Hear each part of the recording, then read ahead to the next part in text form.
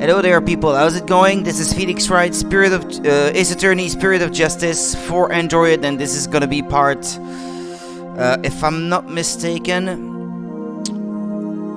8 of this blank playthrough. I think, yeah, it's part 8. Okay, let's continue playing the game then, shall we?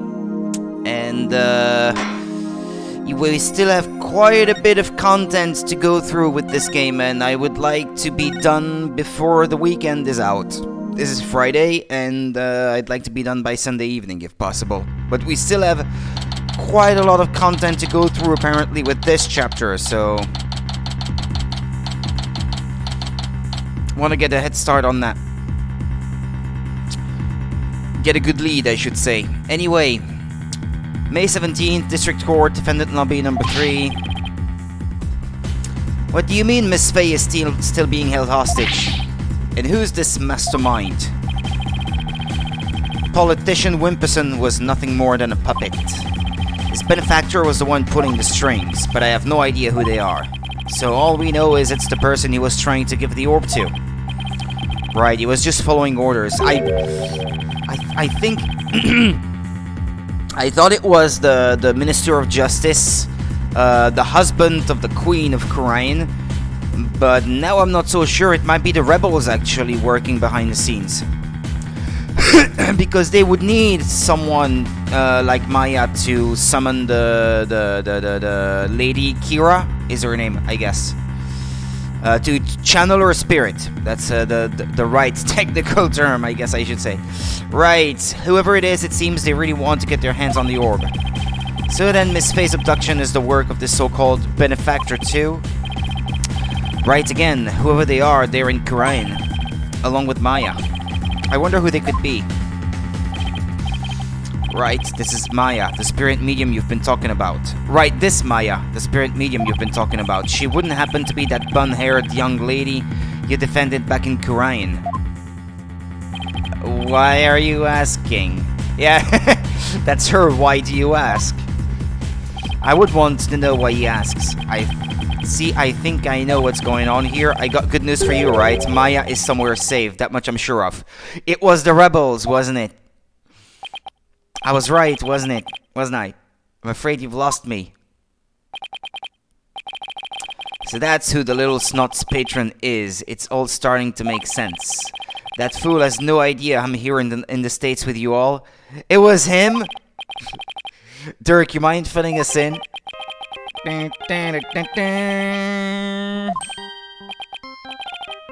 No caller ID. I wonder who's calling. Hello? Mr. Phoenix Wright, yes, let me start by thanking you for taking such good care of my subordinates. Who is this? I believe you know me as Mr. Addition's benefactor. Ah! Sounds like they're using a voice changer or something to disguise himself. Where's Maya? Is she safe? I had my ears on today's proceedings. What a shock it was to hear that the key to solving the orb's riddle is a spirit medium. I admit, I did not see that coming. Wait, did they plant a listening device in here somehow? Nevertheless, don't think for a minute that it will guarantee Maya Faye's safety. She is not the only medium within my reach, you see. You arm a hair on Maya's head and you'll have to answer to me. Right, give it here a sec. Wait. Wait! Hey there, how's it going, stranger? Who is this? Why, it's your friendly neighborhood dragon. I just happened to be in the US on a little trip. Minister of Justice Inga. Ah, no, my first idea was actually correct. Inga? What? Maya's kidnapper? So my first hunch was true all along, then. Is Khurain's Minister of Justice? Dirk, is that you dirty turncoat? How in the one blazes is going on here? Oh, you know, just popped over to the States for a little R&R. But enough about me, Inga. That was a poor excuse for a bluff you pulled just now.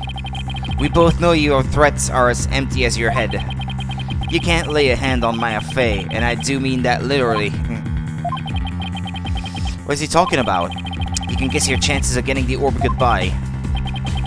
Is it possible that the Queen is completely incapable of channeling a spirit? My FA ain't my only, how shall I say, insurance, you know, Dirk. Did you get Pearl too? I've got someone dear to you right in the palm of my hand, see? Now that one, well, you can imagine what kinds of things I could do, right? Nayuta? Glad you're seeing things my way. Meet me at Amara's tomb tomorrow, 3 p.m. sharp. And you better come alone, got it. If all goes well, the orb is all you'll need to get Maya Fey back. Dirk, what's going on? You heard him. I have to get back to Khura'in at once. What? Why? No time to explain. But are you even going to make it? What if there are no seats left on the next flight? Plus, you're a wanted man. They're not going to just let you get on a plane. Let me worry about that, Mr. Justice. He has a private jet or something. Chief Prosecutor Edgeworth.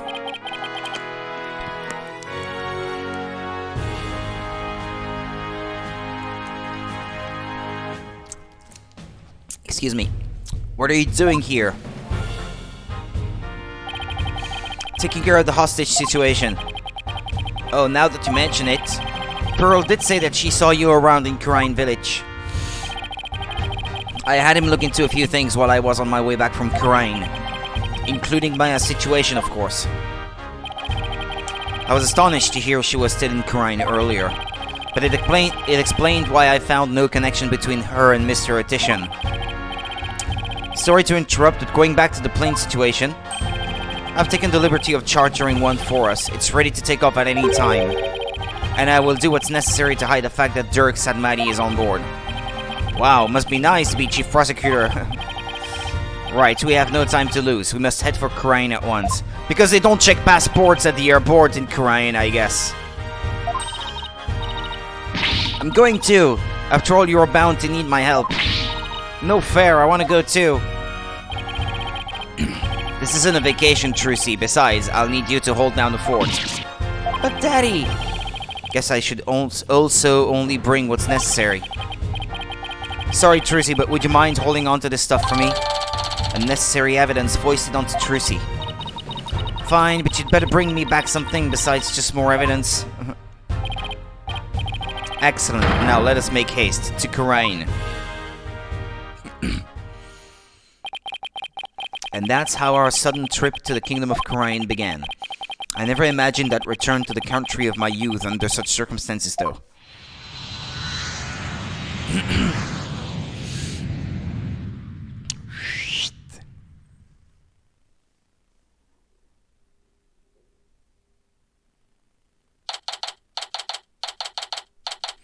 We're here at Temple.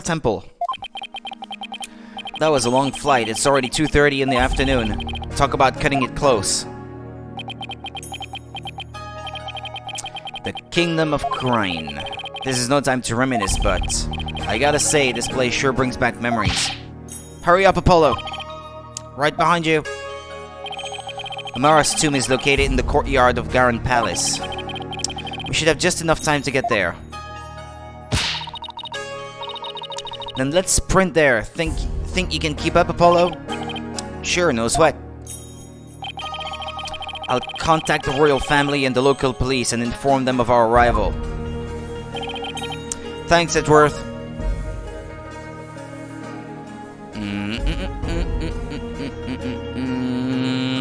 Talk, examine, present, move.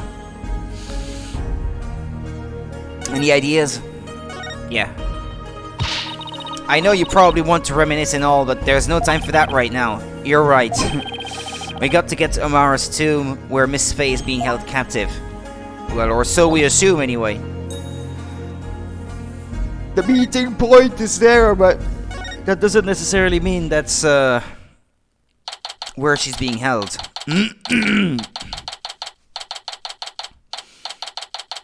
Garan Palace, royal residence. I wasn't made for all the running and climbing and near drowning I've done this week. It's 2:45, only 15 minutes left. See that cylindrical building rising in the distance? That's Amara's tomb. Mara. Wasn't that the previous queen? The one who was assassinated? Yes, and I'm the one they pinned it on. It will take a few minutes to get to the tomb from here. Are you willing to bet it was Inga? So you have returned, Barbed Head. The princess. Ah. I've seen her before on the news. If I remember correctly, this is the Crown Princess Refa Padma Kurain. What are you people doing here? This is the royal residence. Commoners are not allowed entry without permission. A prosecutor from the States should have already called and requested permission for us to enter. As to why we're here, your benevolence. Have you seen Minister Inga? If you seek my father, I just saw him heading toward the Baron's tomb. Was he with anyone? You know, like some shady-looking underlings or something? No, he was alone. Why do you ask? Looks like she has no idea about Miss Faye's abduction. Why don't we show her how good our precious papa is? You hear that? I think we have company. Stomp, stomp, stomp, stomp, stomp. Nazi boots. Bow down before her glory. Her Eminence Queen Garen, Grand Priestess of Kurain, approaches. Huh? Garen?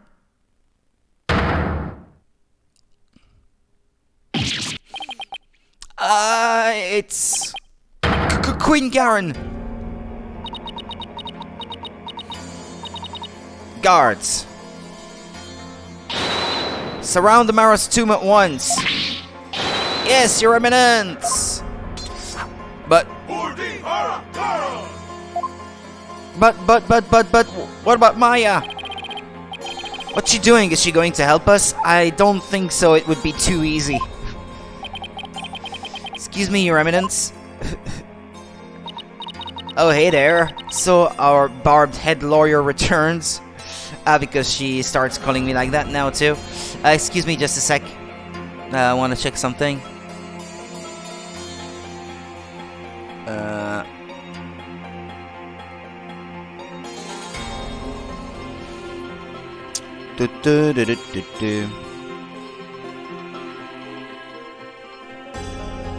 Okay. Just wanted to be sure.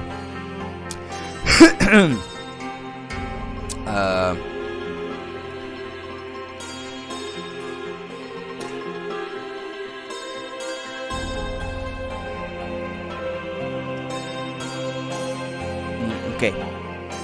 Never mind. Let's do this. So our barbed head lawyer returns. And I have to click here. May we presume you are here for Maya Fey, the spirit medium who has been abducted? Oh, yes. Yes, you may. Allow us to apologize for the criminal actions of our husband. Oh, no need to apologize for him. Honestly, Inga, abducting a guest in our country, how could you? Father, abducted someone? Yeah, your precious daddy. Daddy Pooh. Your Eminence, what about those soldiers over there? They are the Garen Royal Guard, soldiers who serve the crown and no other. Royal Guard? They are an elite force selected from only the most loyal and outstanding of our subjects. Excuse me?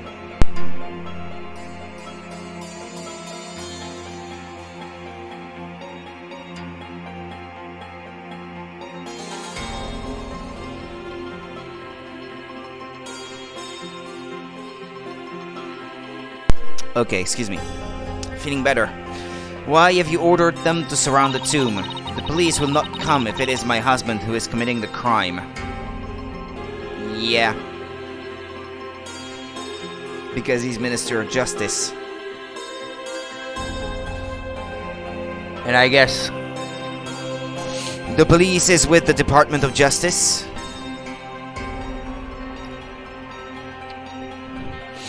Possibly. The police will not come if they... Yeah, okay, we've already read that. We shall have to storm the tomb and take Minister Inga into custody ourselves. What? You mean... Garen, no, his hostage is in there. Dirk! How dare you set foot in the palace? Have you come to turn yourself in? Listen, we need to call a truce for now. Garen Royal Guard, seize this traitor of the crown. As you wish, your eminence. Resist and you die. Wait a second. Hold it. Slow down there, Garen. I'm here to conduct a hostage exchange. But if you take me in now, Maya Fey is as good as dead. A hostage exchange? And why would he choose to do such a thing with you?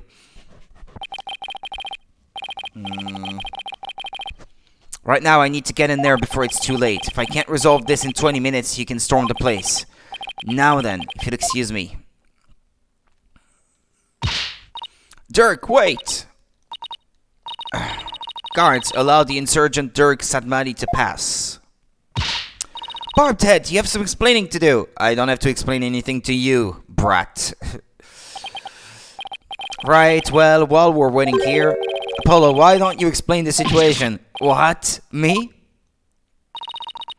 Leave nothing out, Hornhead, or I'll dehorn you where you stand.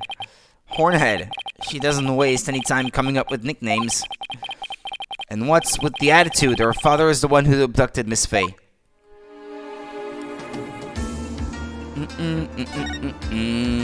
Hostage taking by Inga. Hey, no, I have to present my badge first. Hornhead, stop wasting time and explain what's going on now. And make it quick, or I'll yank those horns right off your head. Yeah, how about we keep our hands to ourselves and I'll explain everything. Guess I'd better start talking. If I show her this, how's she gonna react? No? Nah, it's just gonna be the generic answer. Okay. Talk? No, talk.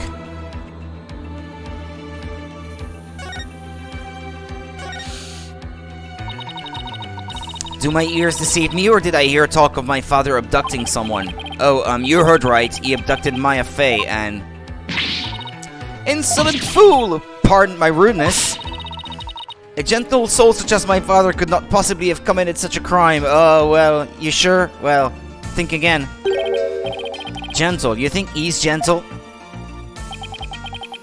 I'm afraid it's true, your benevolence. He's holed up in that tomb as we speak. Really?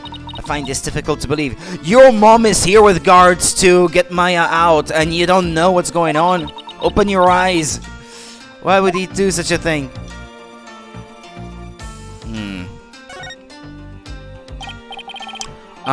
Your benevolence, you saw your father heading toward the tomb. I was over on that veranda, deep in thought, when I saw him hurrying toward the tomb. I'd say it was about 10 minutes ago. Why was he rushing? Maybe he was worried he'd be late. Did you see anyone else heading for the tomb? I saw no one else after he entered. So Minister Inga and Miss Fey are the only ones in there besides Dirk? Who knows, but I wouldn't be surprised if he had a minion or two with him. Dirk, I sure hope he's alright. It's only been 5 minutes. It feels like an eternity. Patience, Apollo, patience.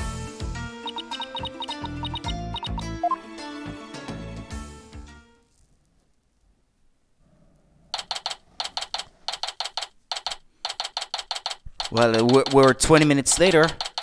The 20 minutes are over. Storm the place. It's been almost 20 minutes. What's taking Dirk so long? The appointed time has come. Our royal guard shall now storm in. Yeah.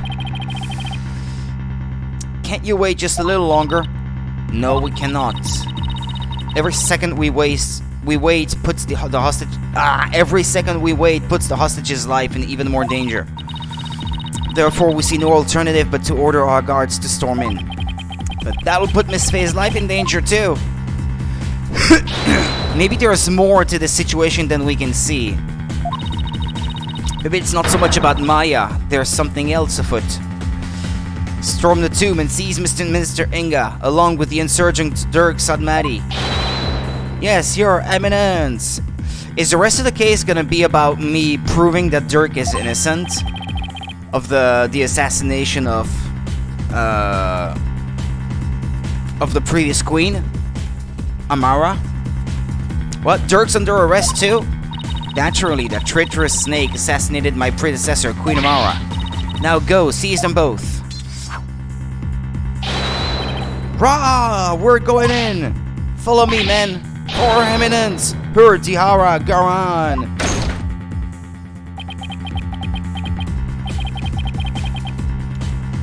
I hope no one gets hurt. Your Eminence! What the? Why are they running back out? What is the meaning of this? Something terrible has happened! Dirk! The minister!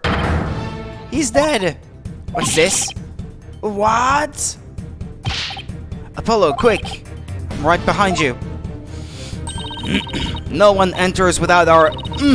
Come, let us see what has transpired. Yes, Your Eminence!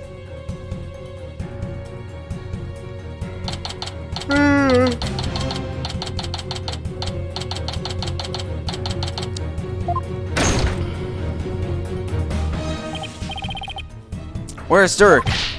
Apollo, over there.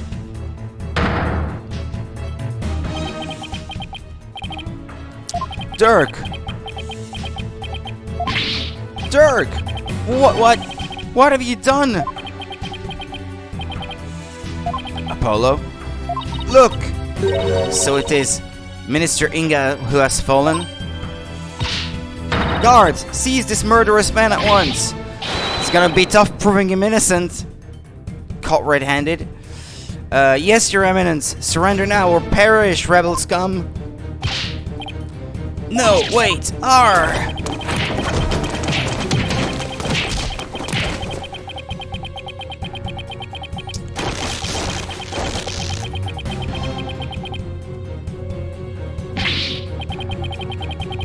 Dirk, they're taking him away. Thud. Ow! Dirk just threw something at me. Wait, he had it? He had already left and I presented it as evidence to the princess before. Wait, this is the... Is he telling me to keep it safe? Nick, is that you? Maya, are you alright? Dirk, he saved me. I feel exhausted. I can't keep my eyes open. Maya!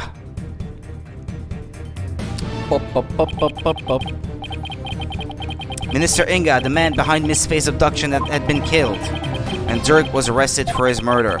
So it was that the abduction of Maya Faye came to a sudden and unexpected resolution. With this, the curtain fell on the minister, but things were far from over.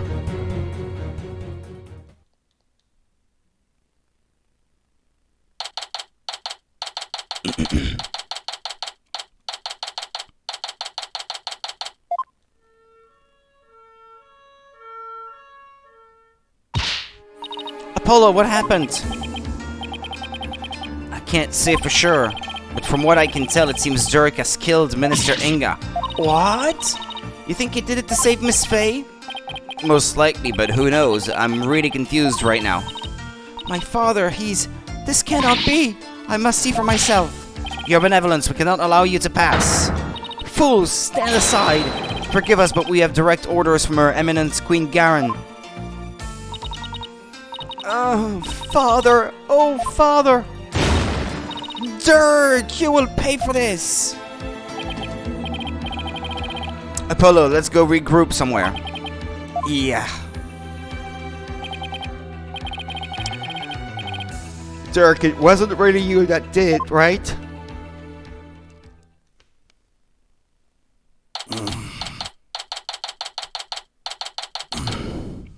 Temple. Are you okay, Apollo? Yeah. Edgeworth speaking with the local police, so let's sit tight until he returns. Okay. I know you must be in a state of shock right now, but I need you to stay with us, Apollo. He's right, I can't go to pieces now. Thanks, Mr. Wright. I'll be fine. He hasn't been much of a father to you anyway over the years, so...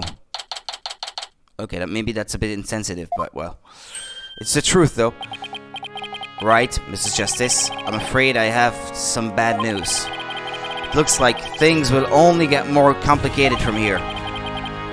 Prosecutor Edgeworth, what's happening with Dirk?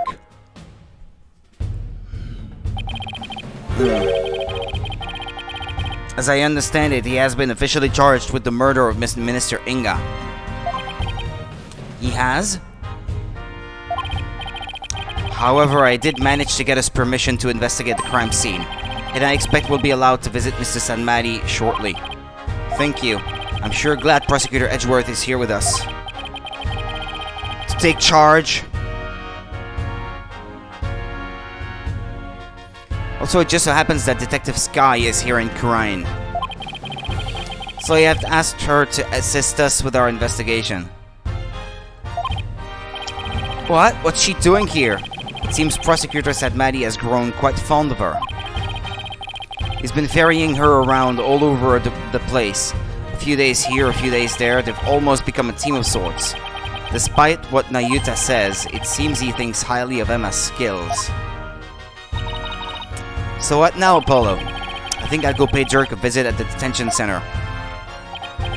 I want to go check in on Maya at the hospital. What about you, Athena? Well, if there's footwork to be done, I'd better stick with Apollo and give him a hand. Very well, then I will accompany Wright. Okay, we'll go our separate ways for now. Alright, if anything comes up, you have my cell number. Isn't it a bit expensive, though, to call him when we're abroad like this?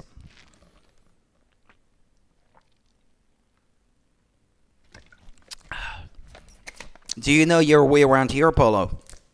Well, he hasn't been here for some time, but... maybe 10 years? Ah, over 10 years. Okay, since he left. But I'll try not to get us hopelessly lost. How old is he now? Do they say in the court record or not?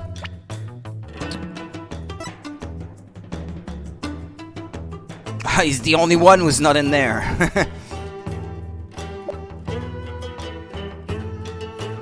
Well, Maya is 28.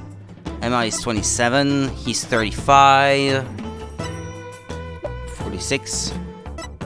45. 25.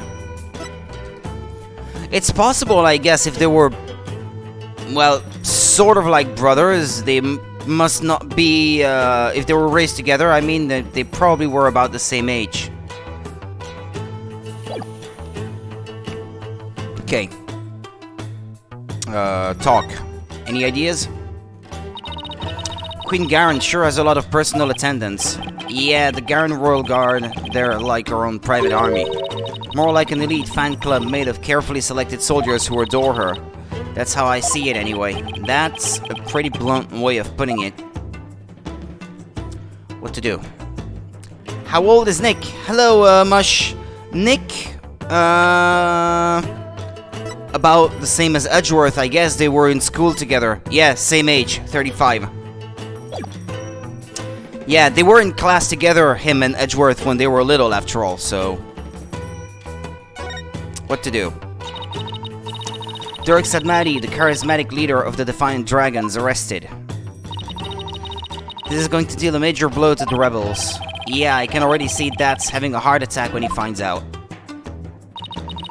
Speaking of Dats, he was on the plane with us. Yeah, that's right. Ha. But I haven't seen him since we landed. Dirk said he wanted Dats to go home before he caused any more trouble. Yeah, he strikes me as a troublemaker. I just hope he doesn't do anything crazy like trying to break Dirk out of jail.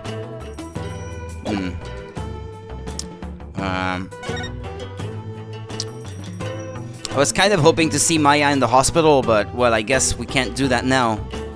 Are we allowed in Amara's tomb?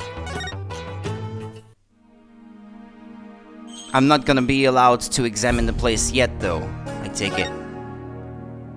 We can't? Apollo, I know you can't help but want to start investigating, but... How old was he in the first game? That's a good question. He was just out of law school, wasn't he? So he must have been quite a bit younger. But even Maya was quite young at the time. She was like 16, I think. So that would have been like 12 years prior. So yeah, maybe something like 23, I would imagine. Yeah, but early 20s for sure, yeah. Because Maya was still a teenager at the time, and now she's 28. So that tells you how much time has passed since then. You should pay Dirk a visit over at the detention center. Okay, yeah. They're not gonna allow me to do anything else. 24. Oh, okay. Yes, so I guess Maya would have been 17 then. Okay.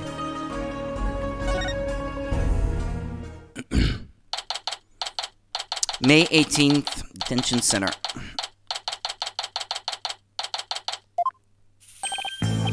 Apollo, here to see your old man, are you? Dirk, are they done interrogating you? Nope, the fun hasn't even started. I imagine they'll really rake me over the coals, though. I don't even want to think about how harsh their interrogation method will be. Yeah, but that's nothing compared to what they'll do if they find him guilty. They've branded me a terrorist who killed the previous queen and now the justice minister. If found guilty of these crimes, I'll be facing a very public execution. Public execution? 17. Ah, yeah. Okay. This is worse than I thought. Come on, son. Turn that frown upside down. You'll jinx us. As soon as I get out of here, I'll take you to this tasty hash house I know. I'd like that. I really need to focus on what happened. Time to switch to work mode. Yeah, tell us what really happened in there, yeah. Oh, and there's also something I want you to take a look at. What do I want him to look at? What do you want me to do with this? I see you got it safely out of the tomb. Why did you throw it at me like that? I want you to listen carefully, son. The orb must not fall into Garen's hands. Not ever. Thought Minister Inga was the one who was after it. He was the one who lent it to Professor Buff to study, after all. So haven't you exposed this crime now? I have, but there is more connected to this relic than meets the eye. Much more. And whatever it is, I can't help feeling that it could turn this entire kingdom upside down. You said something like that before. Looks like Dirk's intuition is at it again. Garen will do anything to retrieve this. So guard it well, son. At least until tomorrow's trial.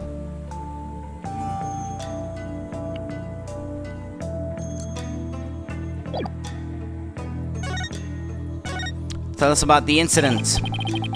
Dirk, what happened in there? You didn't really kill Minister Inga, did you?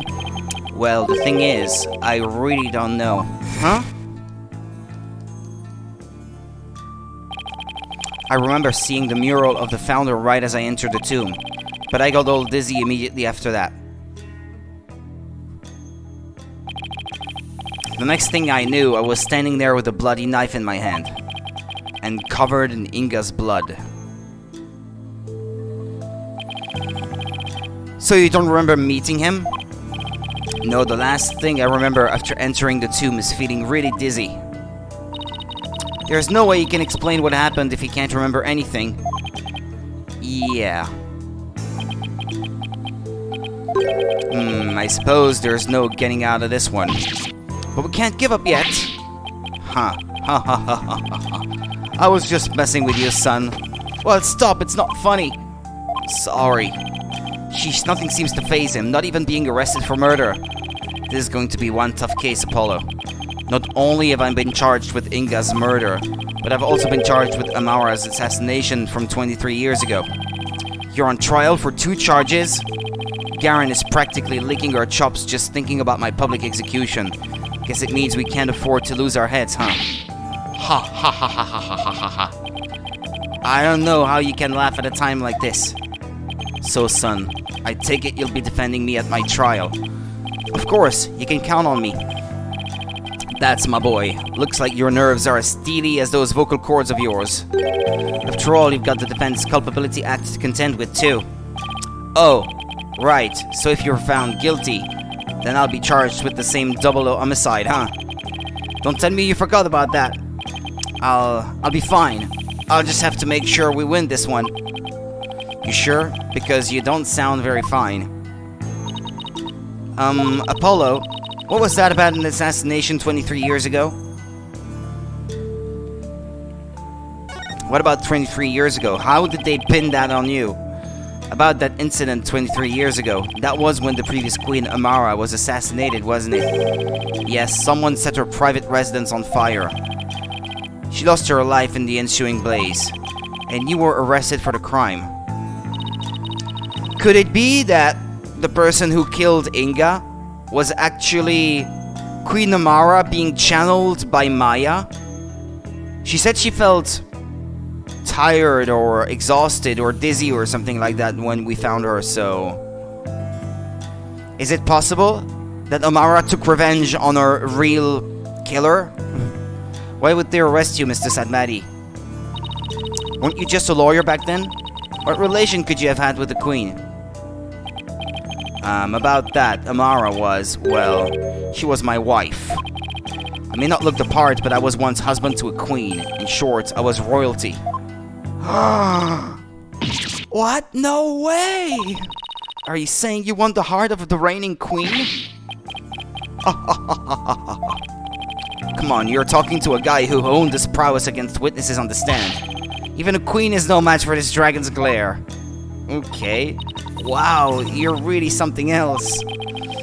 So, was a verdict ever reached, Dirk? I acted as my own attorney and won. Until I was accused of fabricating evidence, that is. Then it all went south. Now, where have I heard a story like that before? What happened after that? I made a run for it. You ran? But why? I didn't kill Amara, and I didn't fabricate any evidence. But if I had stuck around for a retrial, I'd have been found guilty for sure. I couldn't allow that to happen. Amara's true killer would never face justice if I did. So I left my law practice behind and went underground. But that was 23 years ago. Are you telling me that after all these years, you still haven't discovered the truth? Yeah, the fact that it was an arson means that the crime scene was reduced to ashes. There is little in the way of evidence left. It's just been brick wall after brick wall. It was the Minister of Justice with his cigar. He's just like there, and then the whole place caught fire or something. There is little in the way of evidence left. It's just been brick wall after brick wall. But it would have to be someone who was kind of holding off already at the time to have killed her, so... And with the limited cast of characters in this case, I don't see who else it could be, really, realistically. Unless it was That's a Rebel, but I don't think, right? They wouldn't be friends otherwise. Like, his face screams villain or murderer. And he's got the cigar, for Christ's sake. He could have set the place on fire. Unless it was the Queen, but I don't think so.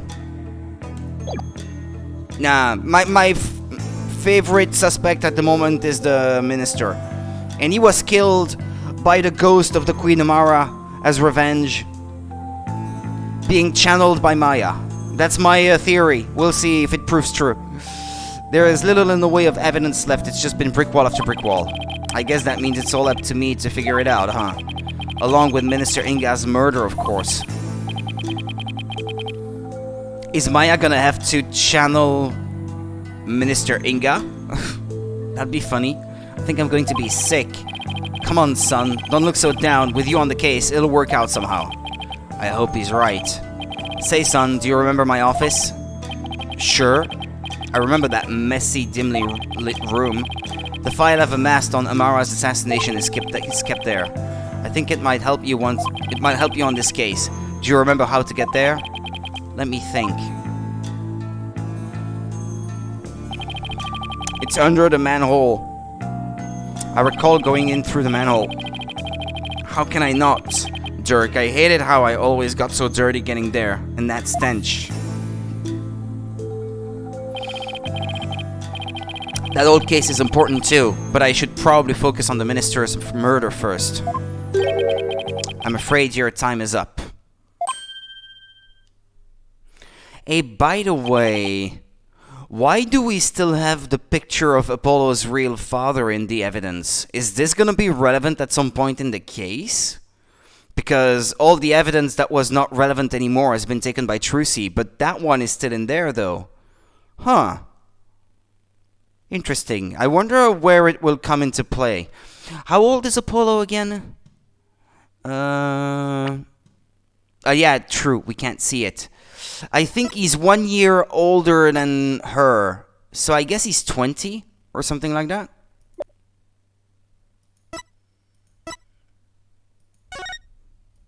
Yeah. Is there anything in there that's supposed to be relevant? I don't see how that can be a piece of evidence to anything. Unless it's the place itself. Maybe we'll find this place at some point. I don't know. Nayuta. It's time for the prisoner's interrogation. He's your father. So begone, you putrid-headed criminal abetting lawyer. Wait, don't tell me. You're the prosecuting attorney. What? But that would mean... Is there a problem here? You bet there is. He's your father.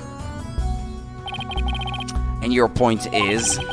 My relation to the accused is irrelevant. The fact remains, I'm a prosecutor. No, that's not what I don't think I'm getting through to him. Nahyuta, long time no see, son. How have you been? Look, I hear you've been serving Garen. Rather faithfully, in fact. Whatever happened to our dream of taking her down and changing this country, son? The past is the past. What do you mean? Why are you doing this? It's simple. People change. The Nayuta you knew exists no more. Listen, son, I don't know what made you change like this. But you're still my boy, even if you prosecute my case. The rest of the Defiant Dragons and I eagerly await your return. Whenever you're ready, we'll welcome you back with open arms.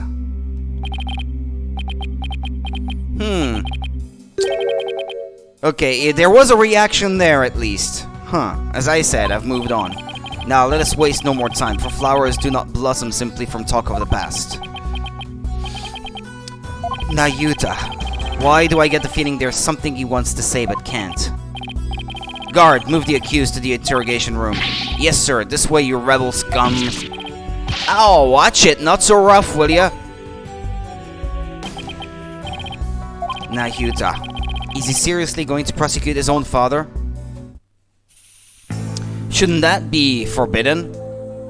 Actually? Conflict of interest, you know?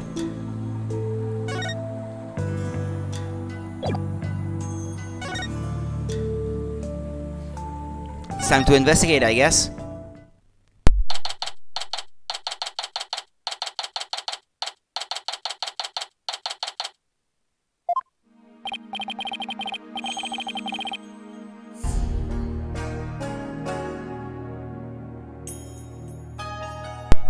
Pardon me. So this is the tomb of Amara, the previous queen of Khura'in. It's really lavish. I guess you could say it's fit for a queen. Is the faceless woman in that mural over there Amara? No, that's the Holy Mother. She's the one who brought spirit channeling to Khura'in. Yeah, I said channeling Lady Kira earlier. I should have said channeling the Holy Mother. Alright, the woman in the orb. Oh, it's you two. Getting right down to business, I see. Hi, Emma. We heard you'd give us a hand if we needed it. Yep, Mr. Edgeworth asked me to help where I could. So it's been quite a while since you've been back in Khura'in, I hear. Yeah, more than 10 years, in fact. Well, you sure didn't waste any time. I mean, you're already mixed up in a murder. You're as big a trouble magnet as Mr. Wright. Please, don't say that. My luck's already bad enough as it is. Emma, I hear Prosecutor Sadmati has requested your services again. He seems to have really taken a liking to you. You mean his ephemeral holiness? Munch, munch, munch, munch, munch, munch, munch, munch. I don't mind that he approves of me and my abilities. It's just his people's skills need some serious work. But when he manages a smile and compliments my work, it's hard to say no. Plus working on investigation overseas, flying back and forth between here and home every day with no days off. That's been rough, and the lack of sleep has been brutal on my skin.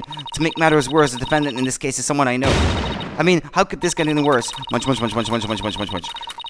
It's not me passing the text here. It's automatic. Sounds like they've got one complicated prosecutor-detective relationship going on. She fancies him, perhaps.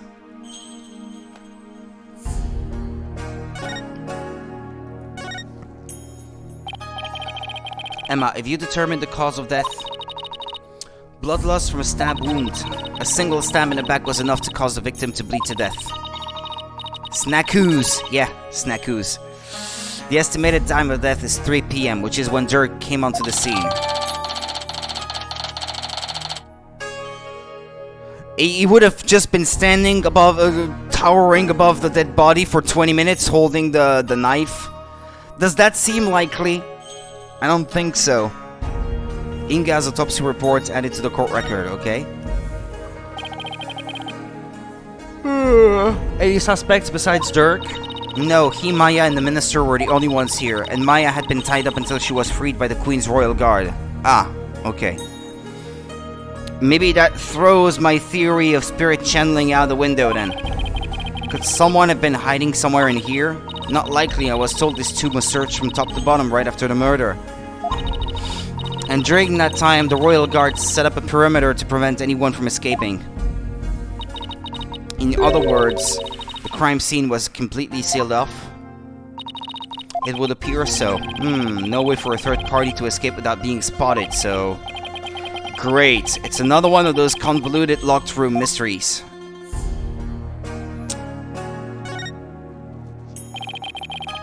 About the victim, Minister Inga. He was the kingdom's Minister of Justice, correct? Yes, Inga Karkul Kurain was the second most powerful figure in Kurain. Plus he was married to the Queen. Seems strange that someone of his status would abduct someone. Apparently he only told a few of his most loyal subordinates about this plan.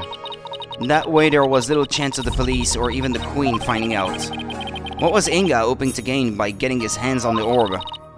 That I don't know, but I'm working on it. I wonder if it really was for what politician Wimperson said. I must deliver it to my benefactor at all costs. What do they want that relic for anyway? It's something to do with an old legend. My patron seeks the great power said to be granted but to whoever solves its secret. A great power that is said to be bestowed on whoever solves the orb's secret. In Karayan, only those who can channel spirits are said to be fit to rule. Was that why Inga wanted such power? Did he want to be king?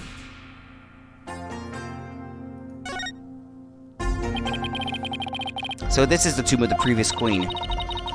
Yes, Queen Amara was laid to rest here. She lost her life in an arsonist's blaze. What a tragic end. I heard this tomb sits on the actual site of her residence before it was burned down. They built it on the same spot so her soul could rest in peace. So this is where the fire happened, huh? Why do you think Minister Inga was holding Miss Faye captive here? It's the perfect spot if you think about it. It's close to his private quarters, which made it easy to keep an eye on his prisoner. And the courtyard is only open to the royal family, so he had little fear of prying eyes. Plus, the tomb is normally locked, and only the royal family is allowed access. So that's why he picked this place. How long has had Miss Faye been held captive? About 6 days? Really? That long? It appears that she was severely weakened by her prolonged confinement. She passed out as soon as she was freed and is now on an IV drip at the hospital. She's been asleep ever since. Poor Miss Faye. I hope she gets better soon. Emma, do you mind if we start looking around? Sure, I've already got the okay. Knock yourselves out. Oh, and here. It's diagram the police drew of the tomb. I thought I'd give you a copy to help your investigation along. Thank you. Tomb diagram added to the court record. Uh-huh. Oh, and let me know if you need my forensic expertise. Don't you dare keep all the fun to yourselves, you hear? You don't need to worry about that. Besides, I'd hardly classify this as fun. Okay. Shall we examine the place?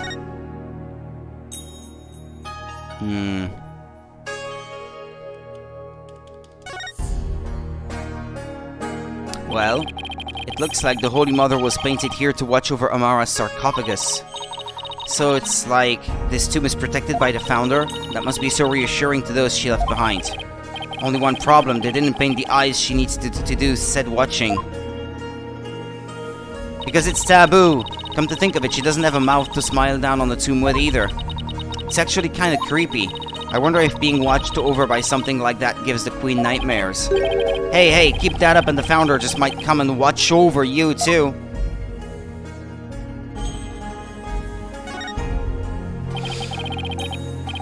So this is Amara's sarcophagus. Let's take a closer look.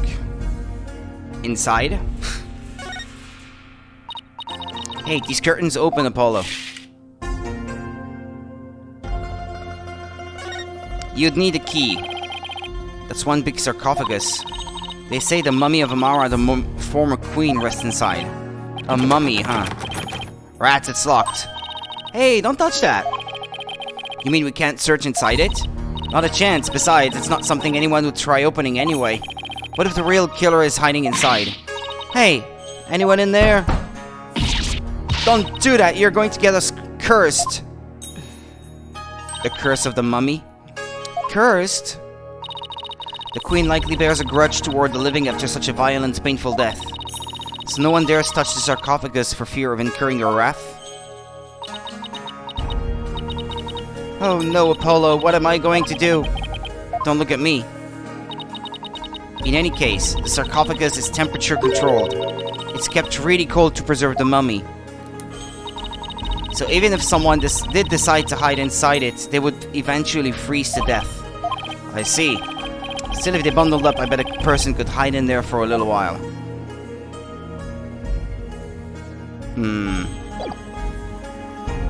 Is it likely, though?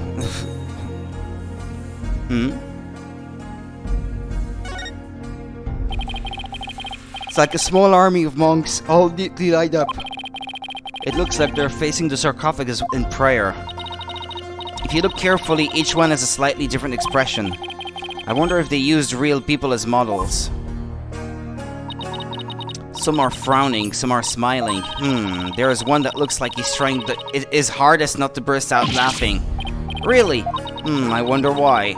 Maybe it's like those times when things are so intense you can't help but laugh. You know, like at funerals and stuff.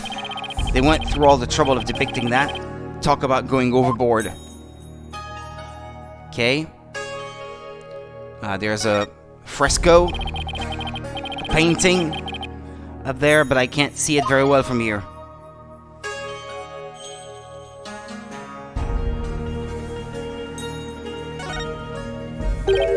Look, one of the statues is broken. Yeah, but it's kind of hard to see from here. Let's check it out when we get a little closer. Yeah, you need to use the arrows on both sides, I guess. Well, you can look at it from that side, I guess. The sarcophagus is surrounded by a curtain. I bet someone could have hidden behind it. True, but that's one of the many places the Royal Guard checked after storming in. Wow, they were really thorough. Yes, well, apparently one of their members loves mystery novels. He peered into every crook and granny with an almost frightening amount of gusto. And when he was done, he said, "Very interesting. It's like one of those locked room mysteries. Sounds like he's in the wrong line of work."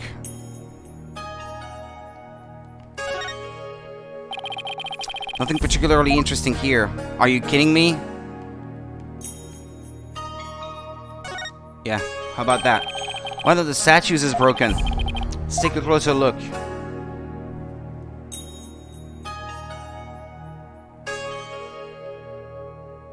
What's that here? Something shining too. Look, there's a bullet here. It's from the pistol the victim was carrying. My guess is he tried to shoot his attacker but missed, and the bullet ended up here. We've already determined the rifling marks to be a match to his gun. Rifling marks, aren't those... Oh, shall I explain? The science behind it is absolutely fascinating. No, we're good. Lawyers think they're so smart. You do realize we can hear you. A Magatama? It's a Magatama, I think. Did it come from the broken statue? Look, Apollo, there's another one. There are two. But the other statues only have one each. Hey, you're right. Maybe this statue was special or something. And then hold on, because there's that shiny thing. There's something shiny down there. What's this? It's a pendant. There's blood on it. It's the butterfly and Mitama symbol or something. There's blood on it. I wonder who it belongs to. All we know is it's not the victims. No one in the royal family recognized it. Emma, did you lift any fingerprints from it? I did, but I wasn't able to get a clean one. That's too bad. But the blood turned out to be the victims. That means it must have fallen here in the course of the murder. It might be Dirk's. I should ask him about it later.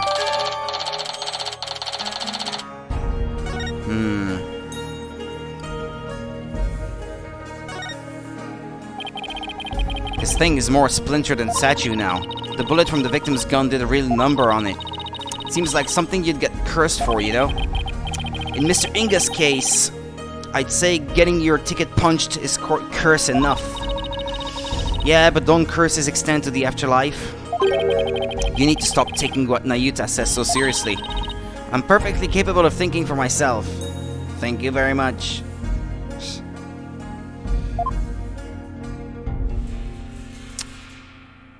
Okay.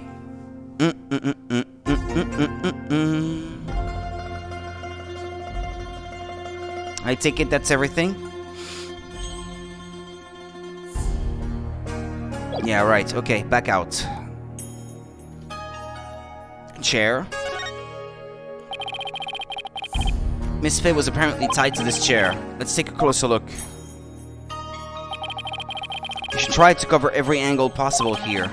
And in order to do that, we should swipe the screen to change our perspective and take a careful look around.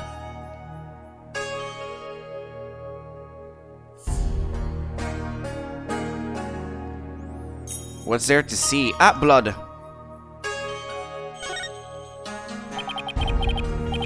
Poor Miss Fay, she must have been tied up to this chair. I can just imagine how much her backside must have hurt after sitting here for so long. It would have been torture for you, I bet. I mean, you don't know how to sit still. If by that you mean like to stay active... If by that you mean I like to stay active, then I have to agree with you. But there's blood. That's what I wanted to look at. Look, there's a blood stain on one of the chair legs. Really? Hey, you're right. I completely missed that. Let's move the chair so we can check under it.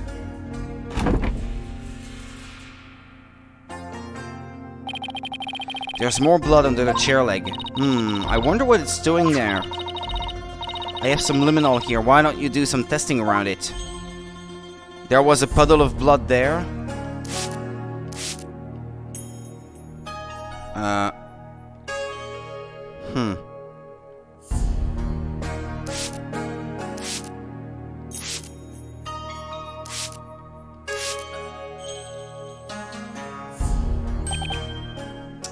Look.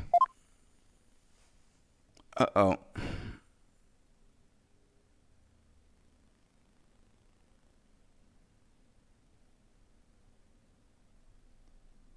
Well, the bloodstain leads all the way to the sarcophagus.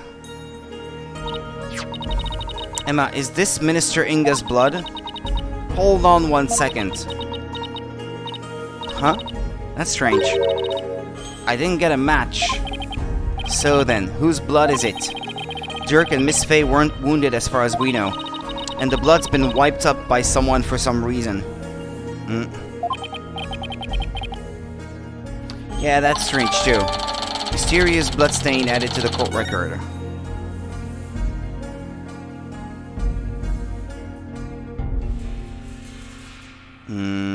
Well, there's the rope, I guess. Other than that, I guess I've looked at everything. Wait.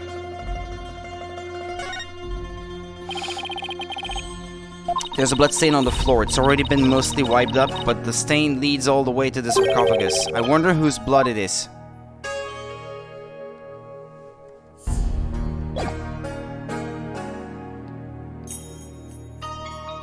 Well... Wow, it's covered in blood. With a blood spatter this large, it must have gotten all over the killer too. Come to think of it...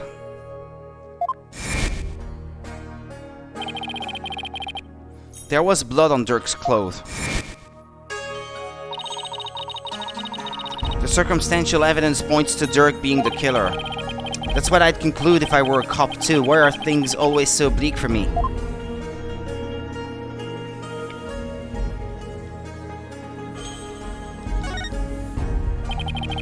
Guess this is where Ingab collapsed when he died. Better take a closer look.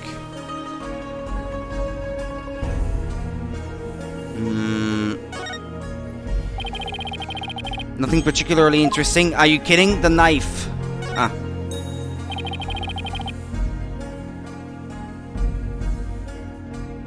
Oh, excuse me. So this is the murder weapon. Emma, did you find any prints on it? Yep, and they were super clear. They belonged to one Dirk Sadmati. That's not good. Were there any others? There was one more print from another individual, but it was too smudged to identify. It's probably an old print from someone else who had handled the knife. Oh, yet another piece of unhelpful info to add to our ever-growing pile. I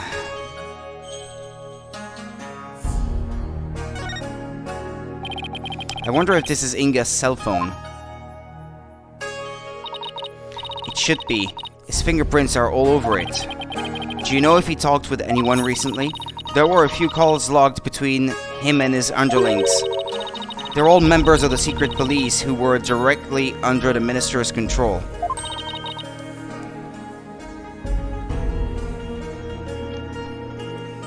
Excuse me. You mean like spies? I don't think that's quite it.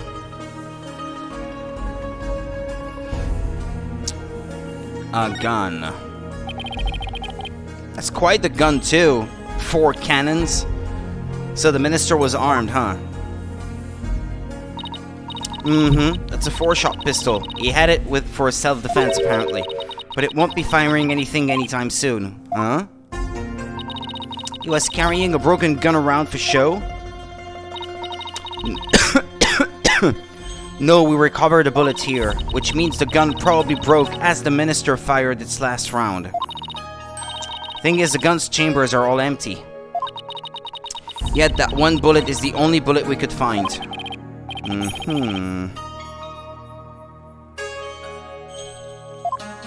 That is strange indeed.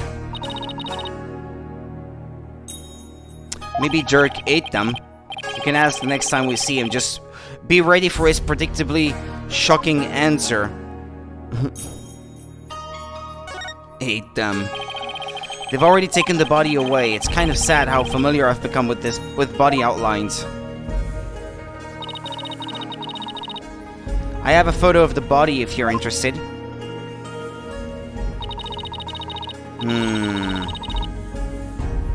So what, he fell face forward? He was stabbed right in the back. The poor guy was practically skewered. But if he was stabbed in the back right where he is, that means the person who stabbed him was hiding behind the curtains surrounding the sarcophagus. He would have had his back to it. So it would not have been the person facing him, right? What's he wearing on his arms? Those are the cuffs of justice. Seems to be a tradition here for the Minister of Justice to wear those forearm cuffs. Not exactly a great fashion statement, but, well... They look like they're made of a thick fabric, so I guess they aren't for protection. Maybe they're for keeping his sleeves out of the way when handling documents. Yeah, that's probably their original purpose. But over the years, the reason for wearing them was probably forgotten. So now they're just one of many traditional things that people do without knowing why. Oh, I get it. Kinda like the way you roll up your sleeves, huh? Or your psychology if we're going there. I happen to know why I started. Thank you very much. Tomb crime photo.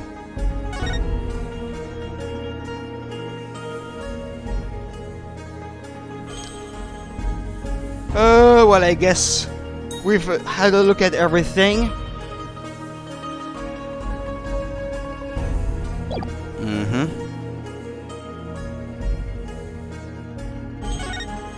How about this? A baby on a lotus blossom? That's one strange painting. Apparently that's part of a mural depicting the life and times of Queen Amara. You know, like a storyboard or something. So that baby is supposed to be Amara? This one depicts Amara preaching to the faithful. It's hard to put into words, but I've never seen anything like it. Let's see, the next one is... Is that Dirk? Why does he have horns? My best guess is it depicts the first time Amara and Dirk met, and he was considered a demon by the people because he ended up killing her, according to them. So he's supposed to be some kind of demon who's seducing her. Well, he was successful since they got married after that. The mural continues on the opposite wall. Okay, let's continue looking then.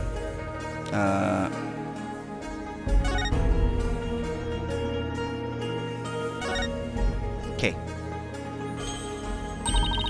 Is this supposed to be Amara channeling a spirit? It looks like the spirit of some country sultan or something. And she seems to be conveying something to his retainers. She's on fire! This must be Amara's assassination as allegedly carried out by Dirk. They really made him look evil. This is the weirdest one of all. Is that supposed to be Dirk facing his punishment in the afterlife? Anyway, I guess that's the last one. That's how they'd like the story to end, I guess. Wishful thinking. I guess we're supposed to see this as a happy ending. Yeah, except nobody came out of this story happy. Bum, bum, bum. Okay, Hey, wait, what's this? This is the grape juice Inga was drinking. Yeah! Grape juice, right? He was probably nervous before his meeting with Dirk. So he drank grape juice? I'm not seeing the logic here. Mr. Wright told me all about it when he was hospitalized a few years ago. He said grape juice has something in it that helps you relax. It's called alcohol! And it's not grape juice, it's wine.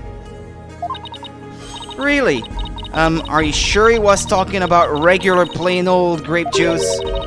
Because it sounds like he was talking about the fermented variety. Oh, okay, they're going there. No, he couldn't have meant that. I mean, we're talking about the medical facility. They wouldn't have allowed something like that in. Right, let's just leave it at that, I guess. Anyway. Wah, wah, wah. The statues. We've already had a look at the sarcophagus. I guess that's everything. Okay. And we're back to the first angle. I guess. No, I want to talk to her.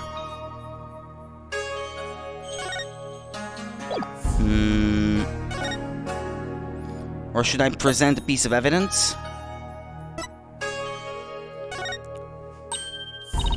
Oh, you must need my forensic expertise. Nah, that's a generic answer. Not interesting.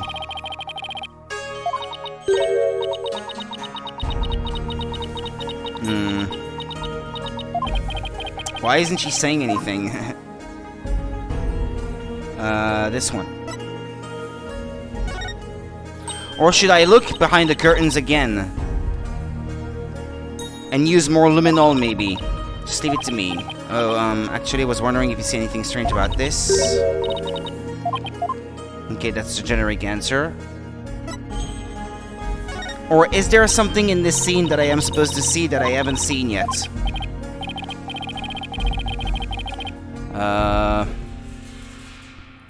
Excuse me.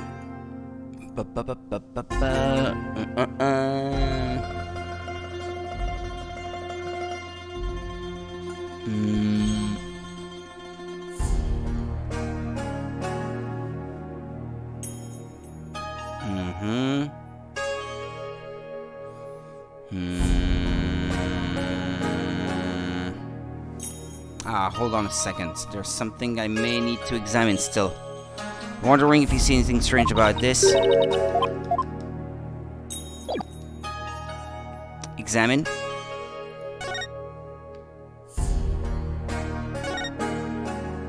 I guess I hadn't looked at this yet.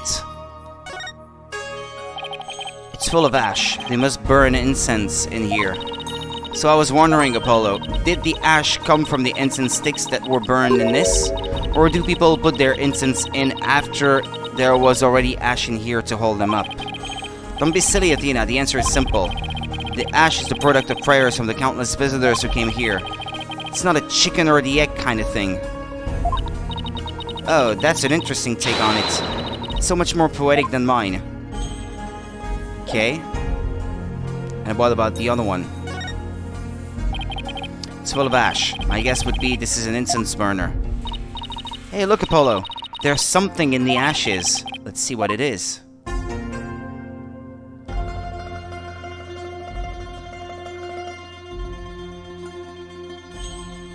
Okay. Is that a gemstone? Wonder what it's doing here. I got this one covered, Apollo. Would you like to hear my brilliant theory? Well, I guess it wouldn't do any harm. You know how people make wishes by throwing coins into a fountain, right? Well, you know, on second thought, I'm good. I know where you're going with this, and it's ridiculous. You sure you don't need to hear my theory? I was just about to get to the good part. Let's just ask Emma. That'll be much quicker. Excuse me, Emma. What's this gemstone doing here? Oh, that's from his jacket. It's not a gem, it's a button, albeit a very expensive one from the victim's jacket.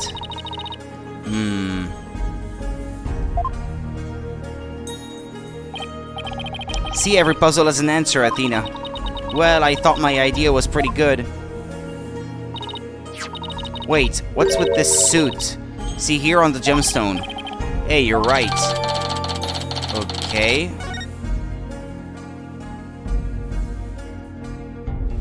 So are we done looking for evidence or what?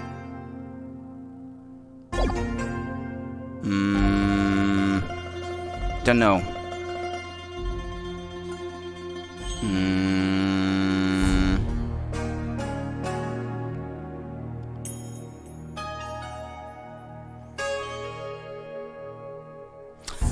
Wait. There's something else I can check. In which I didn't. The door itself. Someone could have hid behind these curtains. Here, I'll go give it a try. You'd see the feet, right? Well, can you tell I'm hiding here? No, I can't tell at all. That's it. That's the perfect hiding place. We did it, Apollo. We solved the case. Not so fast. Sorry to burst your bubble, but the royal guards searched the tomb high and low right after they stormed in. And they said no one else was in here besides Minister Inga, Dirk, and Miss Faye. Well, back to the drawing board, I guess. My brilliant deduction destroyed in 3 sentences. Okay, we're done now. Okay, good. I think we've covered just about everything. Maybe we should go over what we've learned so far. For starters, we're dealing with a locked room murder. But instead of the tomb being locked, it was being cordoned off by the royal guard. And after the murder, no one was found to be hiding inside. Right, in addition, we also know that Dirk's fingerprints are all over the murder weapon. Wah, wah, wah, wah, wah, wah. The curtain around the sarcophagus was drenched in the victim's blood on one side. The blood must have also gotten on the killer when they stabbed the minister from behind. Dirk had blood on him when the crime was first discovered. Unfortunately, he doesn't remember what happened.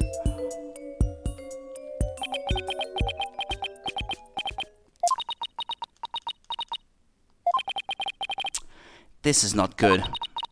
So what we know so far is things couldn't be worse for our case, and that's still an understatement somehow. Yeah, it's looking pretty grim, I suppose. Oh, if you two are done here, I'll have to ask you to leave. Go on, scoot. Why? Something wrong? It's just easier if you're not here when his ephemeral holiness arrives. There he is. Speak of the devil. Prosecutor said Maddie. Detective Sky, it seems you've spoken at length with these two lawyers. I do hope you've also kept an eye on them. Yes, of course. Like a hawk. They didn't touch a single thing.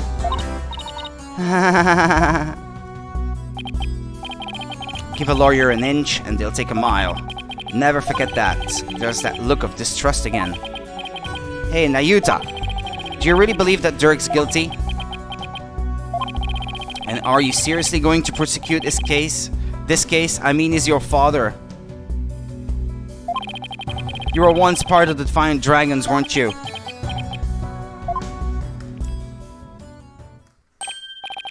Hey, Nayuta, wait! I said wait!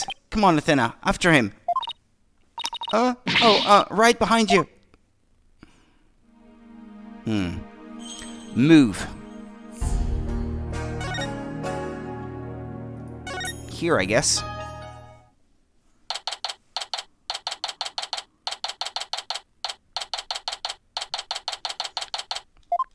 The royal residence. Nayuta, would you stop already? What do you want? It's about Dirk. Would you please hear me out? I fail to see why I should. Now, if you'll excuse me. Hold it! Nayuta, are you afraid of what I might have to say? If not, then there is no harm in listening, right? Very well, speak. But make it quick. There is much I must do. Why does everything have to be so difficult with you?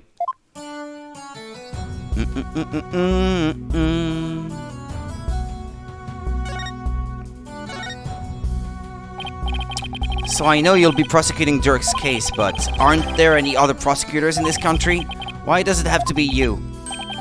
Her Eminence Queen Garen personally requested that I serve as prosecutor. She did? That would make it hard to say no. Her Eminence thinks highly of my prosecutorial skills.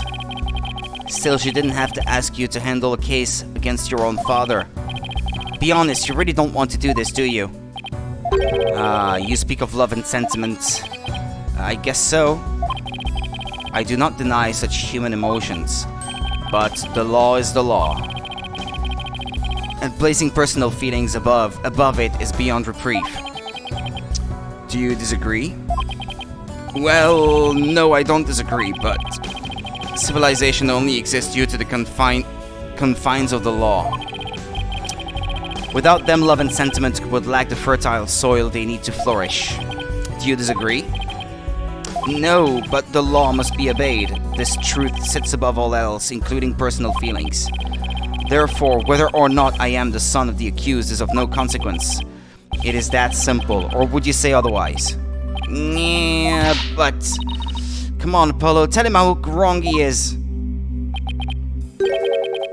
But don't you, wish it wasn't that way?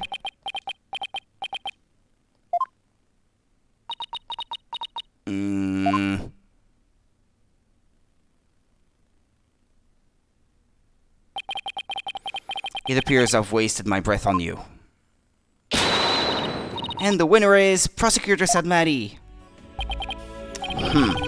Still spewing empty words devoid of meaning or consequence, I see.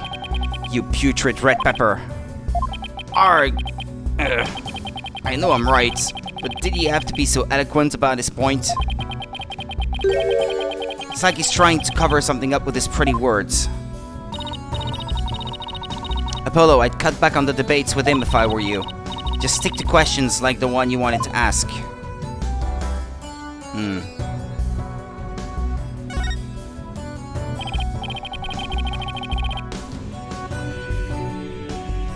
Nayuta, I wanted to ask you about that hostage situation. Inga said he had someone dear to Dirk in the palm of his hand.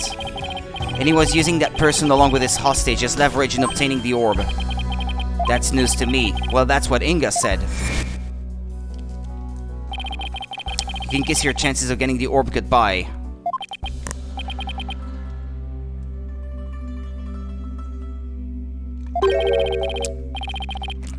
Maya Fey ain't my only, how shall I say, insurance, you know, Dirk. What? I've got someone dear to you right in the palm of my hand, you see. You, Nayuta. Now that one, well, you can imagine what kind of things I could do, right?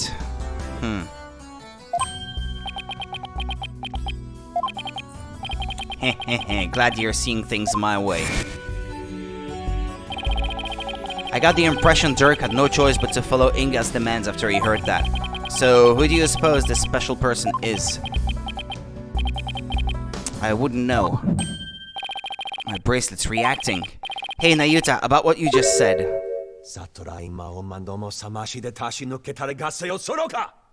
Do you have to repeat the same sentence every time? Ah, cow, ouch, my bracelet is crushing my wrist. Youch, that really hurts. What the heck is going on? I'm wise to your tricks, you putrid pepper. That bracelet reacts to the anxieties of the people around you by squeezing your wrist. But now that I know how it works, I can make it tighten around your wrist anytime I wish. Consider this a warning. I don't know how he did it, but this renders my bracelet useless. Not necessarily. Don't wear it on your wrist, I mean, couldn't you feel it squeeze some other way? Such devilry is powerless in the face of the Holy Mother's blessings. Looks like your special power won't work against Prosecutor Sadmati, Apollo. We'll have to try something else. You're right, we'll just have to ask Dirk about this. It appears you intend to go through with the trial if you have no hope of winning. What if you want to kill me, Nayuta? Go ahead. Grow up, Mr. Justice. We are no longer children, you and I. I'm not the one who needs to grow up, Nayuta. In case you didn't hear, I won my last case against none other than Mr. Right. You tell him, Apollo. Is he mad? I can never tell with him. This trial is different. Your foolishness will only earn you a death sentence for aiding and abetting a criminal. And those who die as criminals are doomed to be reborn in the next life as something lower than a bug or vegetable. You would be lucky to return to this realm as a patch of mold. Mold? That's pretty harsh. If you wish to avert such a fate, abandon this folly before it is too late.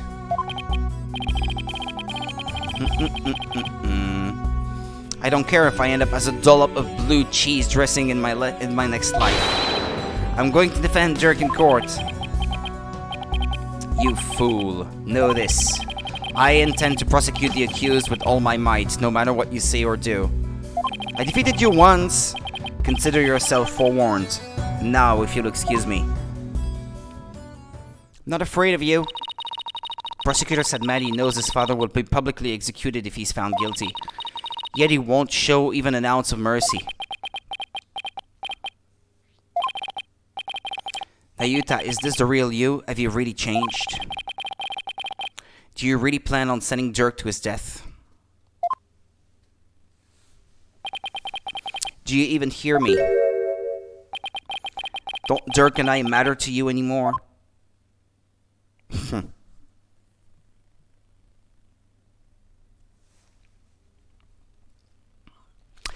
To be continued. Okay.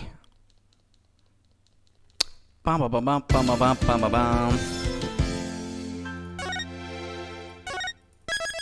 Okay.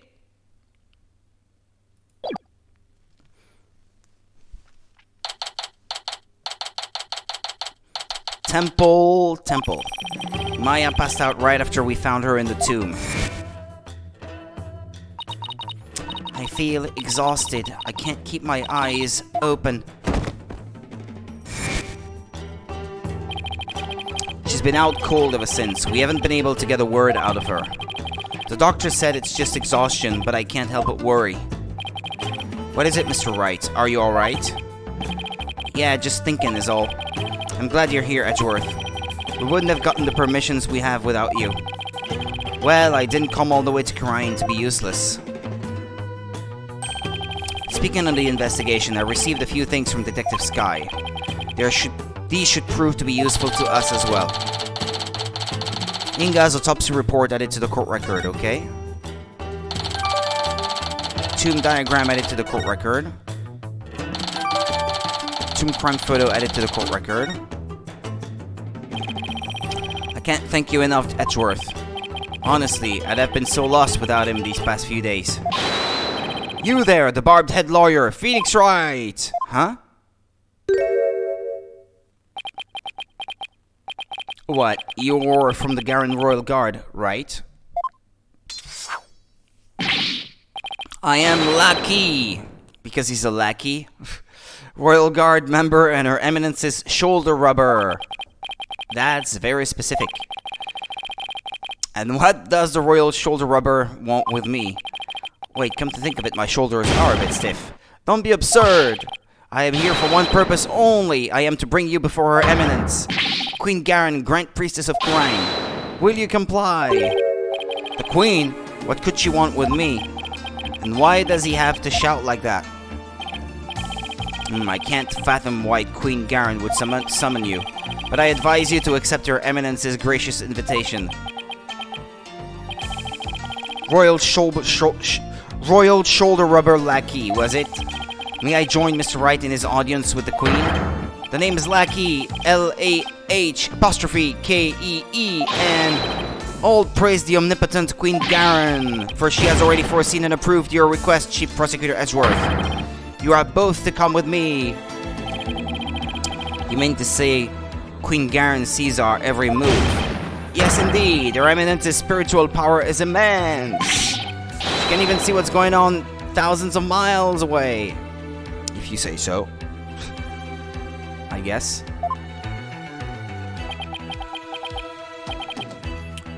Right. I fear I'll lose my hearing next time if we don't hurry.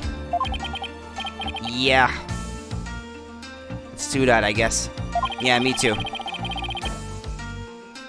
Why would the Queen herself summon me personally?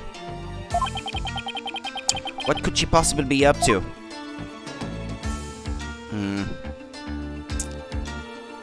Any ideas? So you'd been here all this time. I wondered where you had gone. Don't tell me you missed me, Edgeworth. As if. The courts have been so peaceful without you around. You make it sound like I'll leave legal devastation in my wake. Heh. Well, don't you?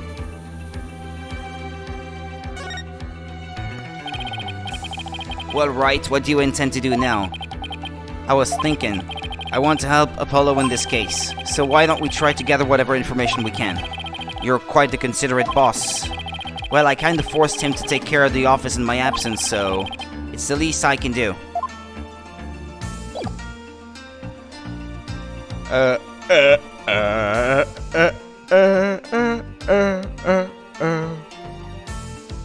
Move.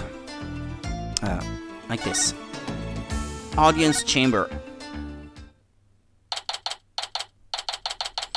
May 18th, Garen Palace. Audience chamber.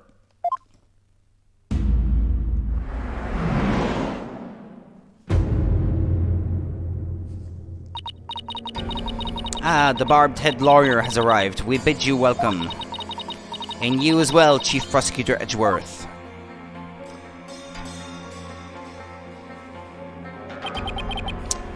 Thank you.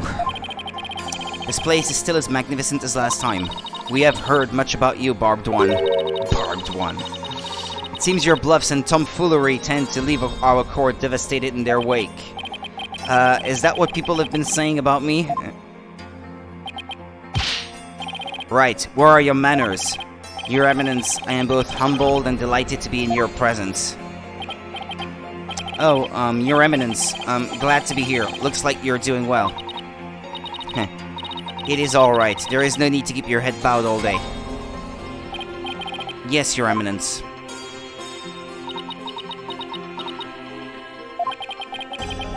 Raifa's not looking too good. I guess even she can't just bounce back from her father's murder. So what can I do for you, Your Eminence? We wish to question you about something related to the case at hand. Perfect, because I have a few questions of my own. She didn't say you were allowed to ask questions, though. It's not the same. Inga's crime. We fear we do not fully comprehend what has transpired. So it is that we summoned you here to further elucidate the situation. Is it true that our husband Inga had been seeking the Founder's Orb? That's right, he wanted to trade a hostage for it. That's why he abducted Maya Fey. Insolent fool! Ow! That is a lie! A lie, I say! Father would have never done such a thing! But he did abduct Maya, that much is... I will not stand here and listen to this nonsense! You will pay for this! You... Katon, katon, katon. Ow, ow, ow! Please, your benevolence! That is quite enough, Raifa. We understand your feelings, but we fear he speaks the truth. For we believe we know why your father would do such a thing. Huh? We believe he was seeking the orb as a means of obtaining spiritual power, and with it he intended to usurp the throne. I wouldn't put it past him. Mother! What do you mean, Your Eminence? Inga was planning a coup, for he was dissatisfied with the current administration, and the secret police was the primary instrument of his treason. The secret police? They came up during the High Priest's murder trial too. An elite force under the direct command of the Minister of Justice, in this case Inga. The man who was hunting down rebels as Lady Kira was a member of that group. Indeed, Inga turned that once proud force into his own private army, and he intended on using them to launch a coup and assassinate us. I say he probably assassinated the previous queen as well. So Your Eminence has no control over them. As much as it shames us to admit it, Khura'in is not the unified realm it would appear to be. We are truly sorry you have had to witness the dirty underbelly of our kingdom. How could Father? But know that Inga could not have become king simply through our assassination. For in Khura'in, only those who possess spiritual power may sit on the throne. I see. That explains why Minister Inga was seeking the Founder's Orb. So that he could pretend to... so that he could have a claim to the throne. Sorry. It's what I should say. Barbed one. Do you recall the man known as Peace Lovin' and the Stand-In? What about him? He too was involved in Inga's machinations. Inga had bought his loyalty, ordered the man to steal the orb and covered up the theft. And then he sent the orb to the US for Dr. Buff to study. It's all coming together.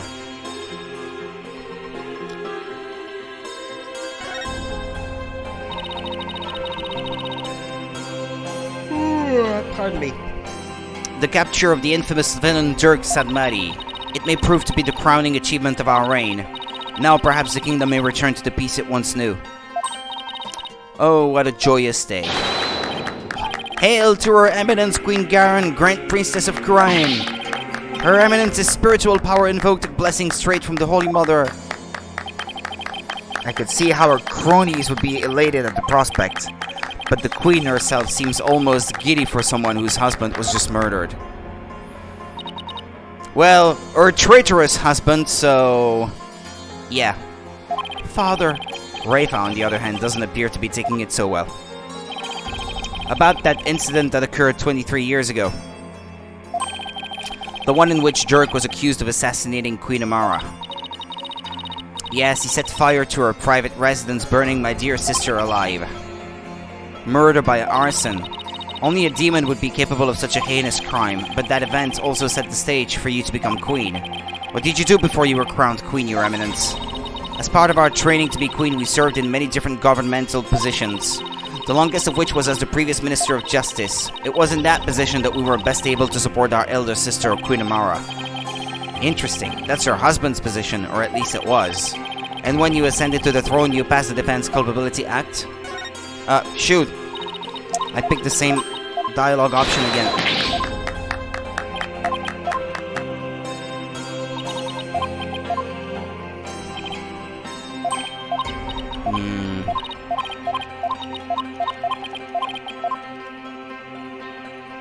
Okay.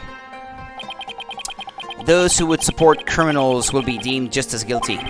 What prompted you to pass something like the Defense Culpability Act, Your Eminence? The assassination of our dear sister Amara. When the infamous villain Dirk Sadmati was apprehended, he announced that he would act as his own lawyer. That's right, Dirk used to be a lawyer. Dirk had been an extraordinarily talented lawyer and highly esteemed by the people, but he falsified evidence in an attempt to win his own case. I see. But when the truth of his fabrications and the assassination of the Queen came to light, the people were devastated, and trust in the legal system plummeted. Now, why does that sound so familiar? Yeah, I wonder. Ha ha ha ha. In Karain, the whole of justice is a sacred space where victims receive their last rites. Should the people lose their faith in it, the kingdom would be shaken to its very core. That is why the Defense Culpability Act had to be passed. It was the only way to keep our legal system from tumbling into the abyss. So that's how you sought to eliminate the use of perjury and phony evidence, huh? But that law is what made lawyers go extinct in your kingdom. Now there's no one left to defend those who have been accused. We see how you could take issue with such reality. However, we have not banned the act of lawyering itself. Those who are confident that they can prove their client's innocence are always welcome to mount a vigorous defense, as you yourself have shown. Well, I guess so, but without lawyers, there's the possibility of false charges being filed and prosecuted. So long as our prosecutors continue to run nothing but perfect trials, there needn't be fear of such nefarious dealings, don't you disagree? Perfect prosecutors and their perfect trials, huh? Let's not get started down this path. Furthermore, here in Karain, we have the divination seance. And so it is we no longer need lawyers, for the dead do not lie. But the interpretation of the seance can be wrong. Well, in the short time I've been here, I've beaten back false charges twice. And I found that cases built on the memories of the dead are less than perfect. So yes, I do take issue with the Defense Culpability Act, to say the least. Ho ho ho, such relentless rhetoric. Your reputation precedes you, barbed one. Barbed one. Excuse me. I need my own snackoos. It feels as if we ourselves were being cross-examined. Oh no, that wasn't my intention. It is true that some feel that the Defense Culpability Act is a necessary evil at best, but it is a small sacrifice upon which the peace of our kingdom has been forged. If you consider executing innocent lawyers a small sacrifice, then sure. The fact is that following its passage, the crime rate here in Karain dropped markedly. Therefore, we have no regrets concerning the enactment of the Defense Culpability Act. Really, none at all? Right, why don't we leave it at that? This isn't a court of law, after all. Yeah. About the Founder's Orb that was to be exchanged for the hostage. It went missing after the murder. Would you happen to know anything about that? It's missing? I'm sure Dirk had it when he went into the tomb. If it wasn't there, I have no idea where it could be, Your Eminence. In that case, then perhaps Dirk has hidden it somewhere. Incidentally, there is the matter of that horned youth you were with. It's your nephew. Well, adoptive nephew, I guess. Oh, you must mean Apollo. From his odd hairstyle, may we assume him to be a relative, perhaps your younger brother? No, you've got it all wrong. He's Dirk's son. Well, more like foster son. They're not actually related by blood. Dirk's? Royal Guard! Your Eminence! What have I done? What's she whispering in that one guy's ear? Thank you for your time. The two of you may go now. Yes, Your Eminence. We'll be on our way. Okay, now what? Apollo and Athena have the murder scene investigation covered, so maybe we should go speak with the locals over at the bazaar. Can I examine the place?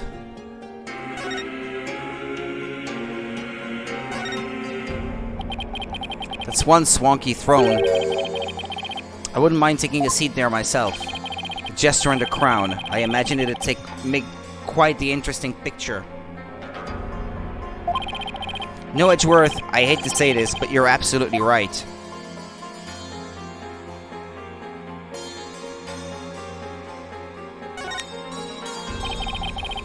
It's the Garan Royal Guard.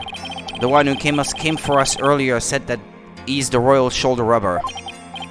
Excuse me, but are each of you charged with your own specific task? I'm the royal tea server, toaster, bed maker, fitness trait. Okay, alright, I'm sorry I asked. At this rate, one has to wonder if there is no task left unassigned by Your Eminence. What did he say, the last one? Fitness trainer. Okay, yeah.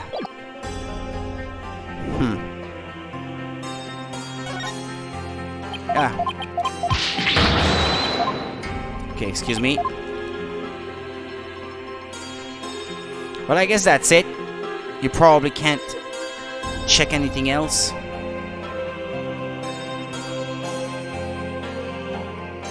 Okay, let's go. Unless...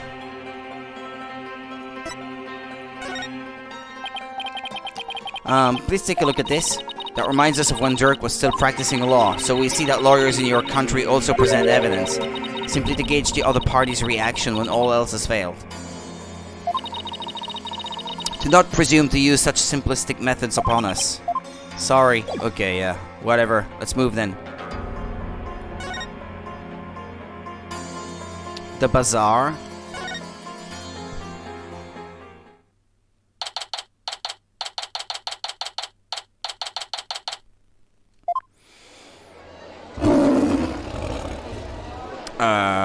Yeah, it's the bird roaring. What? Was that a lion? Oh, that caught me by surprise too when I first heard it. It's a cry of the local bird known as a warabad. A bird that sounds like that. Sounds more like a beast than a bird if you ask me. It's a form of mimicry. You know, to help protect them against predators and stuff. Yes, well, can't say I've heard one quite like that before.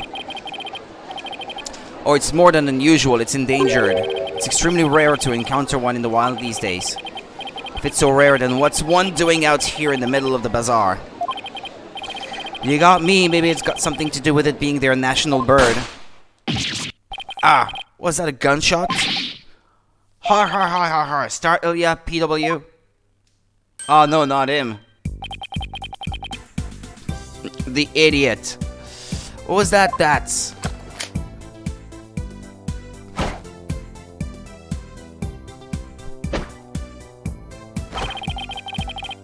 The Defiant Dragon's newest weapon. I call these puppies Dragon Snot Snaps.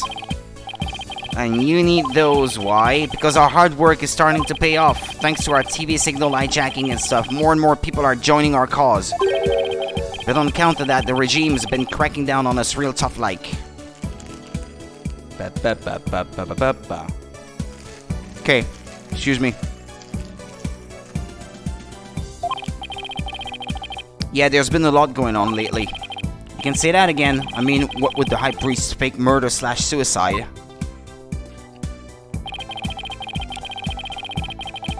People are calling it the DCA tragedy, and it's causing a real public uproar. Hopefully this means Tarrust's death won't be in vain after all. So how exactly is a handful of firecrackers going to be of help to you guys anyway? First, I supply them to our fellow rebels. Then we use them as a diversion when we need to shake Garen's goons. Like this. Whoa! Will you cut that out? I'm not with the regime and I'm not chasing you.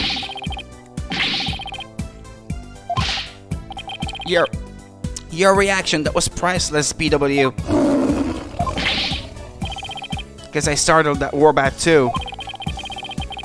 It's a miracle no one's trying to arrest him while he's too busy laughing. You there! Uh-oh. You are one of those insurgents, are you not? Yikes! Take that! Eek!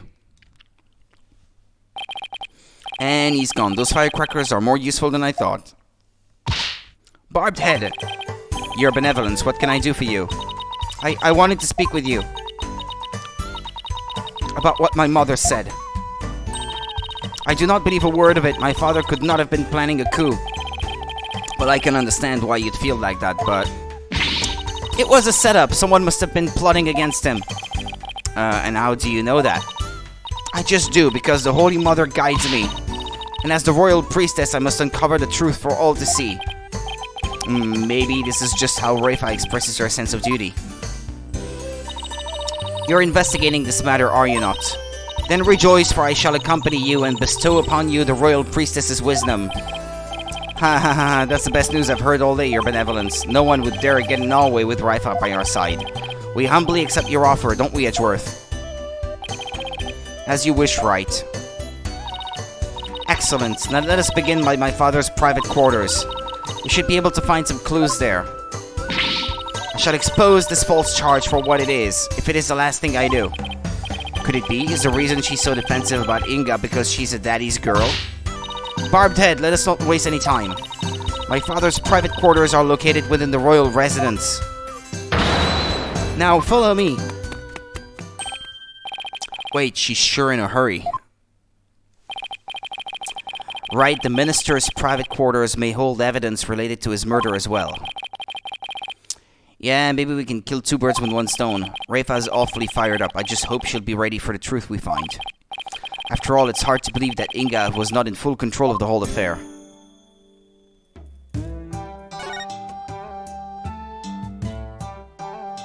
I want to go in there. I never thought the day would come when we'd be investigating a case side by side. Oh, because I never thought the day would come when you'd get sentimental on me. Come on, right. Time's a-wasting. Wait, exactly which one of us was wasting time here? But I was looking at the thing there.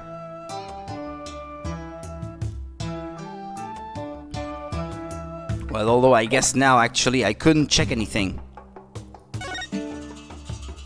Private quarters? At the royal residence, then.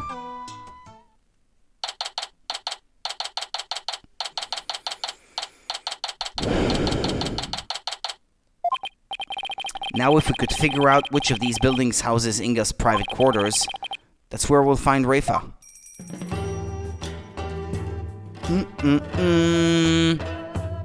On the right?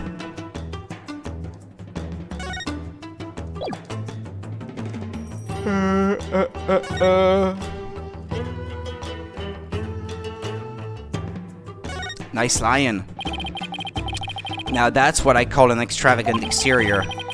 Is this where Inga's private quarters are? What's your step right? That urn's been knocked over, spilling water everywhere. Yeah, the ground's soaked. I wonder who did this. Sob. I think someone's in there. Sob, father, sniffle. Is that Princess Rafa? There were still so many things I wish to tell you. She always puts on such a brave face, but hearing her crying all alone, I can't help but think of Trucy. Father. Princess Rafa? Are you in there? Just a moment, I'll be right out. Already stopped crying. I see you are finally here. Well, let us commence our investigation, shall we? Your benevolence. Maybe you should rest for a minute first. You were eavesdropping on me, weren't you? No, I mean, yes, sorry. I couldn't help but overhearing. It wasn't like I was spying on you or anything. You stupid, stupid barbed head. Ouch! You could have feigned ignorance. It's as if your brain-to-mouth filter shuts off the moment you step out of the courtroom. I'm not that bad, Edgeworth. Anyway, what took you so long? I thought you would never get here. You have a lot of nerve keeping the Crown Princess waiting. Oh, sorry? This was my father's residence. I have already unlocked it, so you can go right in. Oh, and be careful. Some dingbat dog got in the courtyard and spilled water over there. A dingbat dog? That's right, the yappy mutt spilled the whole urn's worth. I wonder how it got into this area. Do you know what it looked like? I have better things to do than to memorize what some stray dog looks like. Anyway, it is not worth talking about. Let's search my father's room, shall we? I really hope she's alright. I wasn't done looking at the place, though. Ah, okay, never mind. I guess, well, it's only for my own curiosity, I guess. What a beautiful place this is, but I'd be enjoying this a whole lot more if we weren't investigating a murder. Commoners aren't normally allowed access to the royal residence, you know. Under ordinary circumstances, it would be impossible to take in such a spectacular view. Though murder is certainly a unique reason to be offered such a rare opportunity.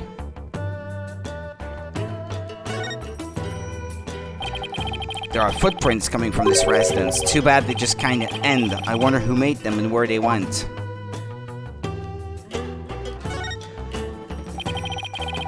The overturned urn spilled its water all over the place. It was already knocked over when we got here earlier this afternoon, so we can rule out Athena at least. Right. What does it say about you if your first suspect is your own subordinate? She's the clumsiest person I know. Garand Palace, the heart of the kingdom's government and religion. Yes, the two are inseparably intertwined here in Khura'in. The religious beliefs of its people touch every aspect of their lives, including legal affairs. Right, like how they commune with spirits in court? I suppose Khura'anism is the glue that binds their faith, law, and politics together. It may seem strange to foreigners like us, but for them, it's perfectly natural. The tomb of Amara? Yeah, Amara's tomb. The scene of Inga's murder. Poor Maya was held captive in there. To think she was actually being held here in Khura'in. If only we had found out sooner. No point in dwelling on that now. All we can do is to keep moving forward. Yes, of course. What's this? This place is decorated with all sorts of colorful flowers, and that view from the veranda looks like it would be amazing. If I had to guess, I'd say Rafa must live here.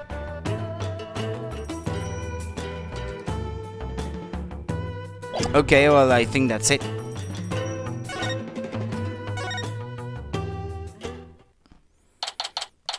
May 18th. Garand Palace. Inga's private quarters.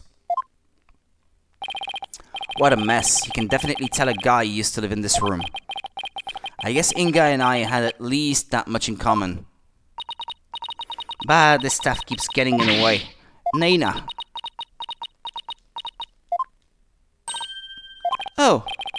Where's Naina? Normally, she's always by her side.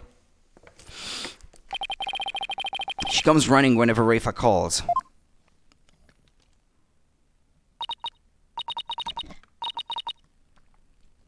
That's right, Naina is what? Oh well, you barbed head, come, hold this staff for me. Why me? Just take it, it's too heavy and I am tired of holding it. What's that about Naina? How does Naina put up with this day in and day out? I'll just set it over here for now. Maybe she gets paid well to put up with her. Ugh! Even the bust back there has a cigar in its mouth.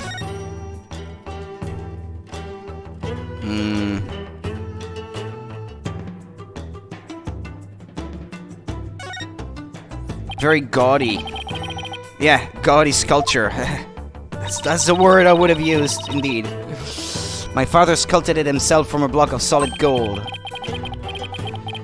Why does it not surprise me that he was also a narcissist? It's pretty detailed. He even included that personal stamp of his. Yeah, it's a stamp, not a cigar. Yeah, that's true. I remember seeing him using it to stamp documents. Hey, the stamp's a little loose. Ooh, secret mechanism. A safe. Ah. Look, there's a secret safe inside. Oh my, to think such a thing was here all this time. Rats, looks like we'll need a combination to get in.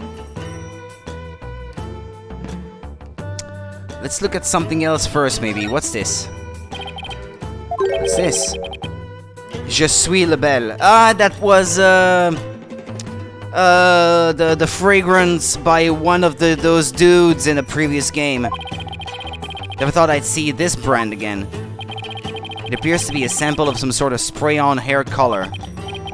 Color, jet black. I wonder if Inga was going gray. Here, Edgeworth, maybe you can use it. I like my natural hair color just fine, thank you very much.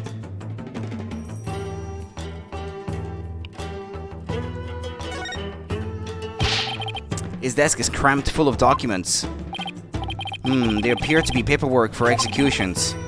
But for this many cases, indeed something is rotten in the kingdom of Kurain.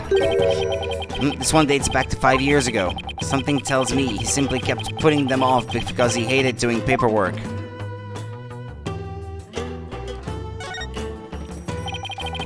It's a syringe and a vial. Those were for my father's back pain. He said it really helped when the pain was particularly unbearable. It was that bad, huh? He must have been injecting some sort of painkiller directly into his back then. Yes, my father said his back pain could knock him off his seat. I know the feeling. I've experienced some pretty severe back pain of my own. Well, we can't have you throwing your back out in court, so why don't you take a vial? No thanks. I hear your body builds up a tolerance to that sort of thing. Painkiller shots. I thought you didn't want them. I'm going straight to a chiropractor as soon as I get home. There are some muddy shoe prints here, come to think of it. But these seem to be leaving, and these seem to be coming in. There was some spilled water by the entrance. Somebody might have stepped in it before coming in here. They're already dry, that means they're at least several hours old. And then someone must have been in here today in the early afternoon. For our servants clean this room each day. Here in Kurain we have a saying, leave not today's untidiness to tomorrow. Mine is, why clean up today what you can leave for tomorrow?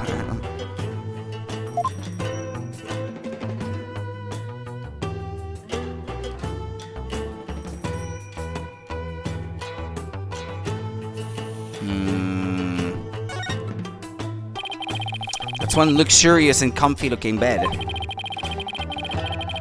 I've slept on nothing but hard floors since coming to Kurain. Can't wait to sleep in a nice soft bed again. Then take it, it's yours if you wish. We'll have to clean this room out anyway, now that my father's gone. But don't you want to keep these things as a memento of your father? Besides, I don't need the spirits haunting me late at night. Do you suppose if I slept on it, I could see my father once more? Princess Rafa, I honestly don't know how to answer to that. What's this? Is the back of the chair shaped like his own jacket? This notepad must have belonged to Inga. Let's see. Nena, purple hat, glasses, diamond-shaped tattoo on her forehead. Dirk, long hair, eye patch, blue clothes. Phoenix, spiky hair, blue clothes, pink necktie. Did he have that thing that guy from Zero Escape has? Prosopagnosia or something. Incapability of identifying people just from their faces. These appear to be notes detailing people's most prominent characteristics. Hey, there's even some stuff about me in there. Like if the same person was dressing differently and having their hair set differently, I guess, dressed differently, they wouldn't be able to recognize the person. Why would you bother doing this? I am afraid even I can't answer that. Whatever the reason, it's giving me a case of the heebie-jeebies. It's as though he was taking down descriptions of people over the phone. That's what it reminds me of, anyway. What a brilliant deduction, one fitting of a chief prosecutor such as yourself. I commend you.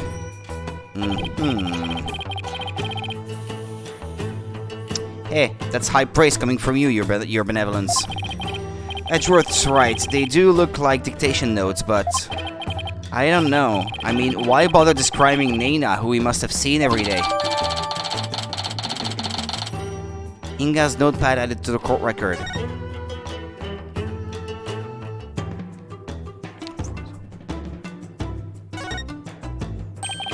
This chair looks like it was modeled after Inga's suit jacket. The backrest even has those fancy buttons of his. I imagine they make the chair awfully uncomfortable to sit on. Yeah, I was just thinking that to myself, actually. Actually, they serve to massage the pressure points on his back. My father suffered from terrible back pain, you see. I wonder if it really works.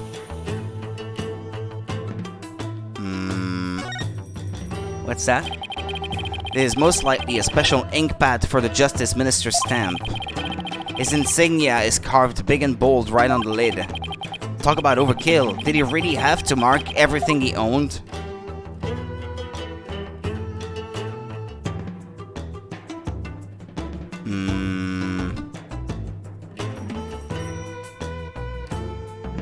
The bed.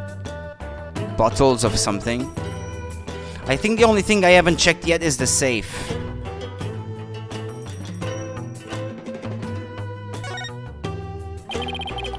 We can't open this without the combination, but I doubt Princess Rafa would know it.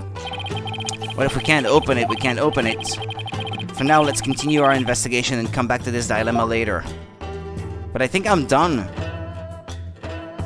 Unless I need to talk to her now. Yep, that's probably what I have to do.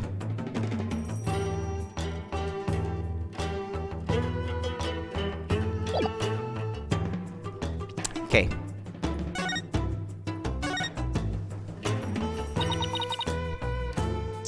Excuse me.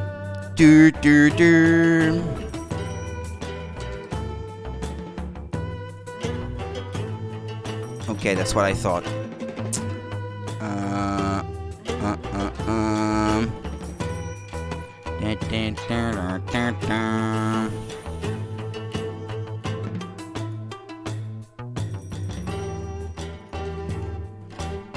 And then...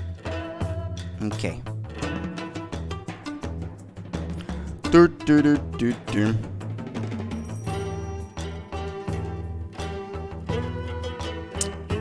Thank you very much. Next. Okay. Barbed head. I, the royal priestess of Karain, shall share my thoughts on the abduction. You will? Listen carefully, for such opportunities do not come often. Yes, of course, we'd be grateful to hear anything you'd like to share. My father was very likely seeking to obtain the Founder's Orb, but it was not for the purposes of a coup d'etat. It was all for my sake, for your sake. The Founder's Orb is capable of bestowing great spiritual power. My father truly believed that. And he wanted that power to be mine. I haven't finished my training and I still can't channel spirits. He was doing it for me. Right, I see. Well, do you understand why he did it now? I don't believe it. It's wishful thinking on your part, I think. I do, but it doesn't change the fact that Minister Inga was a kidnapper. But I guess you don't believe he is, do you? New information is sure to surface upon further investigation. Suffice to say, he did this all for me, and a story. Was he really trying to obtain the orb for Rafa? Somehow I doubt it. Wow, wow, wow. Speaking of powers, I wonder if Rafa will be performing the divination seance tomorrow. I should probably ask her about that. Where's Naina? What have you done? Your Benevolence, I noticed Naina isn't with you today.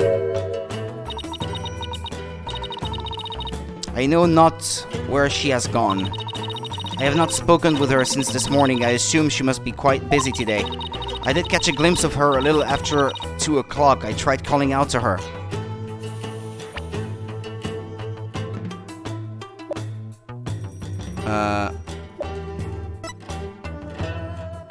Okay, so before the murder. About an hour before the murder. But she went off somewhere again. A little after 2. That's about an hour before the murder. Oh, okay, well, thank you for pointing it out to me. Indeed, of all the times for this to happen. She normally comes to the moment I call her name. I know, it's hard to believe, but even nannies have lives, you know. Your inability to find her after the murder is slightly alarming. I wonder if her absence is related to today's incident somehow. Do you think she was unwittingly caught up in them? Who knows? At the very least, I don't think she was at the scene of the crime.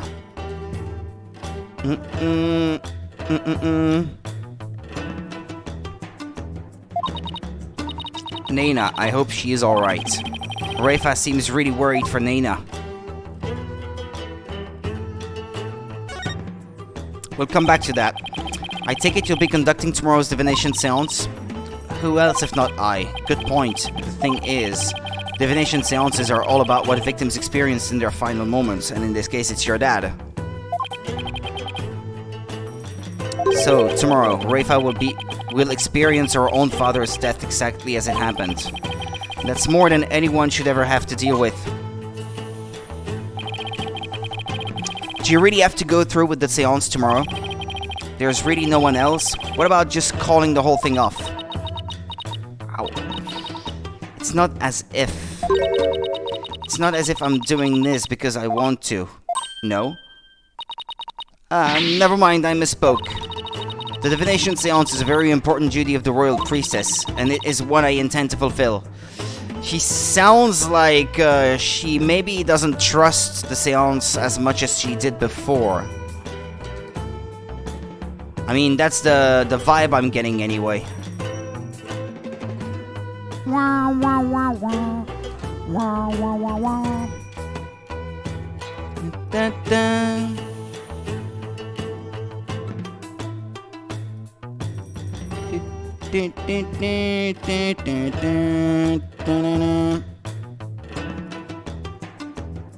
Okay, and it is one I intend to fulfill. Or so it says. There is that word, duty. Your Benevolence. As Crown Princess, you are destined to rule this kingdom one day. That means there will be many things that you alone must determine. Things like how to keep your people happy and what is true and what is false. And most importantly, what role you must play therein.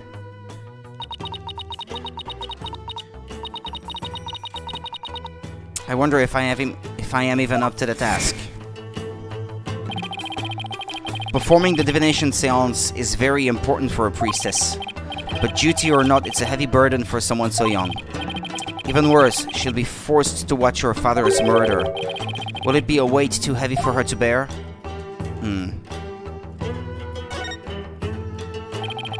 Your Benevolence, has Naina served you long? Yes, she has been at my beck and call for as long as I can remember. I have heard she even cared for me as an infant, right down to changing my diapers. Your diapers? It almost sounds like she could be your mother. Indeed, but that is a simple fact of life when your mother is busy being queen. Naina takes care of my every need. She is my teacher in all things as well. Rafa's pool of knowledge seems rather lopsided in some respects. Could that be the result of Naina's teachings? Naina, could it be that my trusted attendant has come to dislike me? Now that I think about it, perhaps I've been acting rather spoiled as of late. Oh, I'm sure she'll be back. Yes, I suppose Naina would never truly abandon me. Upon her return, I will do something nice for her. Perhaps she'd like a shoulder massage. And yet I can't shake the feeling that Naina's connected to this case in some way. Her disappearance is certainly weird, to say the least. I'm really beginning to wonder what's inside that safe. Any idea what the combination might be, Your Benevolence? Her birth date? None whatsoever. It looks like a 4-digit combo lock, so maybe it's a date. But it's probably not anything that would be easy to guess. Well, let's try some dates and see what happens. I wonder what date Inga would use as a combination. Probably not her birthday. I don't think he was a loving father like that. Date the DC Act was enacted. Seems the most likely. How about the date the Defense Culpability Act was enacted? Do you know when that was, Your Benevolence? Nena! Nena! Your Benevolence. Whisper, whisper, whisper, whisper, whisper. He's the new Nena, I guess. Yes, of course. I believe the date would be June 14th. Really, Edgeworth is whispering in the ears of elites the secret to your success. Alright, let's give 0614 a try. Nope, that's not it. Time to try something else. I wonder what date Inga would use as a combination. Maybe I was wrong. Maybe he was a loving father after all. When's your birthday, Your Benevolence? You are wasting your time. It could not possibly be my birthday. Oh, come on. It's worth a shot. Fine, it's December 24th. Christmas Eve. Well, let's give it a try. Give it a try. 1, 2, 2, 4. That's it. Ah! It opened! It did? Yep, and it looks like the bottom safe was a fake. Maybe she was right, then. About him wanting the orb for his daughter. I don't know. Something meant to mislead would be thieves. No doubt. Still, it was rendered quite ineffective by his use of such an easily guessed combination. Why, Father? Why my birth date? Wah, wah, wah. Wah, wah, wah. Okay, let's see what's in here. This looks like a letter or something. Let's see. Dear Father, I wanted to wish you a happy birthday.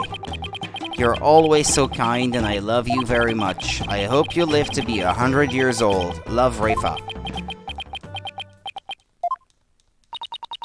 I wrote this to my father when I was 8 years old. Father, why would you hold on to something so childish and stupid? There are some other papers in here. Garen assassination plan. Oops. Once I poison the queen, the throne will be mine. The spiritual power I obtain from the treasure will back up my claim. In the meantime, the secret police are to keep a close watch on Garen. This is the plan for his coup d'etat. What? Give me that. I don't understand. It seems Justice Minister Inga was plotting the assassination of the queen. Well, I mean, it's not like he signed it or anything. Does that really prove that it was him? This can't be true. Father would never harm Mother. Poor Rafash. This has to come as a terrible shock. What's this? There's a photo in here too. That's not the current queen. It's Amara. It's of a woman and a baby. I wonder who they are. On the far left, there's a law book with the mark of the Defiant Dragons branded on it. Wait, that's Your Benevolence? How can this be? Princess Rafa.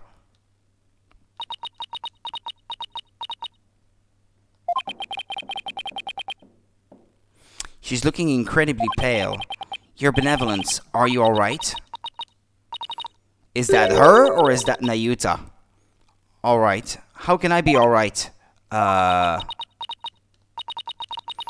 that I have believed, it was all lies. I'm afraid I don't follow. What the heck's she talking about? Can I ask who the woman in this picture? Who the woman is in this picture? Well, it's Amara, but it's the baby's identity I wonder about. Because if she's 14 and the queen died 22 years ago, then how is that possible? It's probably Nayuta, I guess. How should I know? It seems I didn't know anything that was going on. Doesn't look like I'm going to get much more out of her while she's like this.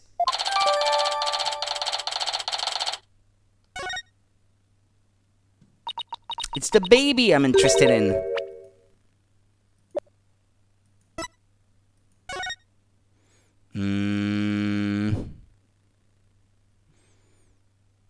Could be anyone, I guess. This is Amara. This I'm pretty sure of, but the rest I'm not sure. Mother. Huh? I must ask my mother about the secret she is hiding. What secret? I must go. Goodbye.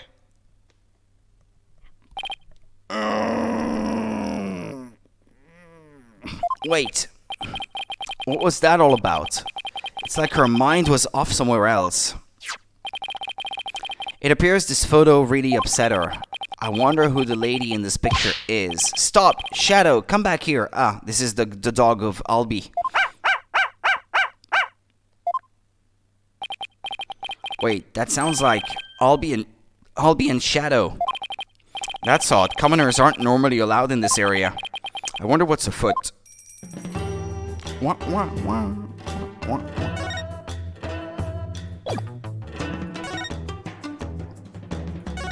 Outside.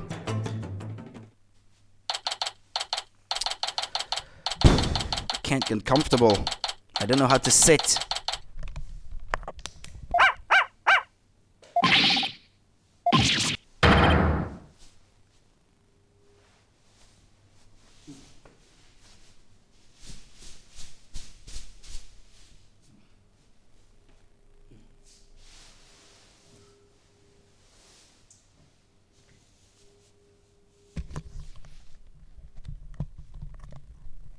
And okie dokie.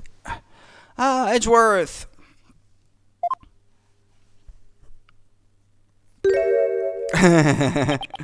That's funny.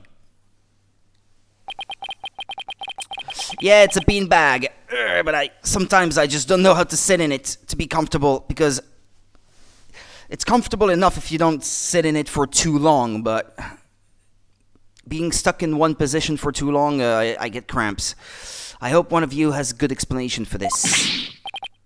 I'm so sorry. Hi, Albie. No, Shadow, bad dog. Leave the man's freely thingamajig alone. The man's freely thingamajig. It's, what you call that again? I forgot. It's cravat. Yeah, that's it. I forgot the name of the thing. If you would kindly detach your dog from my cravat. Cravat? I'm not sure. Right away, sir. Just hold still and...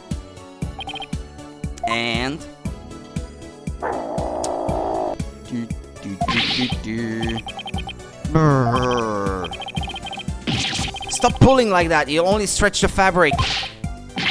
Come on, Shadow. Let go of this cravat, shamacall it.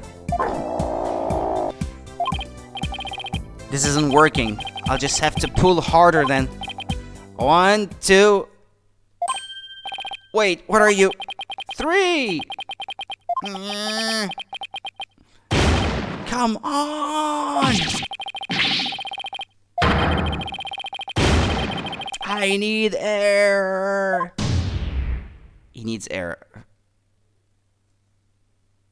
It doesn't seem worse for wear, I guess. Were you trying to kill me? I'm really sorry, mister. My dog has a habit of attacking freely things like that. Maybe for his sake, he should stick to more traditional targets like cars or his tail.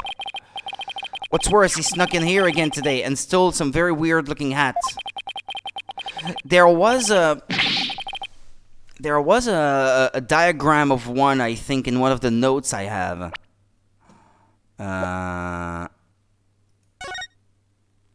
Okay, well, it doesn't let me look at it, I guess, but... Is this Naina's hat? The purple hat? Glasses, diamond-shaped tattoo on her forehead. Yeah. That seems like it's Naina's hat, I guess. Wait a second, I've seen that hat before. It says purple hat, yeah. That looks like it. The Fruity hat. Albie, could I see that hat again? Sure. Wait, isn't this... Well, the game says it for you, so... Isn't this Naina's hat? But I thought she disappeared. Shadow swiped it from someone. Albie, how exactly did Shadow get this? Allow me to explain. It all started while we were on a walk through the bazaar today, when suddenly Dats popped out of a manhole. Maybe she is an insurgent as well, Naina.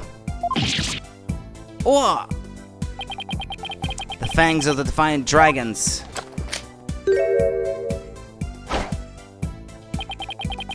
Idiot. That's a rebel is here. Say, you want to join our cause, kid? Huh? Naturally, I was super startled by that weirdo's sudden appearance. Yeah, you can say that again. He's a weirdo, alright.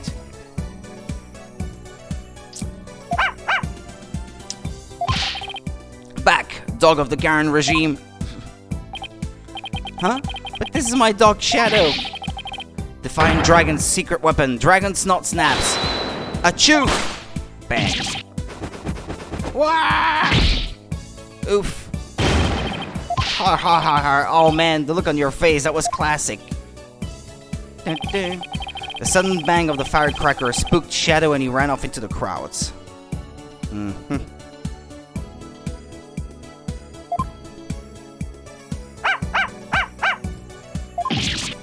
Ah, Shadow, come back here. That'll teach ya, Garen's lapdog. You there, what do you think you're doing? Not good. That's when a policeman came running over and hauled Dats away. Huh, he was arrested then. That happened right around 2 PM if I remember correctly. I'm not even going to pretend I know what Dats was trying to do. I chased right after Shadow and when I finally caught up to him here in the palace courtyard, he had this in his mouth. And around 2 PM is when Rafa saw Naina last. 2 PM, that's about an hour before the minister's death. Naina supposedly went missing after the murder. But this would place her here at the palace at around 2. All these statements added to the court record, okay? Actually, I just remembered I saw something pretty amazing around that time too. Wait a minute. No. No.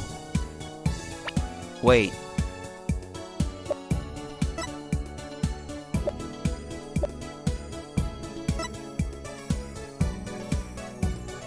Wait a minute. We don't know her age.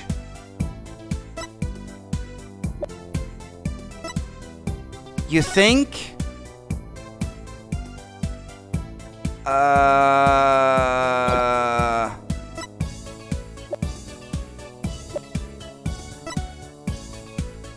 Same eyebrow color.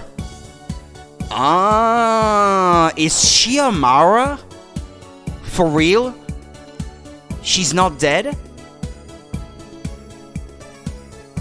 The eye color is a bit hard to see.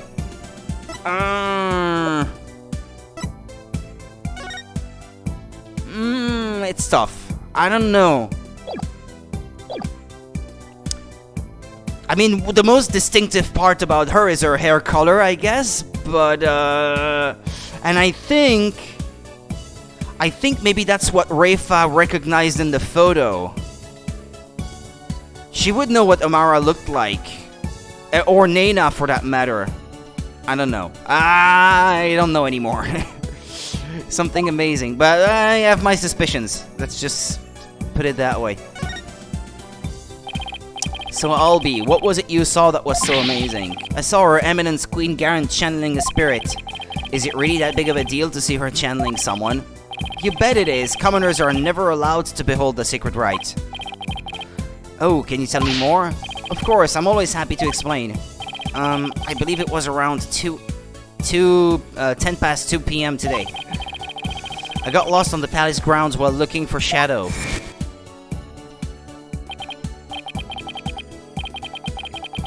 Ooh, what is this place? It gives me the creeps. Where could Shadow have gone? In my search, I took a peek into a small room, and that's when I saw Queen Garen. She was channeling a spirit for a neighboring kingdom's king. I saw her transform right before my eyes. I was so excited, I had to take a picture of it. You took a picture? I know I shouldn't have, but I just couldn't help myself. Between this and the treasure room, Albie is not exactly the picture of self-restraint. Her channeling rite ended right after that, so I ran off before anyone could spot me. Could have been arrested again, you know. Yeah, I know. Can we have the picture at least? Anyway, here's a copy of the picture. Just don't tell anyone I was the one who took it. I worry about his future sometimes. The picture taken at around 2 PM of the channeling rite. Okay. But it couldn't have lasted for very long because she was back right after that. Come to think of it, how did you and Shadow get into the royal residence anyway? It's not open to commoners after all. Allow me to explain. I'll be in the courtyard. There's a way to get into the palace from the bazaar. It's a bit of a tight squeeze though. Shadow can easily fit, but anyone bigger than me is out of luck. You don't say. Yeah, part of the palace wall is damaged and there's a hole I can just make it through. Go on. Bet you didn't know they have some really tasty food here. Oh, then this isn't your first time in here, huh? Trespassing is illegal, you know. No, it's not like that. I didn't mean any harm. That doesn't change the legal status of the thing. It's just I want to help change this kingdom. What do you mean? Well, after Miss Faye's trial, I started thinking, like, maybe there was something I could do to help the revolution too. Maya's trial, huh? That tragedy only happens because of how twisted Khura'in's legal system has become.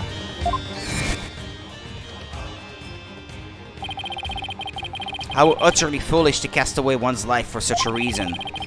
There must have been other ways to cover up the crime. Yet, had I done so, my wife would rush to my defense, and when the case went to trial, she would suffer the same fate as I under the Defense Culpability Act. Okay, there we go. I could not have lived with myself had she been convicted because of that fiendish man. This cannot be. All I have done under the laws of our kingdom. It has all been...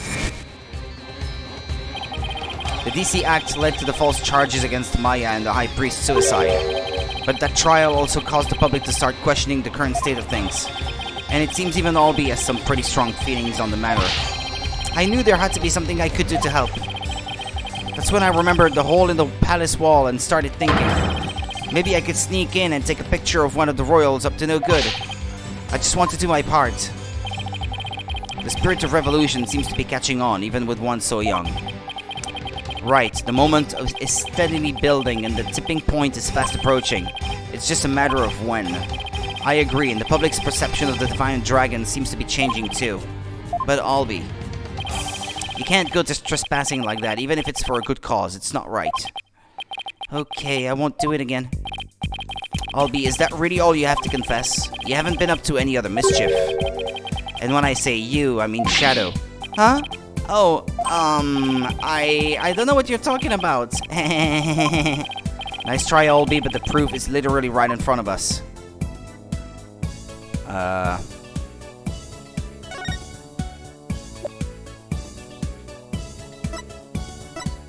What do you mean right in front of us? The footprints? Ah, knocking the thing over. Ah, yes, she mentioned it was a dog who knocked the thing over, the urn, full of water. Albie, you wouldn't happen to know how the urn got knocked over, would you? Ah! Because her benevolence told me something rather interesting. Yeah, that's what I remembered. Be careful, some dingbat dog got in the courtyard and spilled water over there. A dingbat dog? That's right. The yappy mutt spilled the whole urn's worth. The dingbat dog she mentioned wouldn't happen to be Shadow, would it? Oh.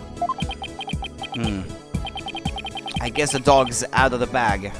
Ha! Sorry I lied, but I was worried I'd get in trouble.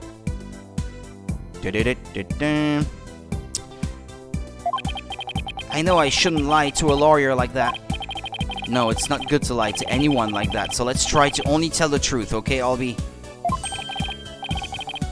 Oh, Mr. Wright, I almost forgot. I saw a couple of Americans a moment ago. They had really weird haircuts. So I thought they might be friends of yours. Really now, huh? Japaricans, I guess. It seems your little friend thinks all us Americans have strange hairstyles. I suppose we have you to thank for that, right? So what exactly did their hair look like? There was a guy with 2 crops of hair sticking out of his forehead like antenna. Because Phoenix is American, right? Yeah, of course he is. Then there was this lady with a long bunch of hair that looked like a big orange spider. Oh, that sounds like Apollo and Athena. What were they doing? They were racing through the bazaar with the Garan Royal Guard in hot pursuit. Wait, what? Well, that's what the Queen was talking about earlier, I take it. Why were they being pursued? I'm not sure what, but I have my suspicions. I just hope they're alright. Sorry for not mentioning it before. It just kind of slipped my mind, hey.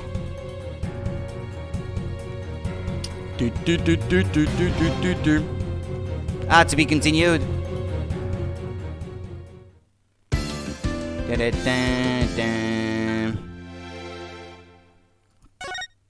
Okay.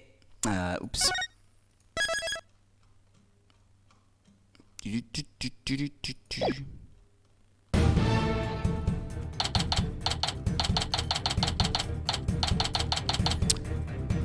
Is this the last case? Of the main game without the DLC? Yes. But then there's one more case that was DLC on 3DS and which is bundled with the game on Android, which since this is the Android version I'm streaming.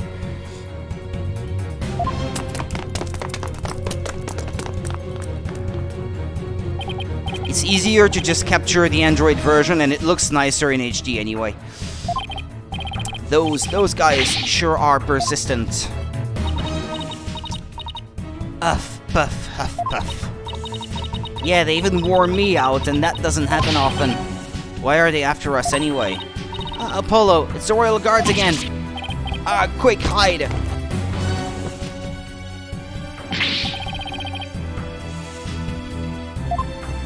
What was that? Sorry, I skipped a line of dialogue here. I'm looking forward to the second trilogy on Switch, even though I played these before. I would like them to release them physically on Switch because I want to own them physically, even though now they will be technically games I've already played, but I would buy them anyway for the collection. I mean, they're the only ones I don't have. I have the original trilogy and the Great Ace Attorney trilogy, so I would like to have that. I would import it from somewhere else since we probably wouldn't be getting a physical release here in Europe. It was announced, or not announced, I guess, but rumored a long time ago, along with the Great Ace Attorney games, and we still haven't seen anything. I don't know, maybe they're planning them out to make sure that people don't get I don't know, bored or fed up with the franchise by having those releases so close to one another. I don't know how they're thinking, really. They announced? It was announced? No, I did not see it. Really? It was? Oh, okay. I didn't know that. I'll buy it then. I guess. I think it was in the last Direct.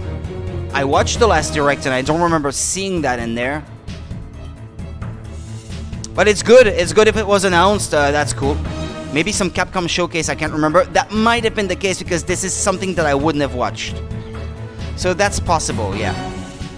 I wouldn't be surprised. But it's good. So I guess it bundles Apollo Justice, Dual Destinies, and Spirit of Justice together, right? Must be these 3 games, I suppose. Well, the 3 games that have Apollo Justice in them, basically. What was that? Where did Hornhead and Spidey hair go? Okay, that's what they said. Spidey here. They're not talking about me, are they? Is that a trick question? We know you're hiding somewhere around here. The Apollo Justice Trilogy? Ah, okay. Well, that's good. Actually, now I want to see where could I possibly buy it when it comes out. Probably not in Europe. Not gonna get my hopes up. Unlikely.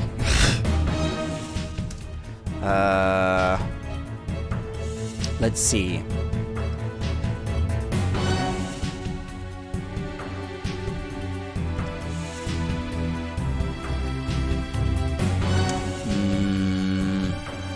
No, that's a Nintendo DS game for sale. Maybe pre-orders on PlayAsia. See if they have it listed already.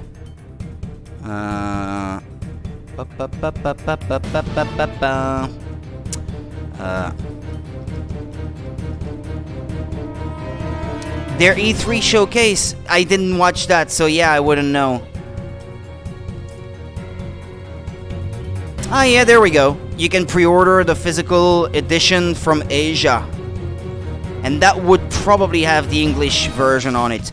Although I did order the original trilogy from Japan, and that had English on it anyway, so I'll order whichever is the most convenient, I guess. Yeah, multi-language. It's guaranteed to be multi-language. Q1 2024, okay.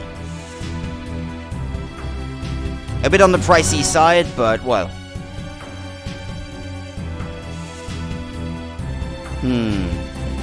But that's pretty cool. I'm glad I learned something today. The original trilogy in Japan has English. I assume this other one will be too. Yeah, probably. These games are already translated, so because I was looking to order a game the other day, is East Memoir, The Oath in Felghana, from Japan or Asia. In Japan, it's only in Japanese, and in China, it's only in traditional Chinese and Korean. No English. So I thought to myself, bummer. I'm just gonna have to wait to see if they release an English version later then. I mean, past games have been released physical in the West anyway, so I just have to be a bit more patient. Apollo, that weird looking bird over there, did it just... Yeah, it did. It's called a Warbat, and you know what? I'll tell you all about it later when we're not being chased by masked men. Come out, wherever you are. Hand over the Founder's Orb if you know what's good for you. It figures they're after the orb. I don't know what to know. I don't want to know what they'll do to us if we were captured.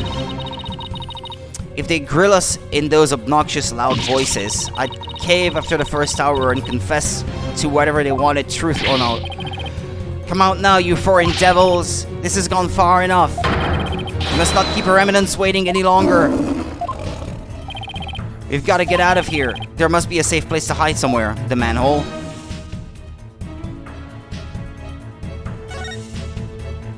I guess I could waste time talking to her. Apollo, we shouldn't be standing around talking like this. Who knows what they'll do to us if they catch us. You're right. Let's find somewhere safe to hide.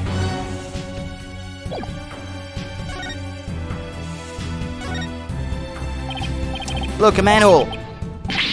Ah, that's right. It's the hideout. Say, son, do you remember my office? Sure. I remember that messy, dimly lit room. The file I've amassed on Amara's assassination is kept there. I think it might help you on this case. Do you remember how to get there? Athena, I know where we can hide. Follow me. Oh, where are we going? Wait, you're not seriously thinking about going down there. It smells like rotten eggs. And are those rats I hear? We got no choice. I can get us somewhere safe, but this is the only way in. Quick, before it's too late. It's going to take forever to get the stench out of my hair.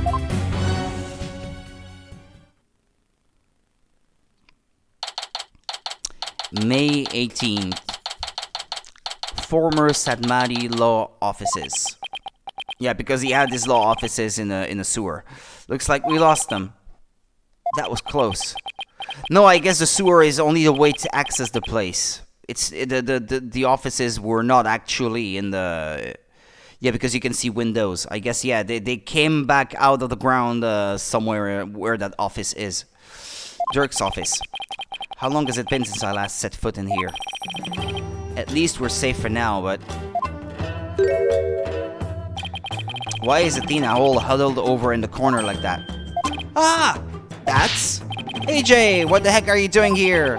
Garen's royal guards are after us. Har har har, once a rebel, always a rebel. Don't worry, the regime doesn't know about this place, so you can relax now. Good, but since when am I part of the rebellion? I don't recall signing up. Apollo!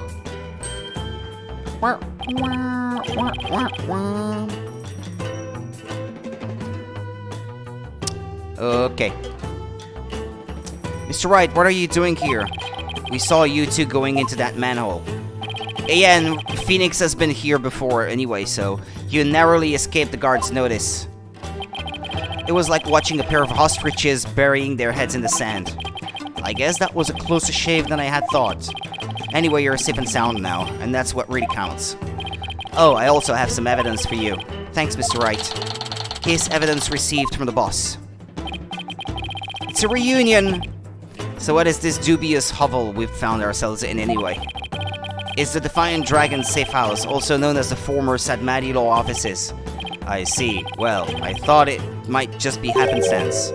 Here I am, a chief prosecutor hiding out in a rebel base. Please don't report this place to the local police, Prosecutor Edgeworth. Might as well take a look around while we're waiting for the heat to die down out there. Come on, Athena, stop moping over there and help me check this place out. Please tell me there's a shower here, there's a sink in the kitchen, and if you're lucky, maybe even some soap. If you're lucky. I'm sorry I even asked. Yeah, they need more women in the rebellion, I guess. Excuse me, I'll get something. I'll get a glass because I can't drink out of this bottle anymore. I'll be right back.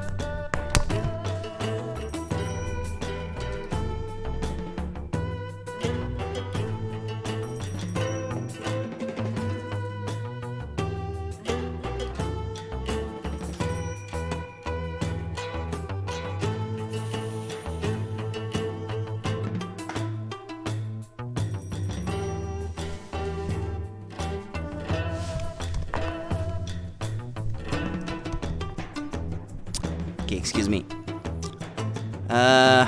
Examine the place. Or I guess I could talk to him. Examine.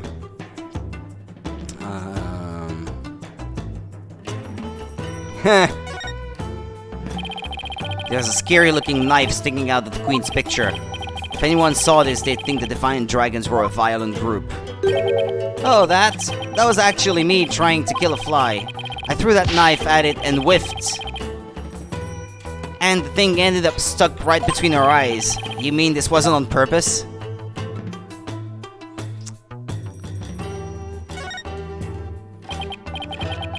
What's with the altar?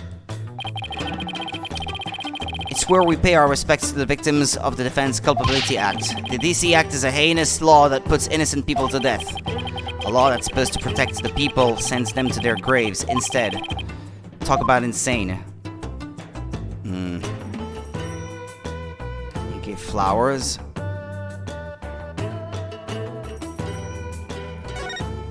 Yikes. I'm surprised to see so many appliances here. There's even a TV. I thought that was the pile of dirty dishes. Speaking of which, we gave the people of Khura'in quite a shock when the plumed Punisher warrior of Neo Twilight Realm was last on TV. You mean that show where actors play the parts of Dirk and Rafa? Yeah, they hijacked the TV station to broadcast their message. Yeah, you hijacked that in the middle of its broadcast, right? Yep, all their writers do each week is try to ruin the Defiant Dragon's good name. So we decided to hit them where it hurts. That must have been real shocking, especially for the kids who'd waited all week to see it. I mean, the show's main villain was actually hijacking the very show he's in.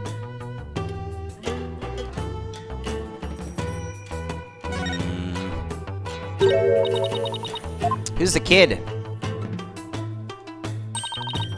Wait a second, that's you, Apollo. I'd recognize those horns anywhere. Is that really the only way anybody recognizes me? You are so cute. And who's that fine-looking young man? That's Nayuta, back when he used to smile. Wow, his smile is absolutely angelic. Sure brings back memories that was taken the day we all went out fishing. What's Prosecutor Sadmadi like when he was younger? He was kinda quiet but passionate when it came to his convictions. When he finally made prosecutor, he was all fired up to change Karain for the better. But now he's nothing more than Garen's lackey. Seems like that says a lot to say about Nayuta. I'll ask him about his thoughts later. Lizards? Dried lizards? You! Is that a newt? Come on, Athena. Can't you tell a gecko when you see one? Yeah, lizards, newts, gecko.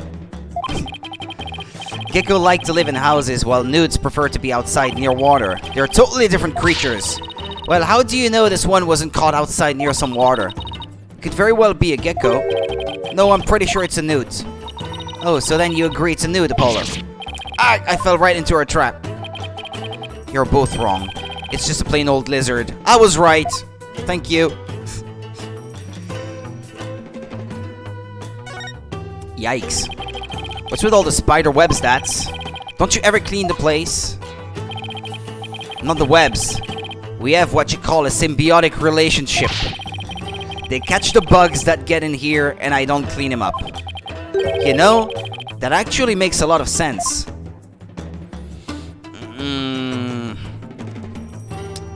If I have one and it's not too big in the corner of one of my windows, I will usually leave it alone. But then, once it starts getting cold, they get inside and make their webs inside anyway, so I kinda have to throw them out at some point. I don't want webs in my living space. Thank you very much. Turk's jacket. You should try it on, Apollo. It might actually suit you. Really. There's also a spare eye patch here. Why not try that on, too?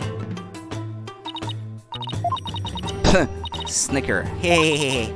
Sorry, just picturing you in all that. It's just too funny. Ow, my pride. I'm not looking forward to getting spiders in my room here. Yeah, once the summer is over, towards late September, October, when it starts to get colder. Well, in Europe at least. I don't know what the weather is like in Japan anyway. But that's usually when they will start coming in. The most common is the huntsman, which don't spin webs, but they get huge and jump. Not a fan of it. Ah, yeah. Yeah, I see the kind you mean, yeah. Okay, what's that? Sadmadi Law Offices. That's the sign Dirk used to display out front. Hey, I heard the office used to do quite a bit of business. That it did. Dirk was a famous lawyer with countless courtroom victories, after all. He was the dauntless dragon who turned trials upside down, snatching victory from the jaws of defeat. His fame as a lawyer spread far and wide across Karain back in the day. I hope the day comes when we can proudly display the sign again.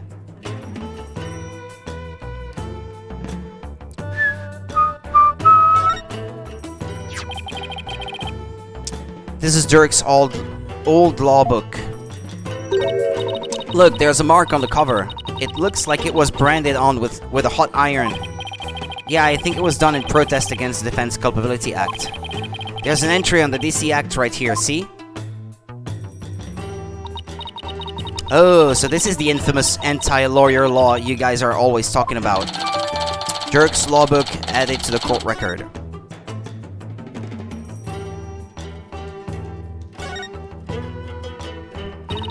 I wonder what's in this file. Oh, it's full of newspaper clippings. It seems to be a collection of documents and information on Amara's assassination. So this is what Dirk was talking about. We already know most of the stuff here on top. Let's see what else there is. Wow, where did he get all this? Anything important here? Page 20. Apollo's roving musician father got caught up in this incident and lost his life. He was struck in the head by the culprit. The victim's passport and any pictures of him were burned up in the fire. Without knowing his real name, no divination seance could be performed. Apollo's roving musician father got caught up. Yeah, well, it's what I just read. What? This is about your father, Apollo. Looks like it, but I was never told much more than what's written here. Really? How come? Dirk always skated around the subject. Maybe he thought I was still too young. Plus, I always thought of Dirk as my dad, so I never really brought it up. Oh, I see. Still, I feel kinda sorry for your real dad. My real dad. I was never really interested in learning about him. But after seeing his picture, I can't help but feel a little curious. I wonder if Dad could tell me anything about him.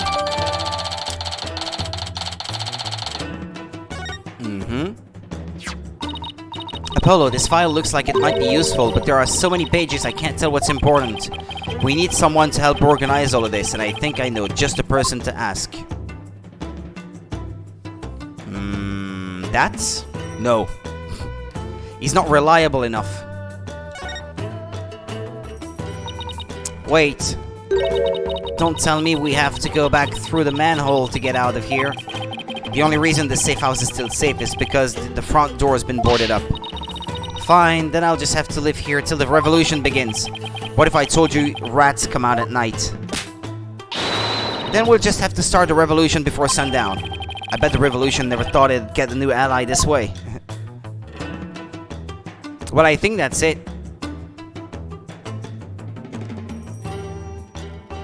Yeah, looks like this is it. Okay. I don't know. Did he mean him? I mean, he might be familiar with the case after all, but... That's about this file. Can you help me figure out which pages are the most relevant? Yup, sure can. I got the whole thing memorized. See this page? It's definitely worth a look.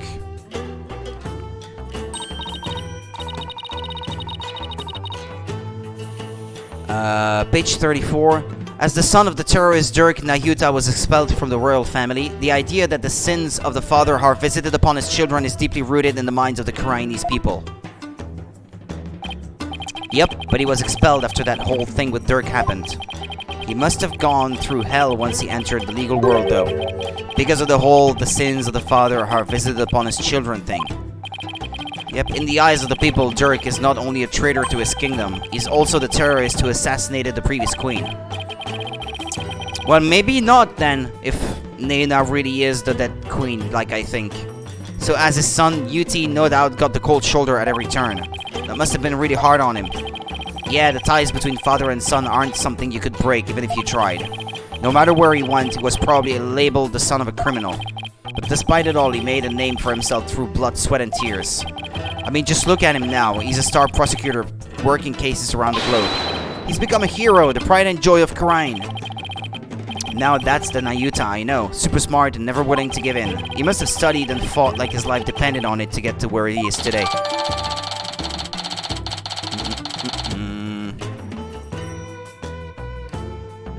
Okay, the file has been updated.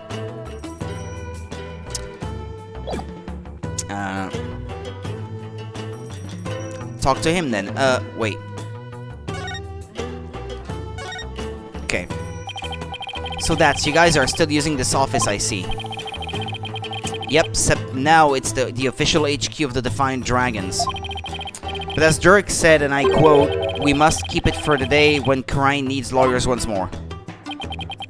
Restoring the legal system to its rightful form through popular uprising. You can tell how much Dirk believes in his cause. Oh, and AJ, Dirk said something else that might interest you. He said he hopes you'll come back and take over this office someday. Take over? Me? Those were his words. He may have been half joking, though. Dirk, guess what I heard from PW? AJ's become a lawyer.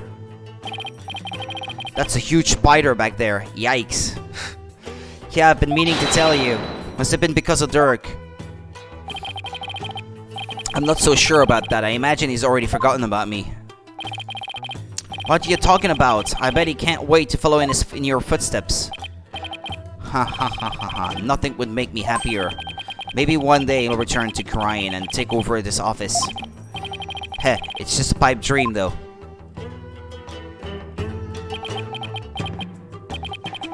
Dirk really said that? Dirk was never a hands-on kind of dad. But not a day went by that he wasn't thinking of ya. That much I'm sure of. Doesn't get more paternal than that, Dirk. And to think I really did spend my days trying to forget you. I'm looking forward to a nice long talk once you're free.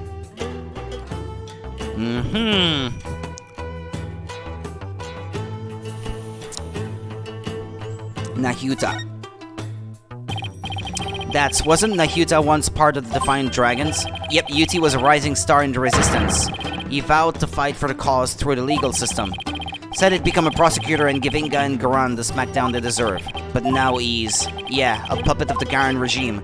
Not only that, but now he's gonna prosecute his own dad. It doesn't add up. I wonder what happened to him. Me too, but if I had to guess, I'd say Garan has some serious leverage over him.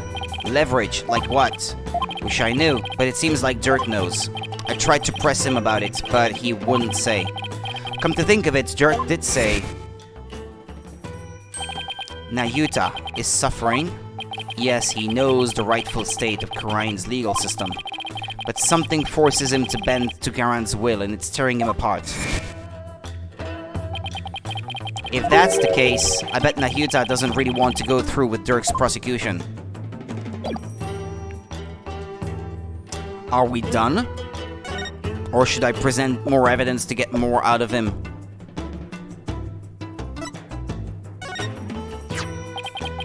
The mark of the dragon. That's the symbol of our group, the Defiant Dragons. Dirk has the same mark tattooed on the palm of his hand, right? Yep, and I've got one too. Really? Where? On my heart. Oh, you mean metaphorically? Like you're ready to die at any time for the cause or something like that? You got that right. Dead or alive, I'll always be a Defiant Dragon. Okay.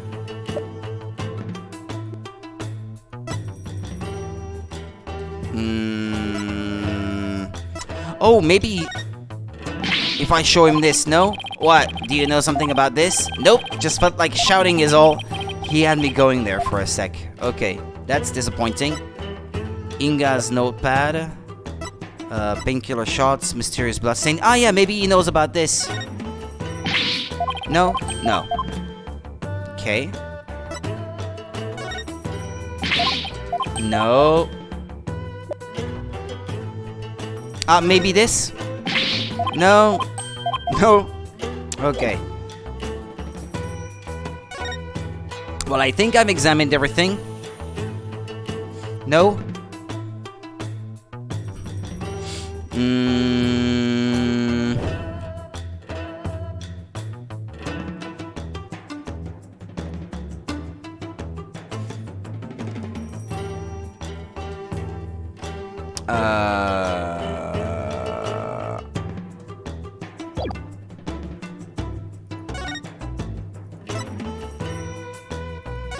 This. I wanted to ask you about this picture. That's the picture of your pops that Dirk found. And he had a heck of a time tracking it down. He said he researched all over for it. Why? Why would he go through all that trouble? Dads, please tell us everything you know about Apollo's dad. Okay, that's what I was missing. Do you know what my biological father was like? Dirk once told me about him. He was a modern minstrel walking the world and making music in his travels. This file also has some information on your real dad. It says he died in the blaze at Queen Amara's residence 23 years ago. That's right, Dirk had invited him over. Dirk's the kind of guy who can become fast friends with just about anyone. And it seems your pops was like that too, AJ. They hit it off at the bar. Okay? And the next thing you know, Dirk's asked him over to play some tunes. And then the place went up in flames. Yeah. Yeah, Dirk had just stepped out for a sec when the fire broke out. Excuse me. I need to check something real quick.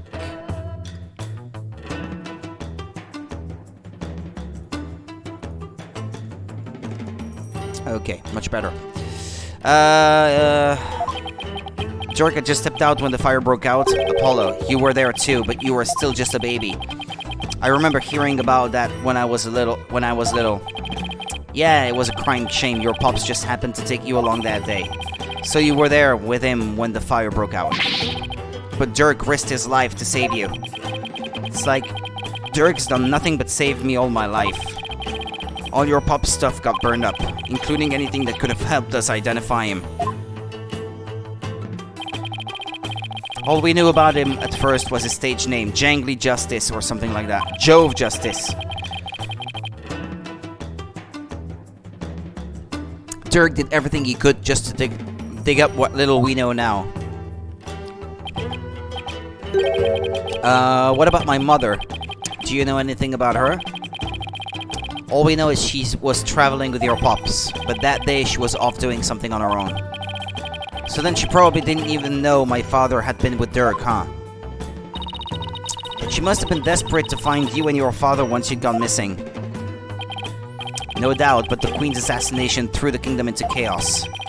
The police were so overwhelmed they were probably hardly of any help to her. We searched and searched till our legs gave out, too, but we never found her. And with your father's stuff all burned up, we had 0 leads, not even a photo. So that's how I became an orphan.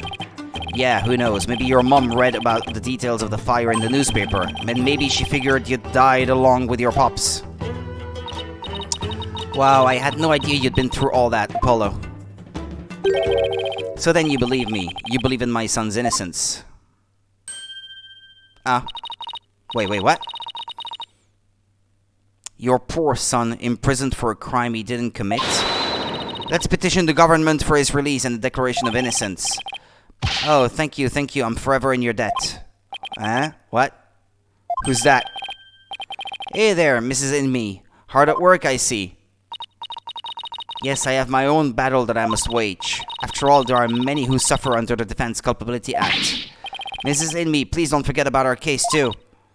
I won't. I will look into it as soon as I am able. What's Mrs. Inme doing here? She's lending an ear to all those suffering under the regime's wrongful accusations. A lady whose husband's been imprisoned. Parents whose son's been falsely charged. She's helping all those types of people. So she's trying to help the revolution along, in her own special way. Yep, and thanks to her, more and more folks are coming over to our side. All the people who've been unhappy with the regime and have been waiting for just this chance. And they're starting to speak out in support of us. The people are responding, and a grassroots movement is growing. Dirk's dream of revolution may finally come true. What should we do about the Founder's Orb? We'll probably run into the Royal Guards again the moment we leave this place. Well, we can't stay here forever, so we'll have to think of something. I've got it. Why don't you hold on to it, Dats? It should be safe here, right? You can count on me. I'll get it back to you in time for tomorrow's trial at the Hall of Justice. Founder's Orb left with Dats. What now, Apollo? Well, we've got a handle on what happened 23 years ago. Maybe we should pay Dirk a visit. There's something I want to show him. I'll join you. I want to talk to him before tomorrow's trial. Maybe I should wait here then. We'll attract undue attention if we go in too large. If we go in too large of a group. But Apollo, you're a wanted man.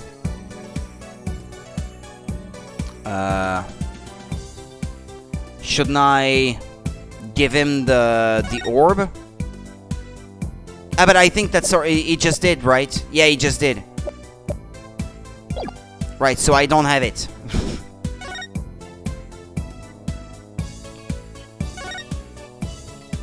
Yeah, he just did.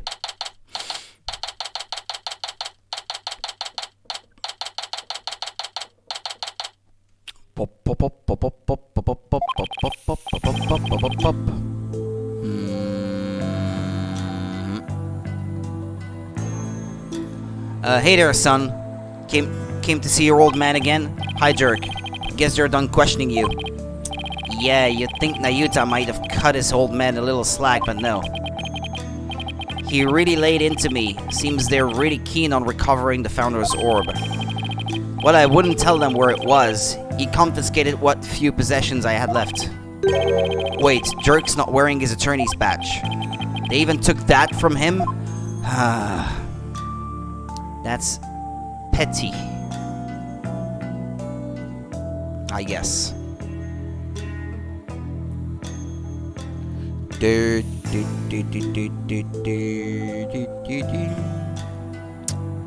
Okay, forgive me. There we go. Talk. And maybe I should... No, maybe I should show him a few things.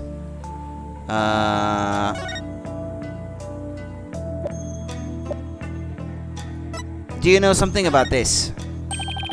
Is that for me, son? No, I was just wondering if you knew anything about it. What? You came to visit me and you didn't even bring a present?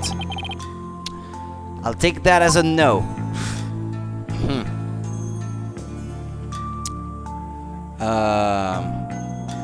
Okay, well, maybe I should talk to him first then. Talk. Nahyuta. He confiscated all of my prized jailbreaking tools. What did you expect? I mean, no prosecutor in their right mind would let a prisoner keep stuff like that. Did you take your attorney's badge too? No, I thought it strange, but... just when it looked like he was going to take it from me, he changed his mind. I wonder why... Indeed. I find it hard to understand anything he does these days. Your attorney's badge. Your Chinese attorney's badge. You've worn it all these years, even though all the lawyers are gone. Yes, because the dragon's eye is the embodiment of my creed. To show the world that the dragon never yields, huh? A dragon never yields. Hey, jerk. Why do you still wear your badge? You're not a lawyer anymore, right? This badge is my heart and soul, son. I'll never stop trying to realize my dream, not until my very last breath. A dragon never yields, right? Exactly. Nahyuta, Apollo, I vow to restore Kurain's legal system to its rightful state one day. I want to pass on to you a world where you can live free from the fear of tyranny. He was always saying stuff like that to the two of us. Nahyuta, is the reason why you didn't take Dirk's badge because you still remember those talks too? I really hope that's what it is. Son, would you keep my badge for me? Are you sure? I can't take something so important to you. That's exactly why I want you to hold on to it, Apollo. I'm placing my fate in your hands. Alright, I'll make sure it stays safe. Dirk's badge added to the court record.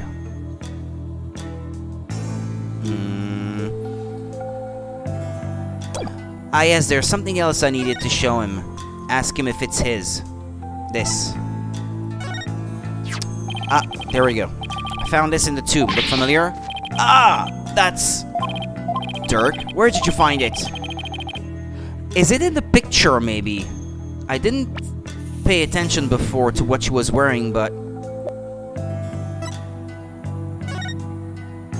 Nah, that'd be too convenient, right? Nah, she's not wearing it.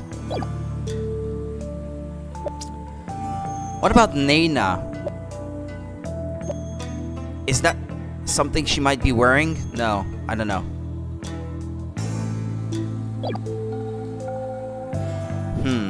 Down between the monk statues in the tomb, is it yours, Dirk? Oh, it's something I bought. Why is he suddenly acting all awkward? I wonder when I lost it. Let's have it. It's very important to me. Of course. I'll just make a note about it for future reference. Stained with the victim's blood. Okay.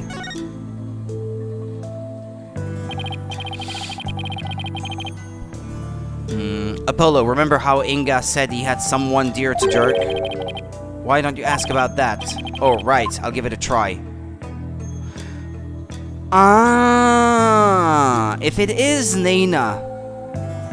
If Nena is Amara in disguise, that might explain why she's disappeared. Maybe she's the person dear to him that he was holding. Or something.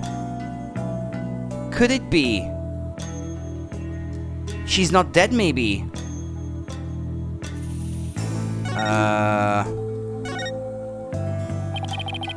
What did the minister mean when he said he had someone dear to you in the palm of his hand? Who was he talking about? Nahyuta seemed to know, but he wouldn't tell me anything. Well, I have no idea, so... Well, you obediently followed his every word after he said that. So it seems to me the minister was in close proximity to someone you really care about. Oh, someone you really care about that isn't Nahyuta? Wait, don't tell me. Is there a new lady in your life, Dirk? No new lady. It's the same. What? Don't be ridiculous, son.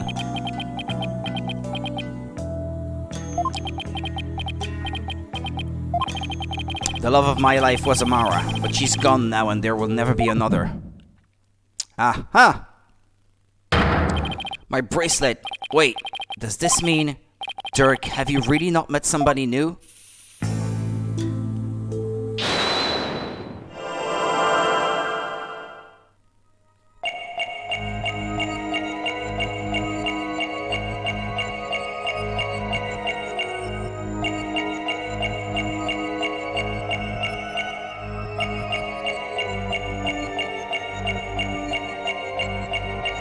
Oh, wait, what? There was something there. Ah, I missed it.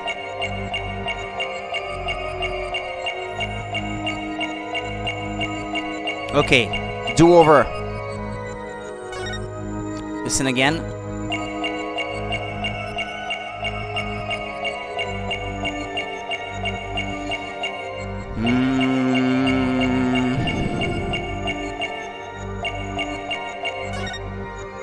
What's that? Gotcha! I don't even know what that is. Dirk, you can't fool me. You tensed up when you said, but she's gone now. And you unconsciously moved your arm, causing something to press up against your jacket. How did you do that? Oh, so that's it. You're hiding a woman's photo up your sleeve. You don't have to keep secrets like that from me, Dirk. You're an eligible bachelor now, but you'll introduce her to me at some point, right? I keep telling you there's no other woman. Fine, then let's see it. What are you hiding up your sleeve?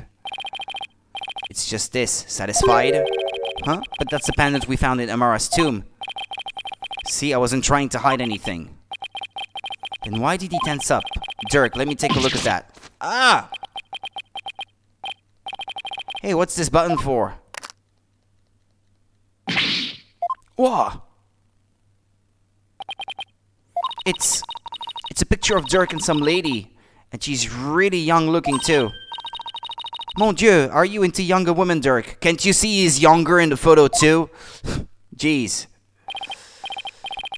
Dirk, you old dog you. You got yourself a younger lover. Will you stop with this nonsense? This is Amara before she died. If you look closer, you'll see that I was younger too. Yeah, duh. Hey, you're right. Oh, that's no fun. Wait a second. Haven't we seen this woman before? Now that you mention it, isn't this woman the same as the one in the pendant's photo?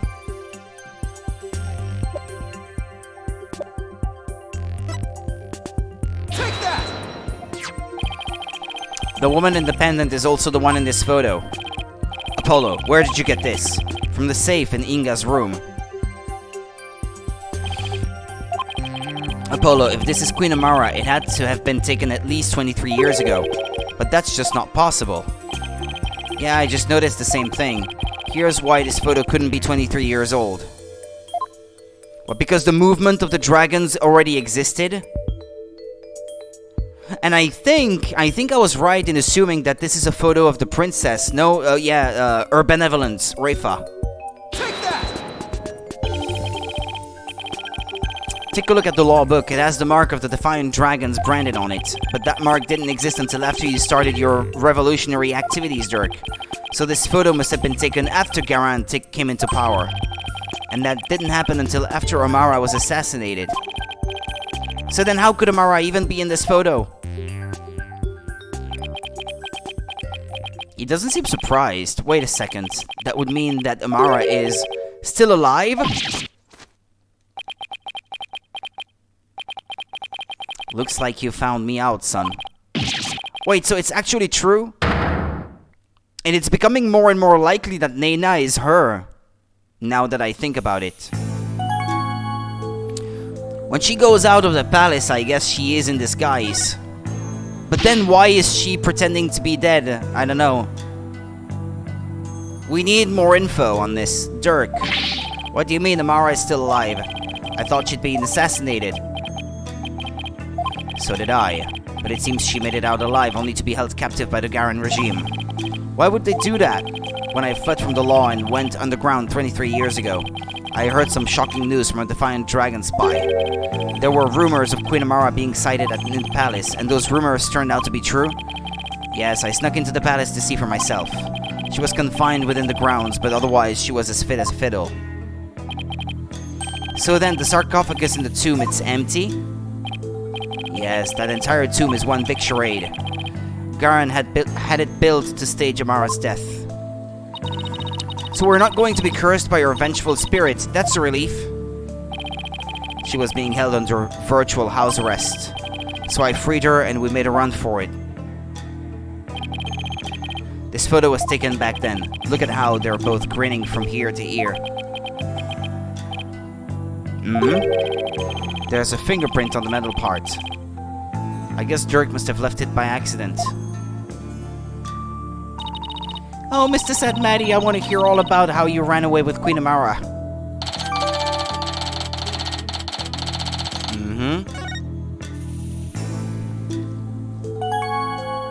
On the run with Amara. I'm surprised Amara agreed to run away with you. I mean, Garan must have told her that you tried to kill her. I tried to convince her that I wasn't the one who set the blaze. And she believed you? She said, and I quote, I shall accompany you so I may ascertain the truth myself. She always was a tough one to read.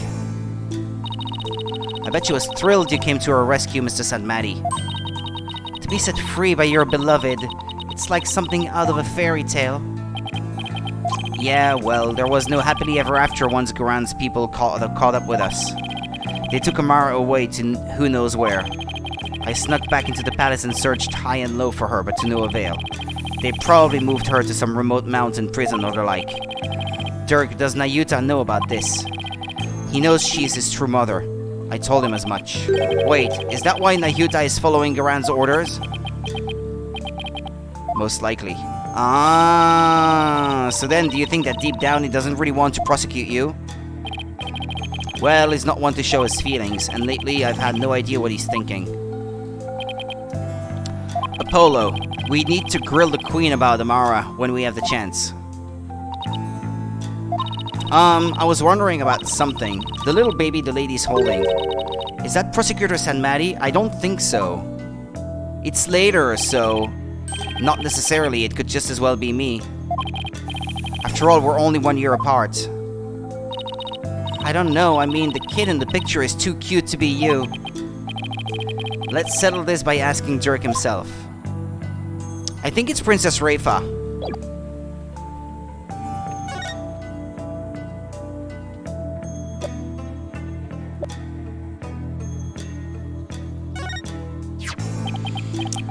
Dirk, about the cute little kid in this photo? Is that me? Huh? What are you talking about?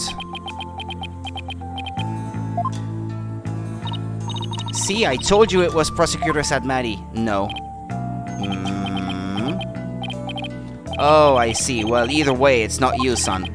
So then, if it's Nayuta, it was taken when he was about a year old, right? And that would mean you ran away with Amara around 22 or 23 years ago? You're pretty good with numbers, son. Impressive, huh? What kind of answer is that? No, okay. Well, they didn't confirm, so that's still a bit weird.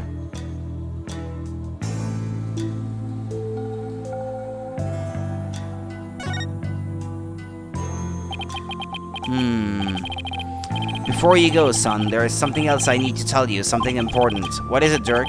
I've never seen you act so serious before. Something important.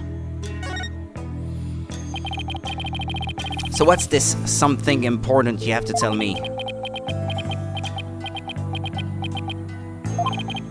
Listen, son, even if you manage to prove me innocent tomorrow, I don't have long to live. Huh? What are you talking about? What I mean is I can already hear the Twilight Realm calling my name. There is no escaping death now that it has its sights set on me. What? Is this another one of your jokes? I wish it was. Ha. Ha. You can't fool me, jerk. That's strange. Why isn't my bracelet reacting? He's telling the truth. Are you sick? It's something like that. So you're not joking? I'm afraid not, son. Sorry. Isn't there a cure? Or at least some sort of treatment? Unfortunately not. Not for what I've got. If you need some kind of surgery, I'll work hard until I can pay for it. So please. It's too late. There's nothing more to be done now. But you always say a dragon never yields. So why are you giving up now? Polo, I'm sorry. I really am. I don't understand. Why is this happening, jerk? Why? Listen, Apollo. I've got a favor to ask of you. Would you keep quiet about this? I don't want my fellow dragons to find out. They'd lose all hope if they knew I was dying. Would you do that for me? Of course. Why is this happening now? Just when I was finally starting to feel like you really are my...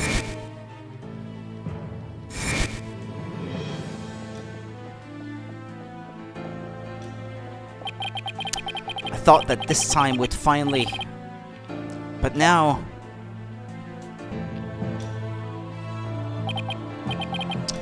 Damn it, why?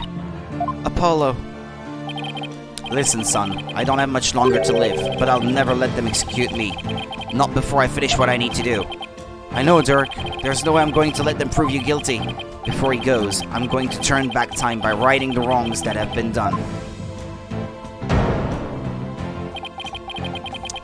Hey, Monica! What's a crack-a-lack-a-know-me? You're not at school today. Or you just got home, or you just got out of classes, maybe, judging from the time. Excuse me, there's something I need to check real quick.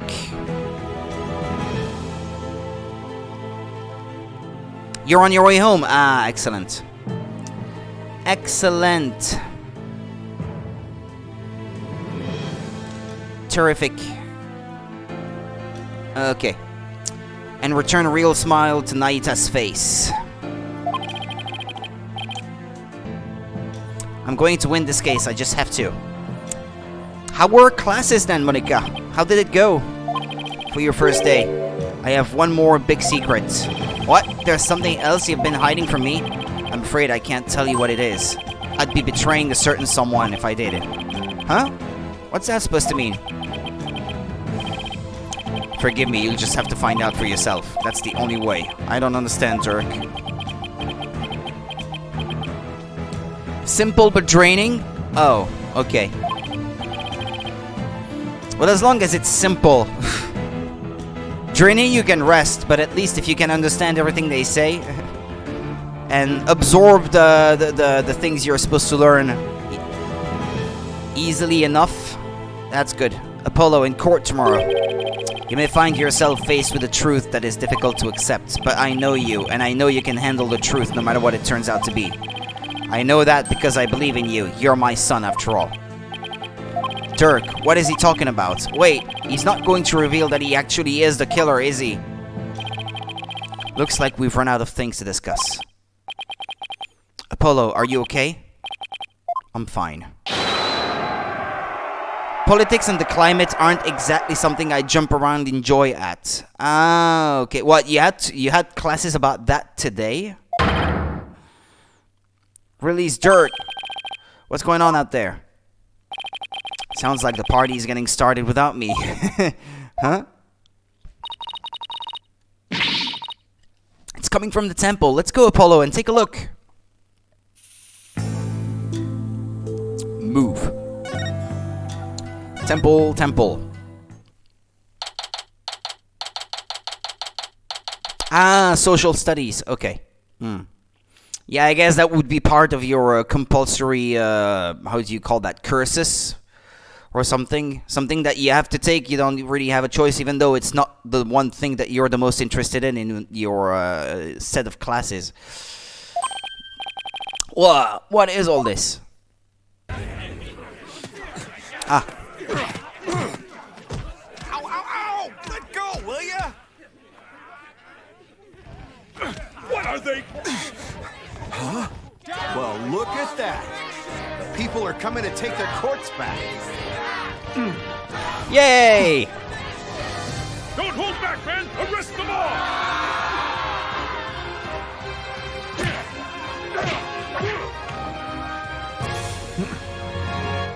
Yay! Revolution, the only solution, the armed response of an entire nation. Dirk belongs to the people, give him back. Yeah, where are you holding him? Quiet down, you. They have my big sister too, but she didn't do anything wrong. Ouch, ouch, stop pulling my hair. Release my son, release him now. I don't actually need it, but I needed enough class hours to get money. Lol, and social studies just happened to give me enough. Ah, okay. Trixie, I see. Release my son. Release him now. Ah, stop that. No biting. This is really something. And it looks like Dats and Mrs. Inmi are leading the charge. And what, it's a good subject to have? Okay.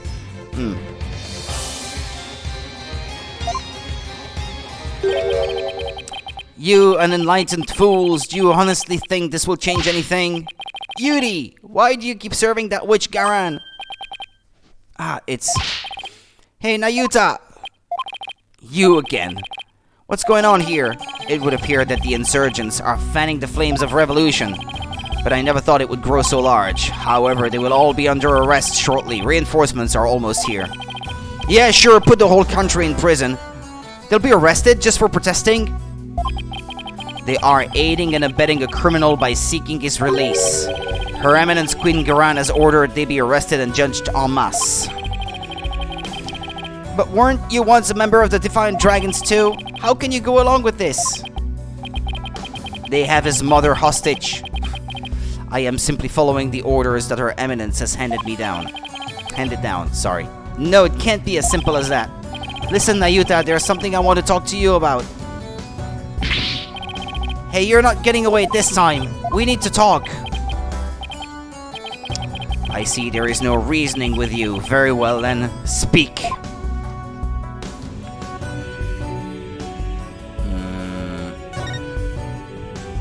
Okay.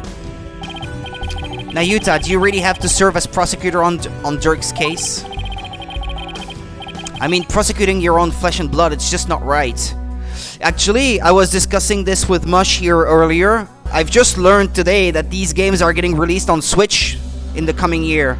So I could have waited to stream these till it would be more convenient on Switch, but I guess I'll just be buying them, and I will already have played them when I buy them, I suppose. But I still want them though. Apollo Justice, Dual Destinies, and this one. But I didn't know. Pisses me off a bit. Again with this drivel. Your ethical standards are not the be-all and all of the world around you. I'm not getting into another debate with him. I guess that thing hasn't happened yet about Maya, that is. If you don't know, then you'll have to wait to figure it out. That thing? She's already released. She's in the hospital. That's all I know about Maya at the moment. She's not hostage anymore. Nayuta, did you know that Dirk is sick? What? He apparently doesn't have that much longer to live. If found guilty, he probably wouldn't even make it until his execution day. What are you talking about? Knowing this, are you still prepared to send an already dying man to his grave? Well, enough with the Zen monk act, Nayuta. Tell me how you really feel. Mr. Justice, each person is born with a role to fulfill, and I must fulfill mine. Well, I'm not convinced that taking Dirk to trial is a part of your lot in life. As for why you've been at Garen's every beck and call, I think I might have the answer. Amara? You know he's innocent. He never killed your mother. Nayuta, you know the truth about your mother, don't you? About the former queen. How the former queen is still alive and being held somewhere. So Dirk told you, did he? Well, I kind of figured it out in advance before they even said it. And I think she's Nena, but I'm not sure. I have not been able to confirm this yet. Yes, it's true. My mother was spirited away to some remote corner of this kingdom to keep her safe from harm. Safe from harm? But Dirk said the Garan regime is holding her captive. No, they are keeping her safe. So you don't know where Amara is being held? I only know that it is some secluded hideaway where visitors are not allowed. I don't think so. I have heard she leads a simple life akin to that of monastic disciples. Sure sounds like she's being held captive to me. Listen, Nayuta. Aren't you really doing the queen's bidding? Because she's holding Amara captive? And this whole thing with Dirk. You know he didn't really kill Inga, don't you? Dirk doesn't have much longer to live, so I want to help him however I can. This time, it's our turn. Sniffle, hiccup, hiccup. You could have been killed, but you risked your life to save us. Why? What a silly question. What father wouldn't risk his life to save his own children? Nayuta, Apollo, don't you ever hesitate to call when you need me. Understand? It's our turn to help Dirk however we can.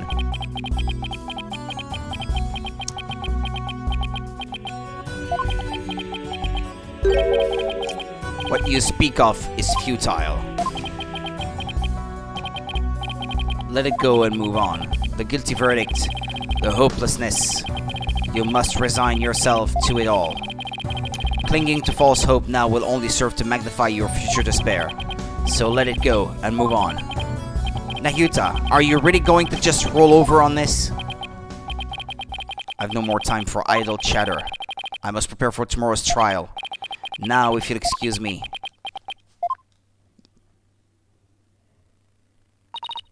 Nayuta isn't actually a bad guy, just being forced to act as one. It does sound that way, yeah.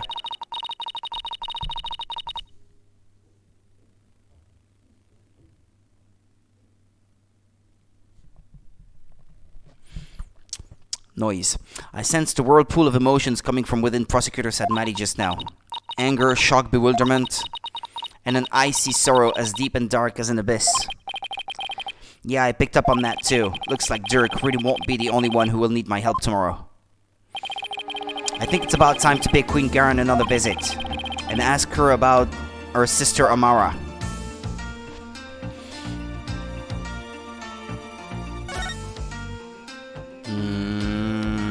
This one.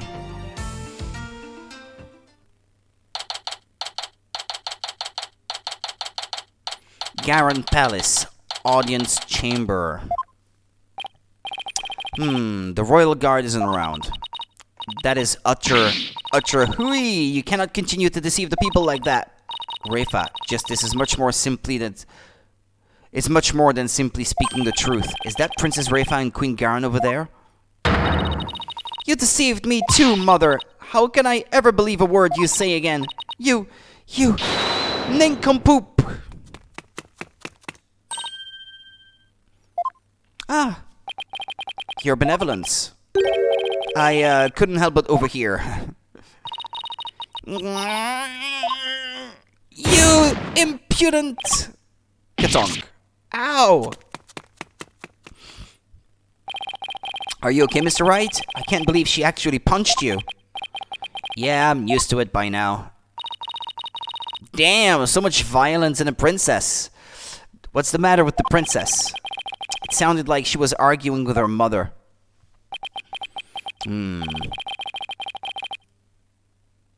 Okay, excuse me. Maybe it has something to do with this picture. Refa said she had to ask her mother about some secret or another as soon as she saw it. So then, does that mean that Princess Refa knows what really happened? That Amara wasn't assassinated and is still very much alive? I think it might be Refa in the picture. When asked if it was Apollo, he said no. When asked if it was Nayuta, he avoided the question altogether, so that's not exactly a confirmation. It would seem so, and she doesn't seem to be taking Garan's lies very well. But that's no surprise, considering how much Rayfa reveres her mother. I think it can mean multiple things. Either Rayfa isn't actually the queen's daughter, maybe, but I'm not sure about that. Either she meant that the queen is not her mother, that's what she had to ask about, or maybe it was about the fact that Amara was not dead. I don't know. But apparently there was a lie there that Rayfa has a hard time accepting. But I guess we're gonna find that out later. That's no surprise considering how much Rayfa reveres her mother. Okay. That would definitely cause her a great deal of anguish and sadness. Eavesdropping, are we? How very rude. You there. Are you not Dirk's son? Oh, nice to meet you, Your Eminence. We're actually here to speak with you if you could spare a moment. Amara is alive? Your Eminence, Dirk told me about Amara. About how she's still alive, that is. We know not of what you speak. After Dirk learned Amara was still alive, he rescued her and they ran off together. But she was captured and remains captive in a secret location to this day.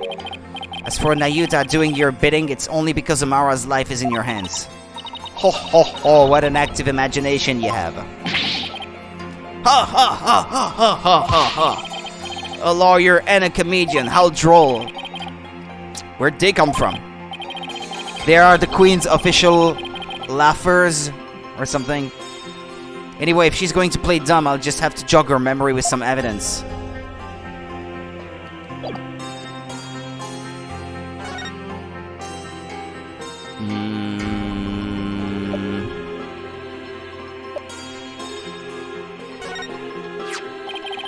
Your Eminence, I ask that you take a look at this photo.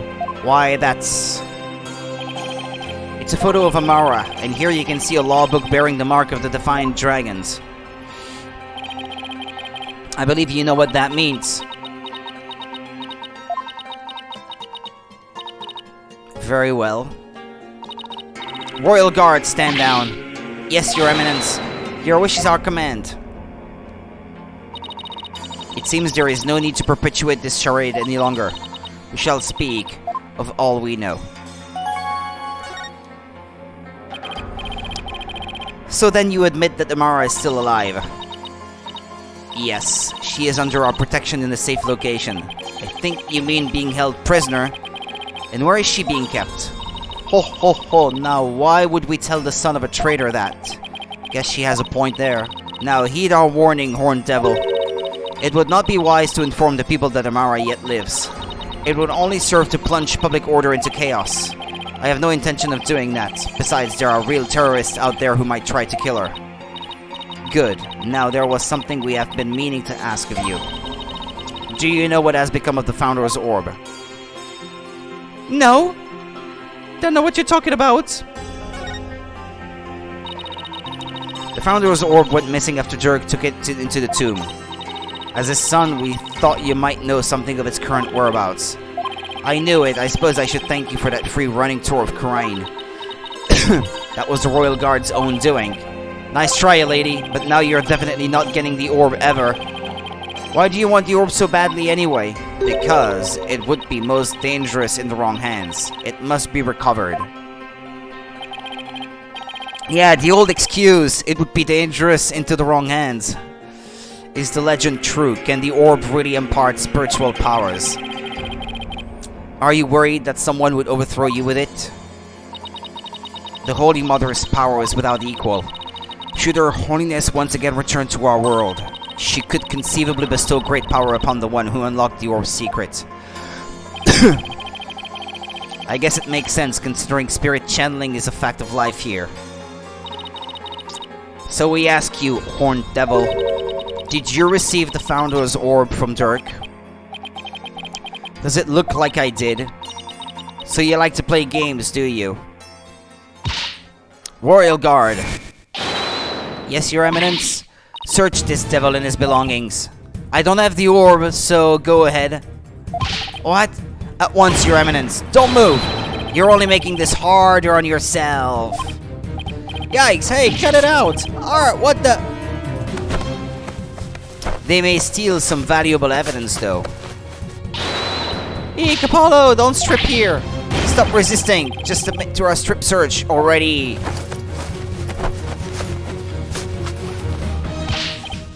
No, wait. Hey, cut it out.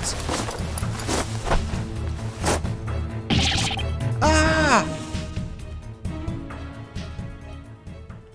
Did they take anything?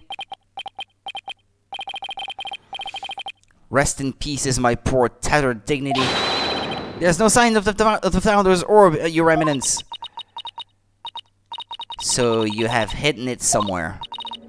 No matter, we shall recover it one way or another once you are found guilty of abetting the accused. Dirk was right, she really is bent on getting the orb. Mother! I think it's possible, but no, that's not possible, what I had in mind. I was thinking maybe because she can't channel spirits, she needs the orb, but Albie testified and has proof that she did, so... Let me have a look at that piece of evidence again, actually.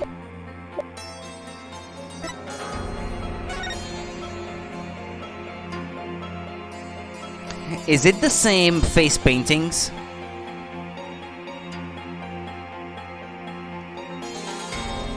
What if it's Samara in the picture?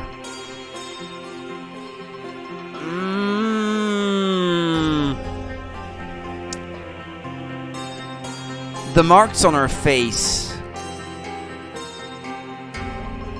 Are they the same? They checked every last crook and granny of Apollo.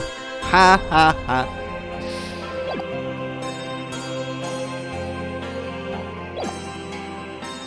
Looks like the princess is back. I took a stroll to try to calm myself, but I still find this situation unacceptable. The people must be informed about Queen Amara. So she does know about that. No, I guess they're the same paintings, but what if the sister was disguised as the queen because the queen doesn't have the power or something, so that's why she can't be killed? They need her alive, at least until they can retrieve the orb? Rafa, you do not yet possess a clear grasp of how a government and its people interact. There will always be secrets that must be kept from the ignorant masses. Because, she said, Rafa said that she last saw Nena running away around 2 p.m. And apparently a riot took place at around 2 p.m. There will always be secrets that must be kept from the ignorant masses. And by the way, where was this picture taken anyway?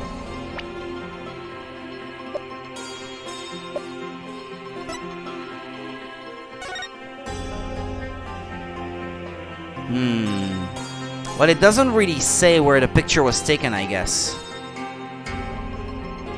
But I wonder... Is this really the queen? You have little faith in our people, mother. But it is royal priestess's duty to always speak the truth. And as such, I cannot remain silent. I will not. Ha! The truth, you say? Your mind has been poisoned by the barbed one. The barbed one. It was an honor and a pleasure, Your Eminence. We must speak with our child. It is a mother's duty to discipline her child, after all. Now, if you would excuse us. Discipline? Coming from her, I don't like the sound of that at all. Well, Apollo, let's head back to the safe house for now. Good idea. We need to go over what we found and collect our thoughts. Move.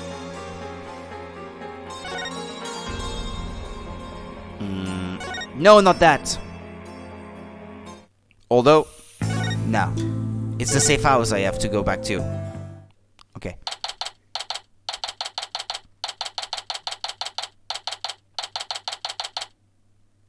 Former Sadmadi law offices.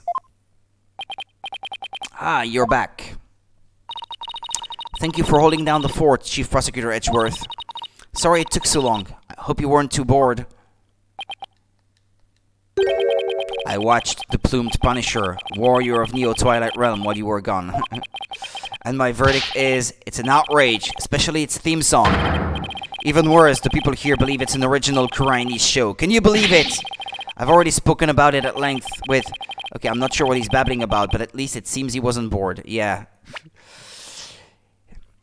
It's plagiarism of the Steel Samurai. I've already spoken about it at length with Mr. Rebel here, and he... Okay. Moving along to things that actually matter. We've gathered about all the information and evidence we can concerning the case. I think it's time we go over everything we've learned so far.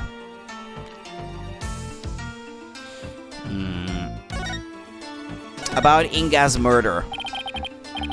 The Orb trial, Maya's abduction, and the murder of the mastermind behind it all, Justice Minister Inga. It's a lot to consider. Think you have all the facts straight in your head? Yep, I've got it covered, Mr. Wright. It's the truth about what really went down that's going to be the problem. Yeah, it's like the more we learn about this case, the less we understand. I agree, there's a deep darkness enveloping this case. I'm almost afraid of what we will find once we lift that black veil. Suffice to say, the real killer is certainly waiting underneath. The real killer, huh? Now that's the million-dollar question. Who killed Inga and why? Think, Apollo. Who would you say had a motive to commit this crime? Okay, excuse me. Something I need to check real quick. I'm almost sure of it anyway. Yeah, that's a bot. No bots in here. There we go. Okay.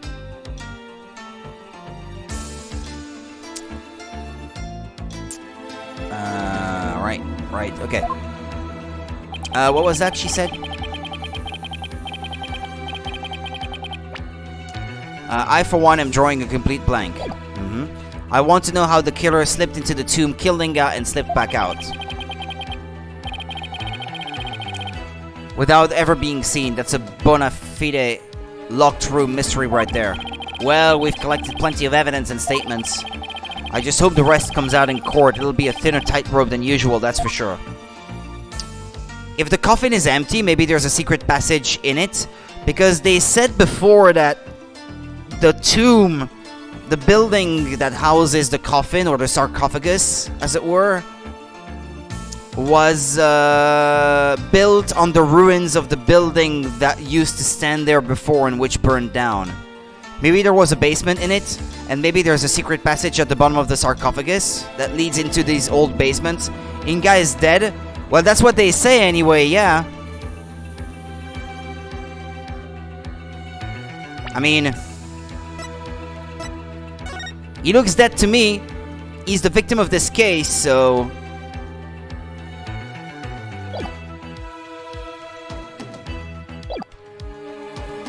Amara's assassination. This case has one big fly in the ointment. In order to prove Dirk completely innocent, we'll also have to exonerate him of the crime committed 23 years ago. Guess it was karma. Hey, but I was right, though, to think that it might have been him who abducted Maya. I was right. We'll also have to exonerate him of the crime committed 23 years ago. Amara's supposed assassination.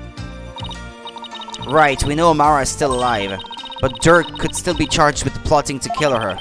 He couldn't discover the truth, even after over 2 decades of investigating.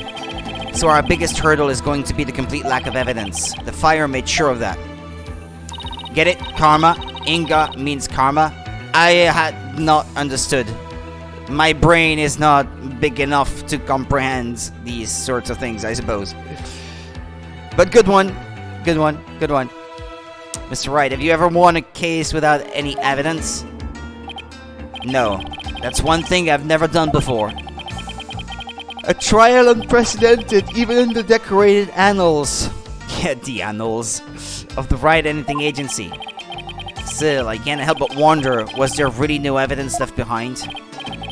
Oh, and we can't forget about the Defense Culpability Act. Those who would support criminals will be deemed just as guilty. In short, if Dirk is found guilty and is sentenced to death, we'll likely join him in a very public execution. Yeah. Beat the charges or die. What kind of crazy upside-down legal system is this anyway?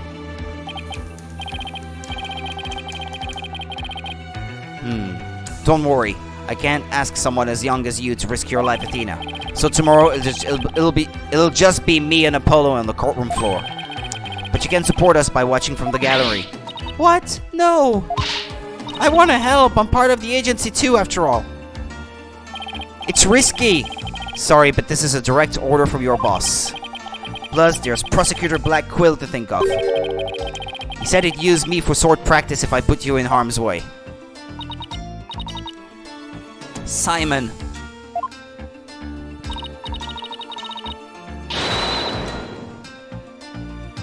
Well, at least promise me this, you two. Promise me you'll make it back alive. Ha ha ha. Make it back alive. Huh. What's with that face, Apollo? You'll never inspire confidence in your client like that. And it'll play right into the prosecution's hands. Remember, the worst of times are when lawyers have to force their biggest smiles. You're right, even when it seems hopeless, or when there's not a shred of evidence to be found. We can never let it show on our faces, right?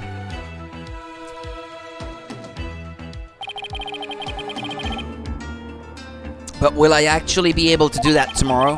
When push comes to shove, will I be able to force my biggest smile? Wah, wah, wah. Ah, to be continued. Well, I made good progress so far. Okay. Let's save. Okay, if I can get through at least another chapter, that would be nice before I have to have dinner. May 19th, 8:50 a.m., High Court of Khura'in.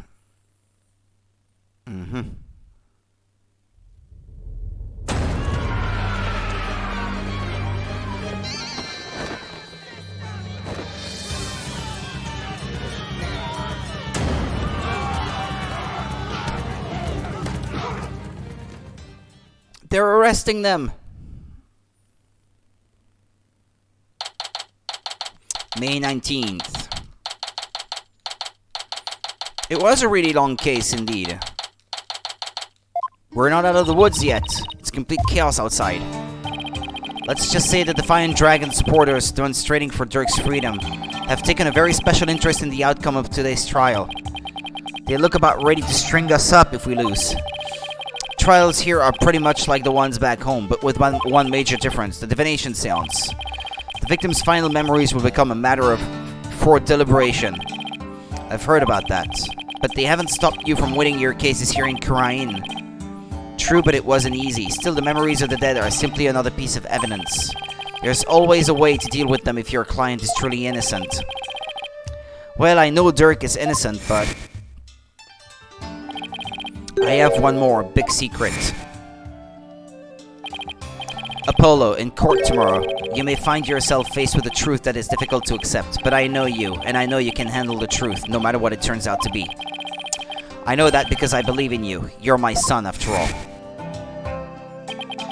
Dirk, what is that secret you're keeping? Hey, AJ. Here you go, just like I promised. Founder's Orb added to the court record. Thanks, that's... Wait, weren't you arrested by the police yesterday?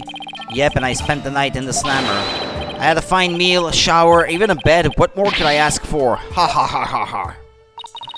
That actually sounds way better than where we're staying. Just remember, AJ, if Dirk's found guilty today, we'll all probably be found guilty under the Defense Culpability Act too. Yeah, and Utah said something to that effect. That witch Garen wants to take advantage of today to crush our revolution once and for all. While execute hundreds of people? That hardly seems like justice. The fate of the revolution and every Khura'inese person rests on this trial. Yeah, no pressure. We'll be fine. I'm going to win this one, you'll see. The trial will begin shortly, Apollo. Let's make our way into the courtroom. Right.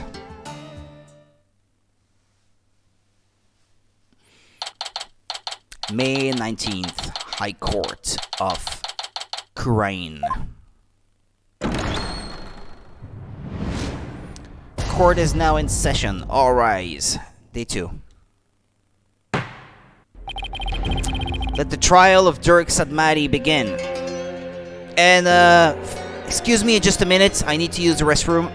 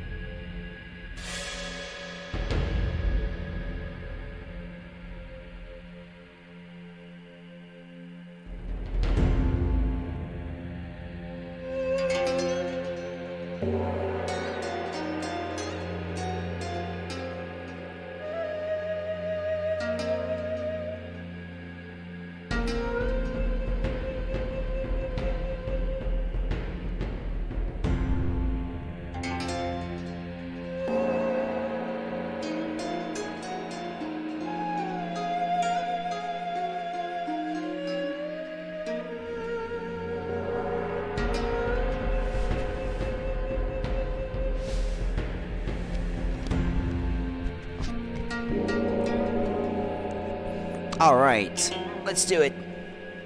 Remove this. Alright. Let the trial of Dirk Sadmati begin. The defense is ready, Your Honor. The prosecution is ready, Your Majesty. So it's really come down to this. Well, don't expect me to hold anything back, Nayuta. This trial will examine both the murder of Justice Minister Inga Karkul Kurain and the assassination of the former Queen Amara Sigatar Kurain. First, I believe we should address the murder of Minister Inga. Would that be acceptable, Prosecutor Sadmati?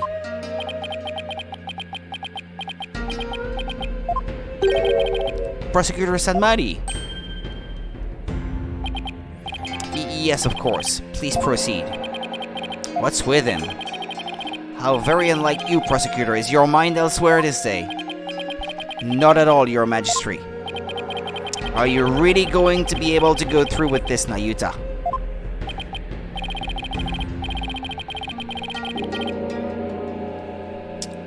Okay. Well, Prosecutor Sadmati, I would be remiss if I failed to voice a concern of mine. I have heard mentioned that you are a son to the accused Dirk Sadmati. You have heard true. Does that fact pose some sort of problem, Your Majesty?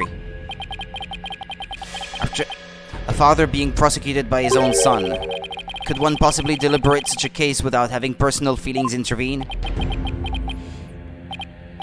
Yes, without question. Can he really handle this? Even if it is Prosecutor Sadmati going up against his own father, how can the son of a criminal even be a prosecutor in the first place? Dirk. Fellow citizens, you would do well not to underestimate my son. He's not one to allow personal feelings to interfere with the execution of his duty. Isn't that right, Nahyuta? I will not stop until my work here is done. See, so all you doubters, just sit back down before you trip over your own stupidity. Ha ha ha ha ha! Proud Papa. The accused will not take the stand without first being summoned.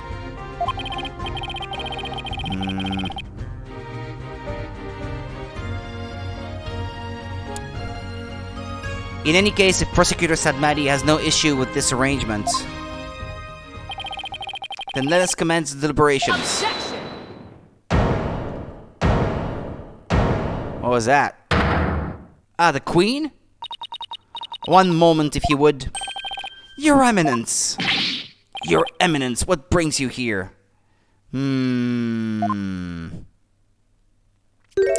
Huh. She's prosecuting the case too?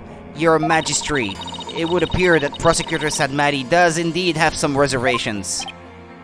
No, that's not true. Did you truly believe you could deceive me, Nahyuta Sadmati? One should hold no reservations if one is to stand on these hallowed funerary grounds. I have none, Your Eminence. No, it is clear we cannot leave this matter to you. We shall handle the prosecution of enemy of the crown, Dirk Sadmati, personally. Is that legal? But remain by our side and bear witness to how a true prosecutor enforces the law. Excuse me, but is the Queen going to prosecute the case? Is that, kosher? There is no need for concern. Before we were crowned Queen, we served as a prosecutor. Ha! Really? As a foreigner, your ignorance can be excused, but know this. The prosecutor in charge of the Queen Amara assassination case 23 years ago was none other than Her Eminence, Queen Garan Sikatar Karain. First Your Majesty, and now this. Why doesn't anyone ever tell me these things?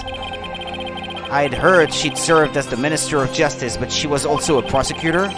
I'm guessing she probably moved up the ladder from prosecutor to Justice Minister. We prosecuted that case 23 years ago, but no verdict was ever rendered.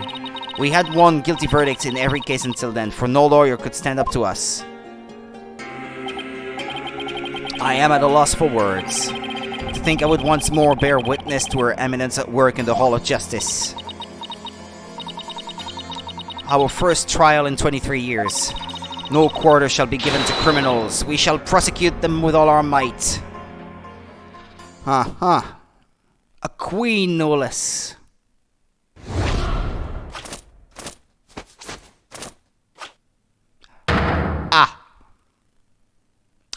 Okay. Oh, what a magnificent sight. The Queen's attire from her prosecutor days, to think she would get to see it once more. What the? That's Queen Garan? Talk about an extreme makeover. It's all coming back now. The feel of my blood pumping through my veins. Look at her fingernails! You! Woe to you, O enemies of Karain, for I shall personally slice, dice, and grind you up into hawk feed. I don't suppose I can ask her to roll back to her polite pre-makeover personality. Gotta look especially evil if you're gonna be on that side, I guess. Yeah. Indeed. Yes? Now that I stand as prosecutor, consider your defense's bench a headsman's scaffold. If you wish to leave any last words, I advise you to start thinking of them now. While you still have a head with which to think, that is. Meep! She's that serious. Now it is time for the divination seance. Rafa, come forth.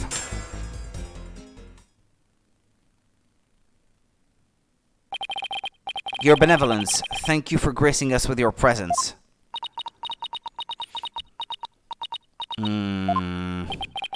Your benevolence? I understand it may be difficult for you, but may we proceed with the divination seance?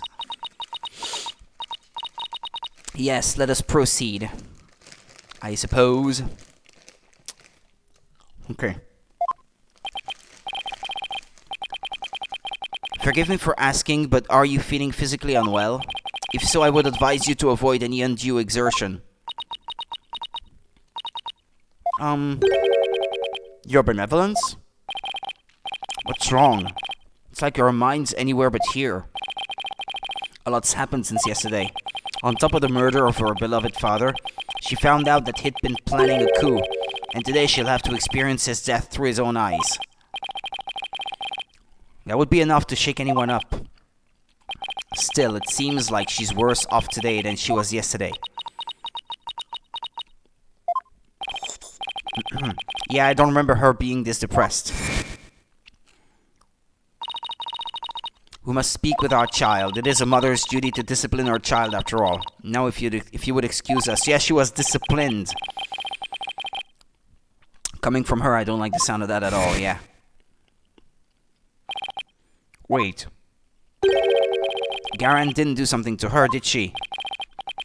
Your Eminence, about today's divination seance. As I understand it, the prosecution has yet to review its content. Is this deviation from protocol a part of your plan? Prosecutor Sadmadi, would you care to explain your actions? Your Eminence, the accused was caught at the scene of the crime. Therefore, I deemed no seance would be necessary for such a clear-cut case. You and your bleeding heart. You seek to spare Rafa the trauma of witnessing her father's death. Is that why you have done this? Not at all. You were concerned for me, Prosecutor Sadmadi. That's oddly compassionate of him, of all things considered. Your Eminence, your Majesty, regardless of what is best for her benevolence. This case is blessed with a bounty of incontrovertible evidence. So I believed we can reach a swift verdict without devoting precious time to a seance. I need to confirm something.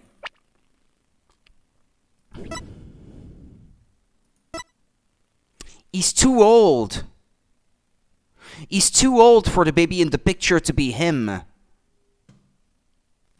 I still stand by what I said before. I think the baby in the picture might be Amara.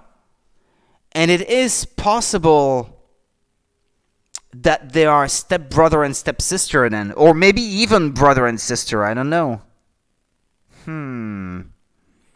Maybe he wants to protect her because she is his sister. Stepsister or proper sister. Who cares? It doesn't make much of a difference anyway. Personally, I would like to spare her benevolence any undue misery. Experiencing the murder of a loved one is a burden no one should have to bear. Yeah, let me see again.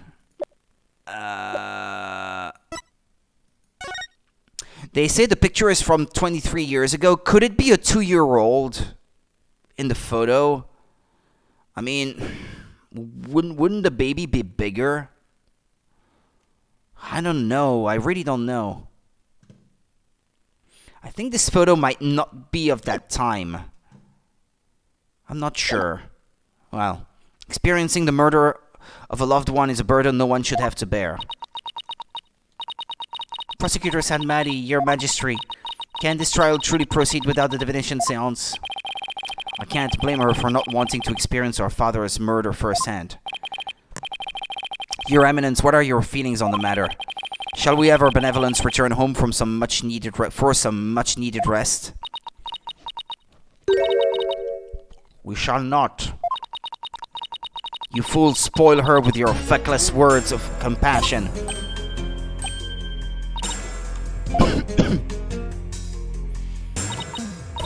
Listen well, Rafa. You have spoken time and time again about how grown-up you are now. Yes, but... So let us see if the royal priestess is truly come into our own. Are you prepared to fulfill your duty and perform the divination seance as you should?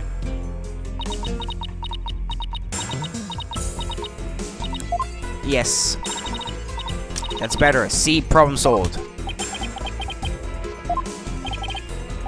Poor Rafa, is this really a good idea? I guess we'll see. Very well. Let us begin.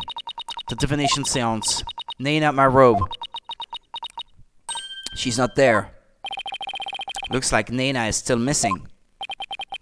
It's been a whole day already. Barbed head. Yes? You remove my robe. What? Why me? Don't keep her benevolence waiting now, Mr. Wright. Can't you see she's ready to begin? Great. I've been reduced to royal robe remover. It's like she's grooming Mr. Wright to be Nena's replacement. If she was a spirit channeler, is it possible, or no matter how far-fetched that is, that Nena is Amara, and Amara is currently channeling someone in this courtroom? She's not the accused, is she? That would be pretty far-fetched if that was the case. But then again, she's disappeared, so where is she? Very well, your benevolence. Please start when you are ready. We haven't found anything like women's clothes on the scene of the crime, though, so... Come, Rafa. You know what must be done. There is no turning back now. I know. The final memories of the deceased. This should be interesting.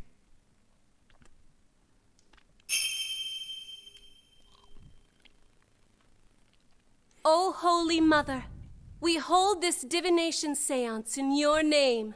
Let the eyes of everyone here be clear, and our ears be unstopped.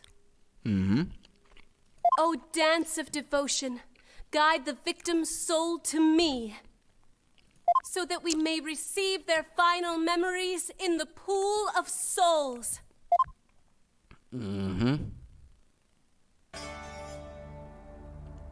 Okay, here we go again.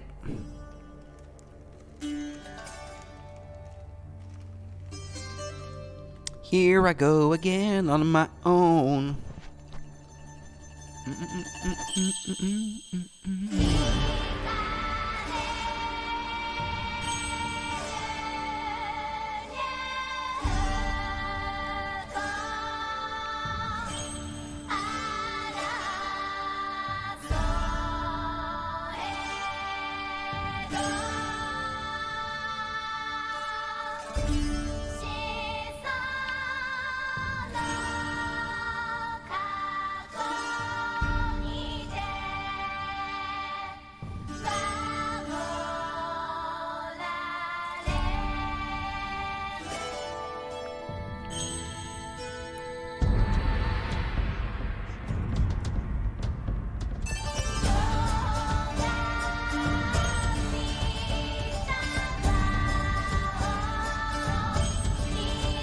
Pam pam pam pam pam.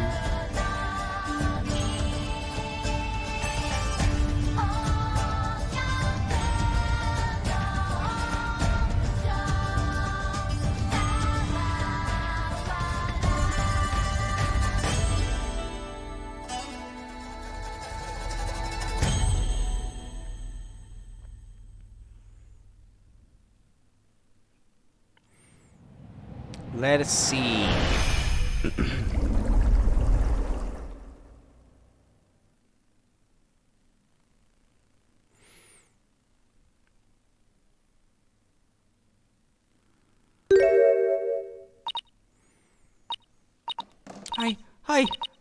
Hi.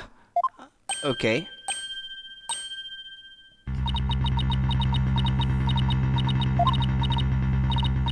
She's not feeling well.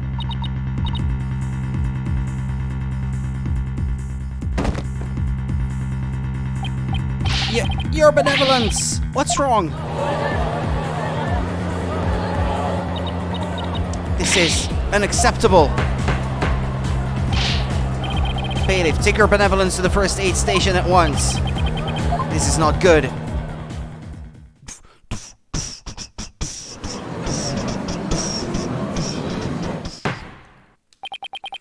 Your Eminence, do you have any idea why your benevolence collapsed so suddenly? It seems she was not ready for what the deceased was revealed. It overwhelmed her. Her inexperience and immaturity left her ill-prepared to face her father's death. And she said she could go through with it. How very disappointing. Ah, shut up. I know someone who's not winning Mother of the Year awards. I mean, of course Rafa is going to be overwhelmed. She's still just a child. It seems we have no choice but to move on to witness testimony, Your Majesty. Oh, yes, let us proceed. Bailiff, summon the first witness if you would.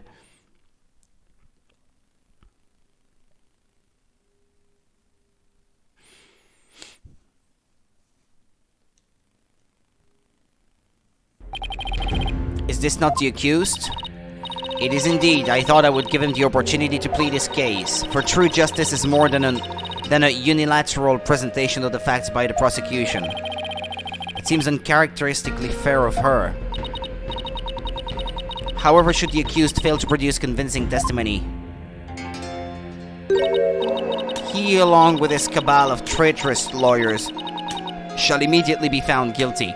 That's not for you to decide. And their heads will roll from their shoulders.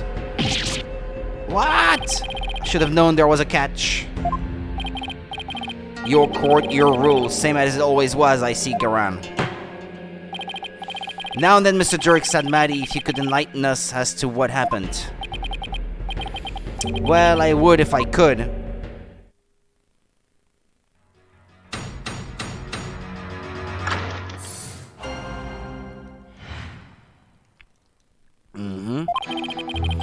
I was struck by a sudden dizziness the moment I entered the tomb. The next thing I knew, I was standing there with a bloody knife in my hand. And lying right in front of me was Inga, dead as a doornail. I have no recollection of what happened in the interim, but I didn't kill him. At least, I don't think I did. It'd go against everything I believe in.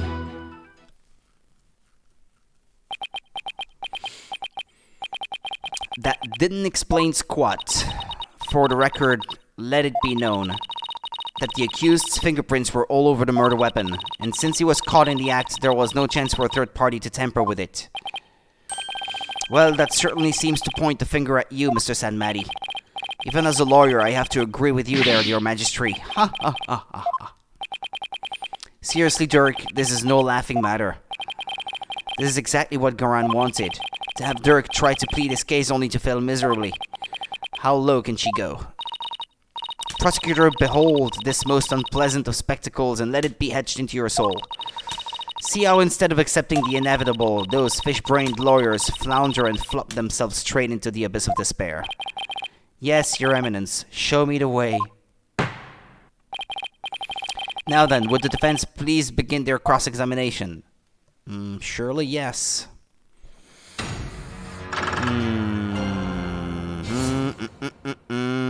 Dirk explains himself. Ah yeah, touch screen. The next thing I knew, I was standing there with a bloody knife in my hand. Hold it! Hold it! Do you recall anyone putting the knife in your hand, Dirk? Wish I could say I did, but I don't remember a thing from before I came to. You think there might have been a third party in the tomb, son? Yeah, because if you didn't do it, then the real killer must have been there with you.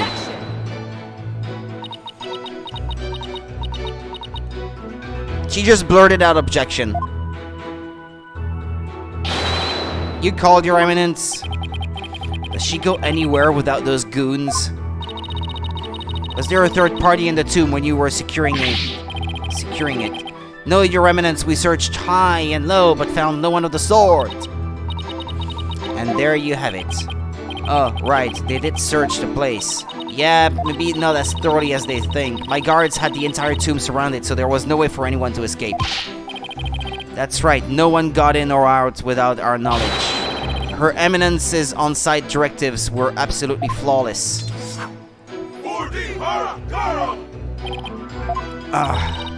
Do you see now, the presence of a third party is beyond the realm of possibility. The tomb was, for all intents and purposes, completely sealed off from the rest of the world. I don't think so, that's the thing. There may be a way we can prove that it wasn't the case. How can it be any more obvious Dirk must be the killer? Thanks for nothing, gallery guy, as if our graves weren't already deep enough. Accused, what do you believe about the possible presence of a third party?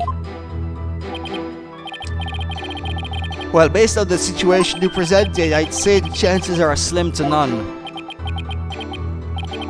You didn't have to agree with her, Dirk. Let the accused's statement be added to his testimony. First, if the sarcophagus is empty, someone could have been hiding inside of it, but more than that, I think there might be a secret passage at the bottom. Very well, Mr. Sadmati, if you would. It's like the more we press, the thinner our case gets. Well, let's keep pressing it, maybe we'll work out the wrinkles in it too. The possibility of a third party being there in the tomb is probably non-existent.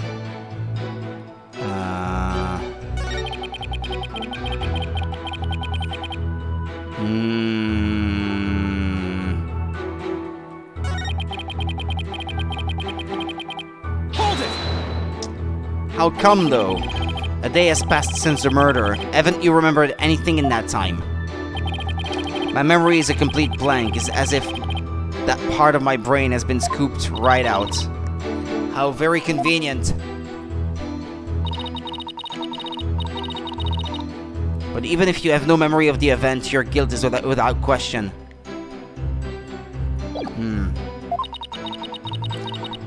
There is nothing more to debate. You're forgetting one thing, Garan. I have no motive. You lead a band of insurgents that seeks to overthrow the government. I would say that alone is motive enough to slay our kingdom's Minister of Justice.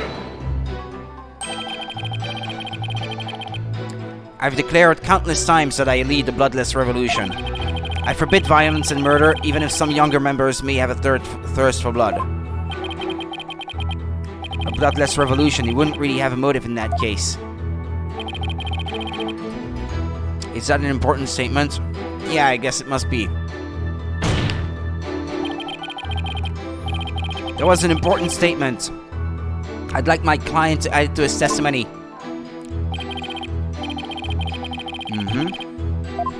Okay.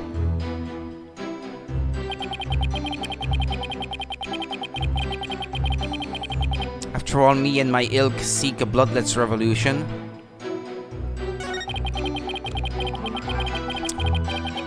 At least I don't think I did go against everything I believe in.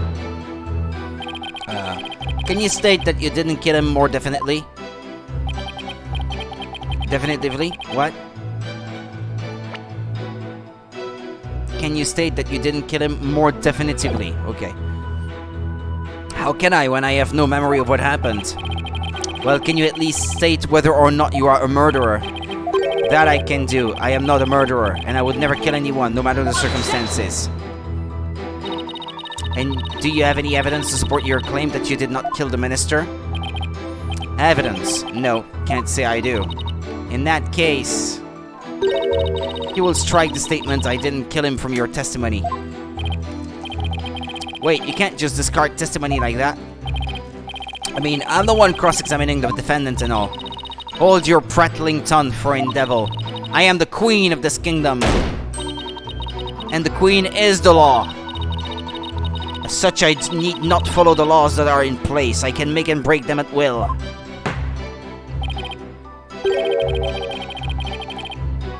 Henceforth, the accused will refrain from stating I didn't kill him. What? What twisted logic is that? Sure, whatever, it's the Garen's show after all, same as always.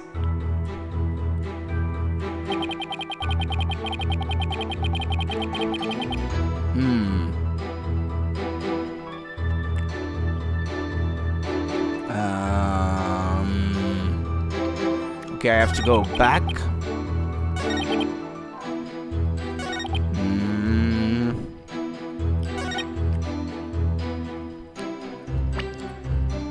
Hold on a minute, because I have something. Objection! And what's that then? Your Eminence, I'm afraid this trial will not go exactly as you anticipated, because I can't show how there might have been a third party in that tomb. Oh, how very fascinating. Go on. I do so love a good fairy tale. We did the luminol test at the crime scene. You gotta go, but you will be back if you stream. Yes, I will stream later tonight. By 5 p.m. at the latest, I will have to interrupt the stream so I can have dinner. And ideally, I will be done with this chapter by then. And if not, I will be stopping the stream anyway and hopefully finish the case before the end of the night. Before the night is through. Before the end of the evening, shall we say. I would like to, but if I can't, there will still be time tomorrow anyway. That's the whole reason why I wanted to stream in the afternoon in the first place. So, yep, take care, Monica, and I shall see you later then. For sure, if you can make it. Because I will be streaming. And we found a bloodstain that didn't match Justice Minister's blood. I will remind you that neither Dirk nor Miss Faye were injured during the incident. Yep, see you later! The thing is, this bloodstain we found had been wiped up by someone. What's this? But... Excuse me, there's something I need to check. Yeah, that's what I thought. Okay. Sadly... Up. Ah, no. Ah, well, okay, never mind. Well... I won't get to do that now, I suppose. Alright. That's the big question, isn't it? Who wiped up the blood and why? Thinking about it logically, it must be someone who wanted to conceal their presence at the scene of the crime. Oh, and to whom do you suppose the bloodstain might belong? The bloodstain belongs to Amara? No, that might be a bit too real. The real killer? Yeah, I suppose so. The bloodstain belongs to the real killer, of course. Whoever it was, they were probably shot while they were attacking Minister Inga. And since their blood would give them away, they had to wipe it up. I say this because we know for a fact that the Justice Minister fired his gun in the tomb. He had the memory of a flea. There was nowhere for anyone to hide. This too is a known fact. It's leading right to the coffin! But a bloodstain from a third party means there must have been someone hiding there. Very well then, tell me this. Where was this third party hiding? She's gonna invoke the fact that it was refrigerated or something to keep the mummy from deteriorating inside the sarcophagus, I suppose. But as we know, she's not dead though, so it kind of throws that argument out the window, doesn't it? The crime scene was thoroughly searched after it was discovered, so if there was a hiding place, it would have to be somewhere no one would dare look. Somewhere no one would dare look. Let's have your answer, defense. Now, where could a third party have hidden? Take that! There's one place no one would search, not even the Queen's Royal Guard. And that would be inside Queen Amara's sarcophagus. Even now it's locked up tight. No one would find you if you hid in there. But that's the thing, it's locked though. They would have had the key then. I'm told that it's temperature controlled to preserve the mummy within. But if someone dressed warmly enough, they could withstand the cold for a short time. This is sacrilege. Surely the perpetrator of such a foul deed would be cursed. But that's just it. The killer knew everyone would be too scared to open the sarcophagus. True, the guards were so scared of being cursed they wouldn't even touch it. And when the coast was clear, the killer made a quick escape from within their frigid confines. Well now, that does sound like a plausible method of evading capture. The defense requests a DNA test on the bloodstain. And then we'll see just who the real killer is. Such insolence! Bow your head and kneel, lawyer. So your head may be parted from your shoulders. Huh? But the trial's not even over. Whoa! How soon you forget you are already on the headsman's scaffold. As such, I could order your beheading at any moment. All I did was request a DNA test. There is no need to request such a test.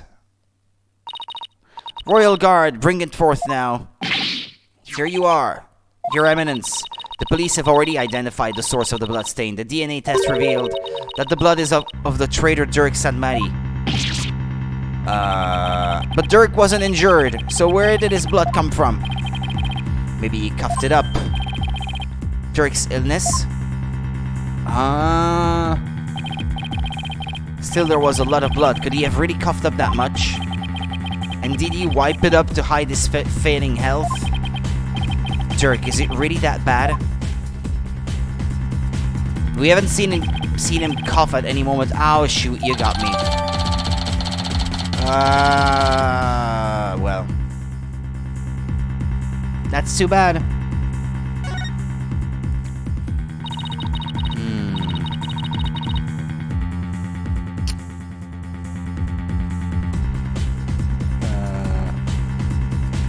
There we go.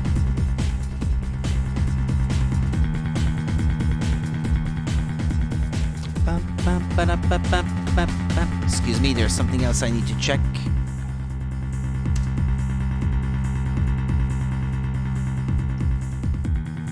No. Can't find anything. Okay. Pay attention, etc., etc. Okay, what did she say here? Okay, pay attention, Horned Devil, for this case has already been solved. You claimed that this bloodstain would lead us to the real killer, did you not? About that, did you or did you not make that claim of your own volition, defense? Yes, I did. After she steered you in that direction, that is. Do we know that it was really the police who made that DNA report? Maybe it's a fake. Do you see now the folly in opposing the very embodiment of the law?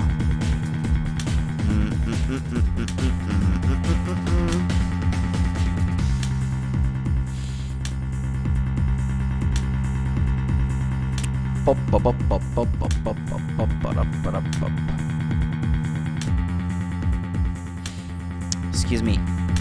Do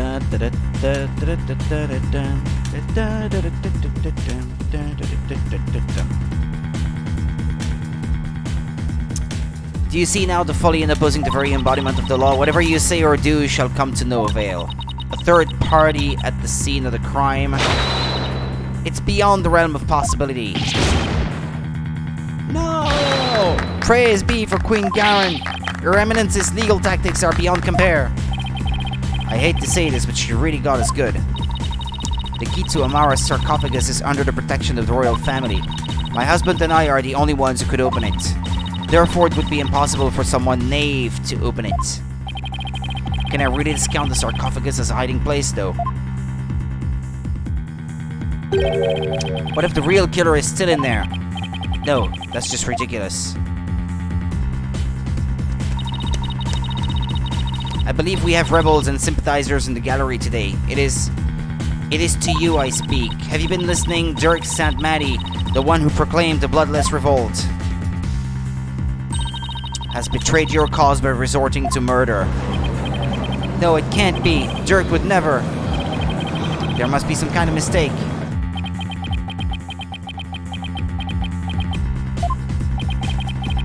Defiant dragons and their sympathizers are starting to have doubts. So this is why Garen allowed us to cross-examine Dirk. By establishing his guilt in Inga's murder, she's effectively damaged his reputation among those who support him. True, but now we have an even bigger problem. And now, filthy lawyers, you will honor your end of the bargain. Accept your guilty verdict for your failure to explain your client's actions. We're not done yet. Huh? Now I shall pass judgment upon the criminal Dirk St. Matty. What's this? You shall pass judgment? But your eminence, is that not my role? Hold your tongue. You are but a figurehead before me, the embodiment of the law. Consider yourself dismissed. She can do that? As Queen of Kharian, I shall now pass judgment upon the accused. Wait a minute.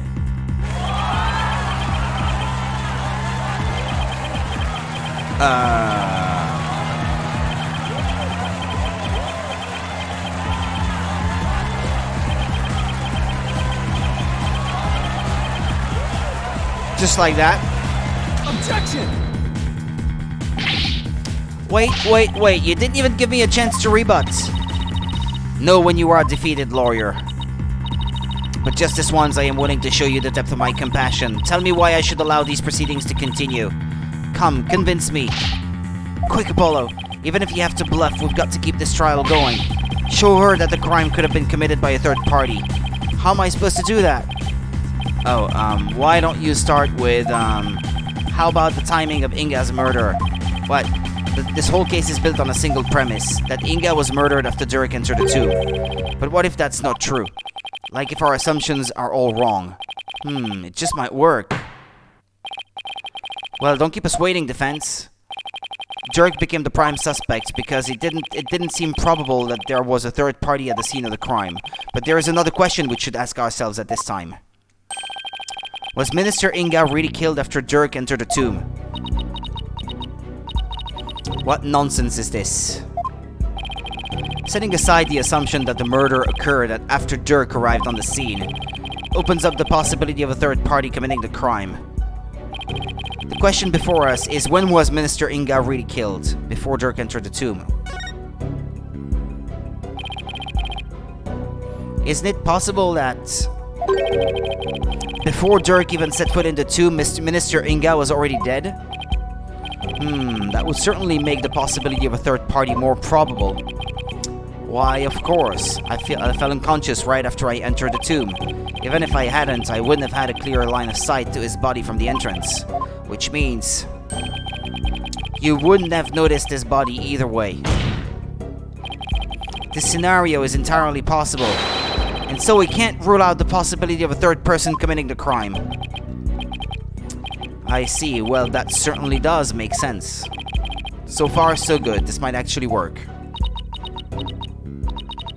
Very well. I shall play along with whatever little game you have knocking around in that tiny mind. I was starting to get quite bored of all this. I could do with a distraction. Yes. Let us hear some testimony that will shed light on when exactly the minister was slain. Bailiff, summon Rafa. Surely she has recovered by now. Yeah. How heartless, once again. But what about me? Don't I serve a purpose anymore?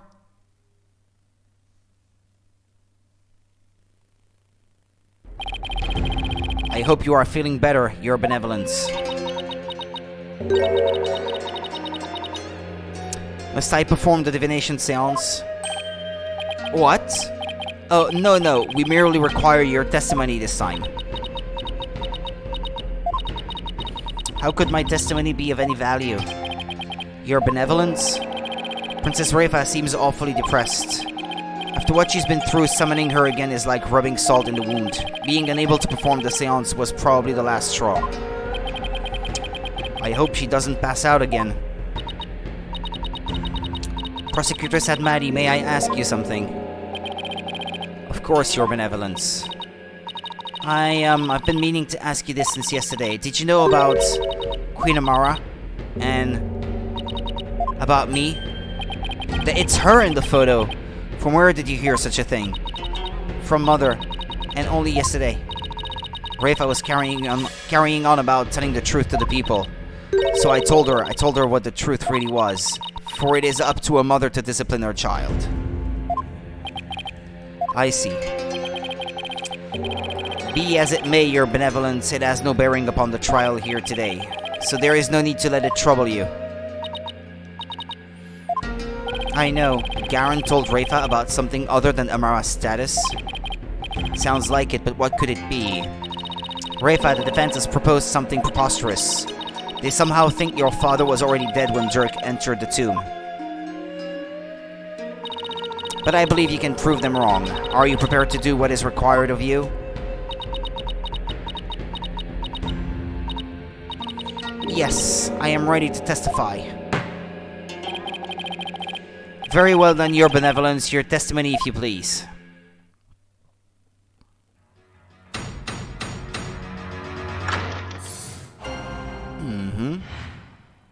What Rafa witnessed. Okay, on the day of the murder, I was gazing upon the courtyard from my second-floor veranda. Okay.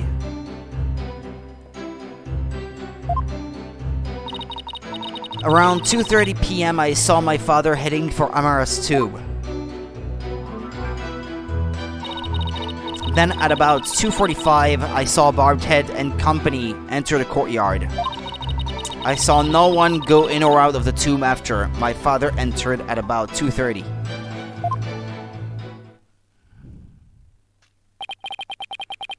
Maybe someone was already in there. Your second floor veranda. Yeah, what about Nena, who went around who was around that place around 2 p.m.? Oh, she must be talking about that house facing Inga's private residence. So that's the location from which you saw your father. And at about 2:30. Yes, and shortly after that, you people arrived at the royal residence.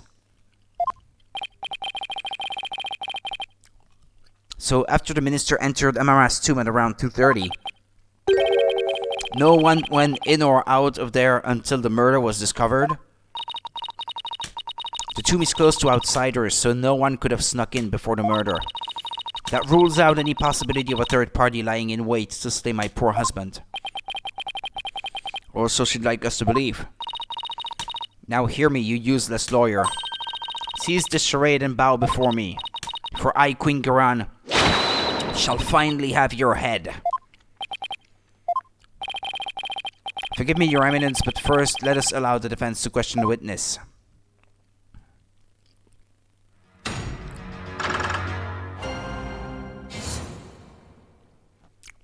What Rafa witnessed. On the day of the murder, I was gazing upon the courtyard from my second floor veranda.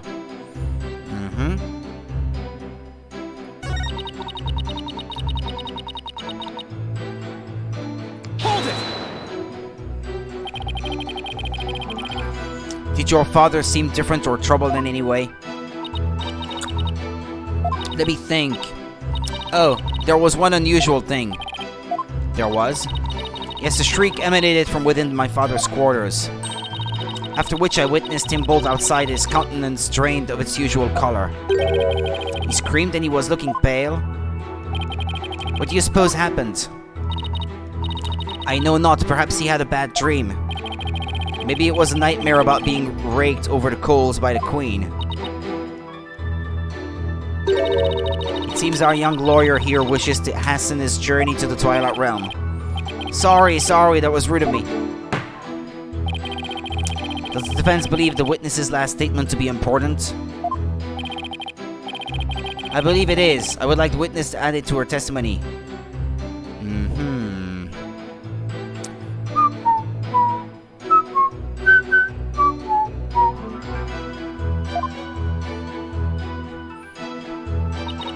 My father let out a scream and came dashing out of his room,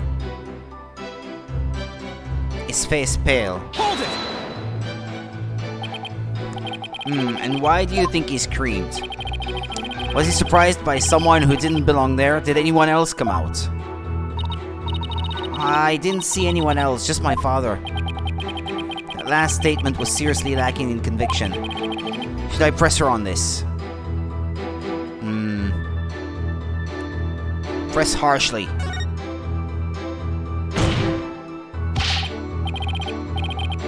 Your benevolence, let's have some details, the more the better. Details, you say? Yes, for example, are you sure you didn't see anyone in the royal residence before 2:30?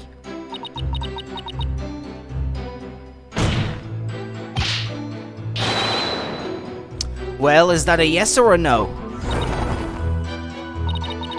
Foreign devil, I'd been gazing upon the courtyard since about 2 yesterday. Yet I saw none other than my father. Oh, if only I had stopped him then.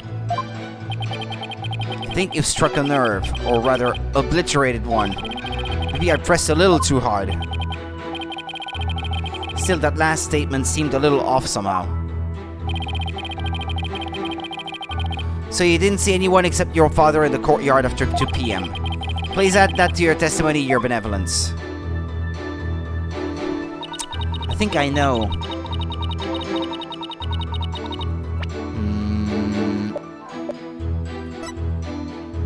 Yeah, Shadow was surprised by a firecracker, ran into the courtyard, and stole Naina's hat. Objection! So there was Naina. Your Benevolence, you're covering for someone, aren't you? Huh? I don't know what you're talking about. Sorry, Rafa, but you're not gonna like this. Well, the thing is, I have a statement here that you might find interesting. It's from a witness who claims that around 2 p.m. his dog got loose and ran into the palace courtyard. That's when the little fellow stole this hat from someone. That's Naina's. I mean, nothing, never mind.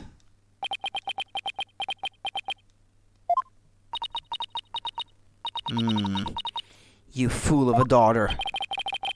It seems the princess made a blunder. So let me get this straight. This is Naina's hat, which means she had to have been in the royal residence at around 2. If so, then you had to have seen Nena sometime after 2 p.m. yesterday. Oh, no! Please, your benevolence, tell us what you really saw.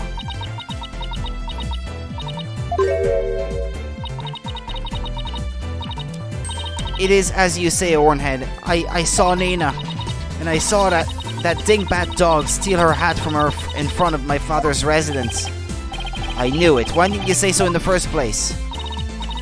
Because, my mother told me not to. What? Would you care to explain, Your Eminence? I request that she withhold said information, for it is of no relevance to this case.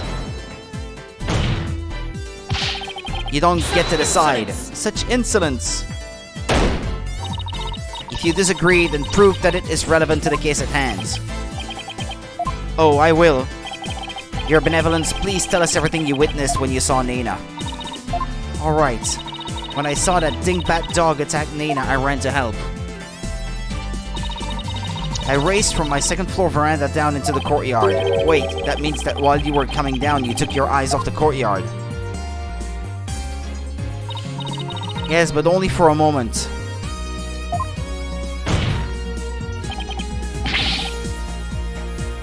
This is crucial testimony. If you took your eyes off the courtyard, it means somebody else could have entered the tomb without you ever knowing. Ah! Your benevolence, are you sure no one else was there?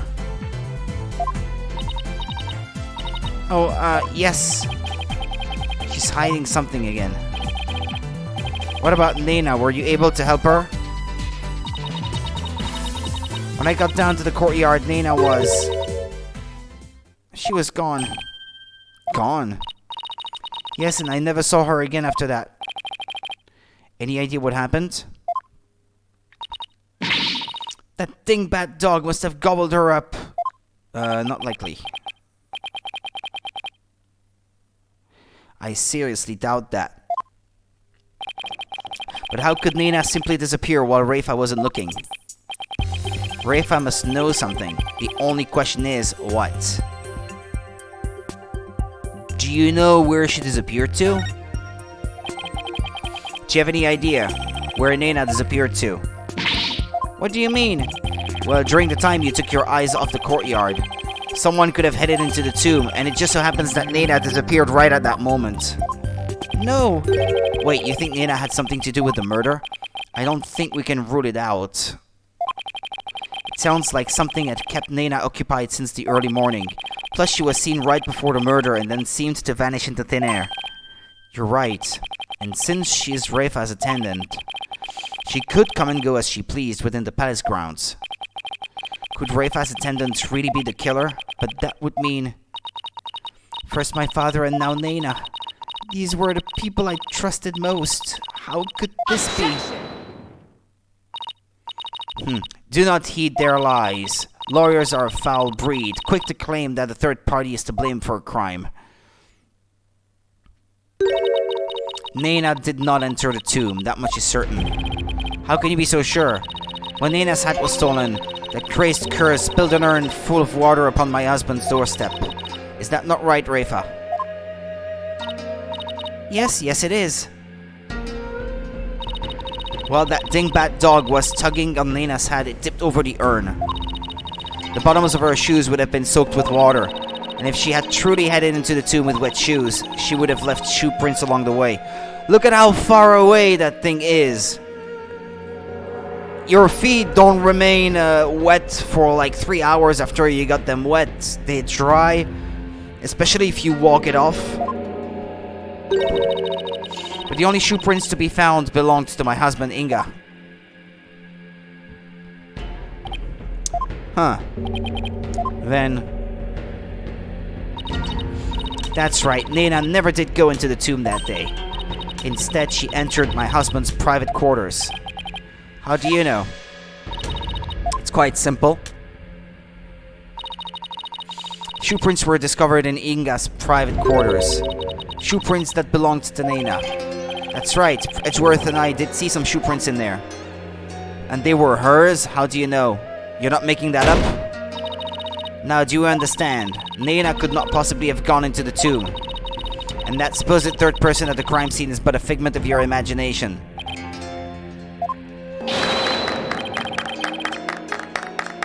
Another glorious deduction. All hail the genius that is Her Eminence, Queen Garan. Bow down before her glory, witless lawyer.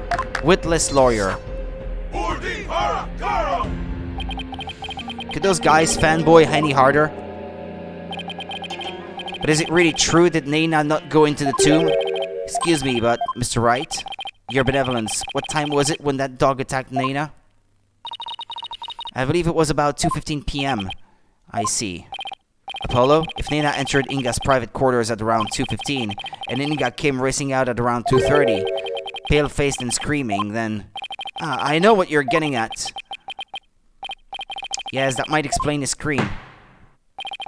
Would the defense please share their theory regarding Justice Minister's Inga's scream? Certainly, Your Majesty. Minister Inga screamed because he was attacked by Nena. There. Maybe he was attacked by Nena. This would make the Justice Minister's private quarters the real scene of the crime. Does your idiocy know no bounds? The minister's body was found in the tomb. Or are you suggesting that the body was moved? Do I think the minister was moved from his private quarters? I think the possibility...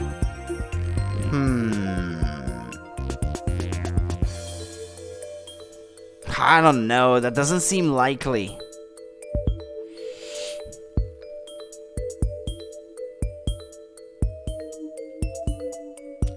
But he was seen running outside, so... I'd say there's no way that the body was moved. After all, there was an awful lot of blood in the tomb. I understand if the scream was in reaction to Nena's attack, but Inga died in the tomb. We need to explain how those two realities could coincide. How are we supposed to do that? Oh, maybe... Maybe where he was stabbed and where he died were two completely different locations. What do you mean? It's just, let's look at this as simply as possible. If the minister's body wasn't moved, he might have been stabbed by Nena in his private quarters, but then died in the tomb. I see. On the one hand, that seems plausible, but on the other, it seems decidedly implausible. Prosecutor said, Maddie, what is that fool babbling on about? Is this a riddle from one of those fortune cookies Americans seem so fond of? Perhaps, but I believe he himself does not know what he means to say. In all likelihood, it was a poor attempt to confuse us. We should simply ignore him. I wasn't finished yet, so hold off on the analysis, would you? The autopsy report never stated that the minister's death was instantaneous, so he could have conceivably moved from one place to another after being stabbed. Oh my, are you... Yeah, so the body was not moved. He may have moved of his own accord, I guess. Are you suggesting he ran all the way to the tomb with a knife sticking out of his back? With the painkillers he was taking for his, what is it, sciatica or something like that? Yeah, that might have been it. Well, yes, that's the gist of it. In short, Minister Inga saw Nena with a knife. Let out a scream, and when he turned his back to her to flee. Right, and that's when he was stabbed from behind. Well, Your Majesty, does my theory hold water? Such insolence! How dare you bore me like this? Huh? You're a humorless moron spewing an endless stream of an amusing drivel. I wasn't trying to be funny, Your Eminence.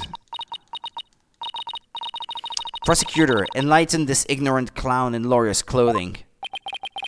Your Eminence. Ha!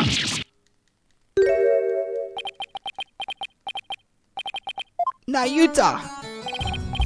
You dull, slow-witted, putrid-minded lawyer. Perhaps you would be too stupid to notice he had been stabbed in the back. But a normal person would have noticed due to the excruciating pain. Now, hold on. Allow me to teach you the meaning of pain. Please stop! Nayuta has a point. Normally most people would notice a dagger in their back. Oh yeah, I doubt someone could ignore the pain like this. Still, in this case, it's the word normally that we should emphasize. Apollo, take another look at the court record. Right, there must be something that explains this. There's a reason Inga didn't feel any pain, and the defense will submit evidence proving just that. Very well, please present your evidence. Why didn't Justice Minister Inga notice he had been stabbed? Take that! Painkiller shots. Ah, those are my father's painkiller shots. The defense will explain the significance of this evidence.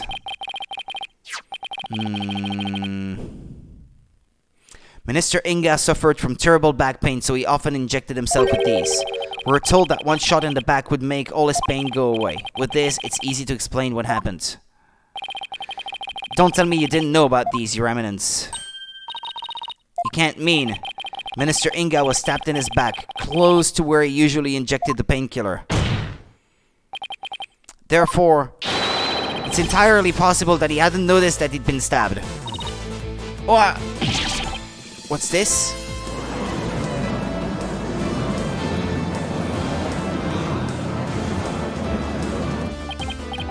Then, are you suggesting Justice Minister Inga really ran off with a knife protruding from his back? I am, Your Majesty.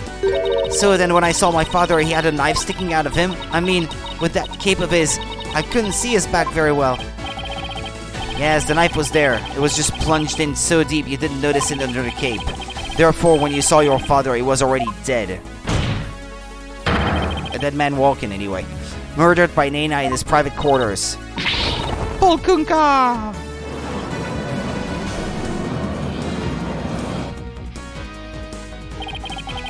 Holy Mother of Crying, are we dealing with the living dead here? Well, technically he wasn't dead yet. I know it's hard to believe, but this is a plausible sequence of events. And once Minister Inga arrived at the tomb, he could have removed the knife and dropped dead from blood loss. Nina killed my father. There must be some mistake. The defense would like to call Nena to the stand. You seek to drag an innocent old woman to the stand with no proof whatsoever?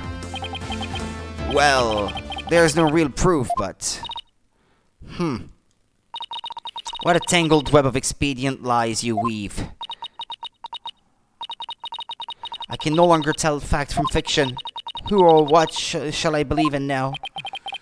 I'm sorry, Rifa. All I've done is confuse you, but... I have a sneaking suspicion Nena is involved in this case one way or another. Just when I thought we'd blown this case wide open. Well, there's no turning back now. You fool of a lawyer. I know why you are so desperate to prove the accused innocent. You do?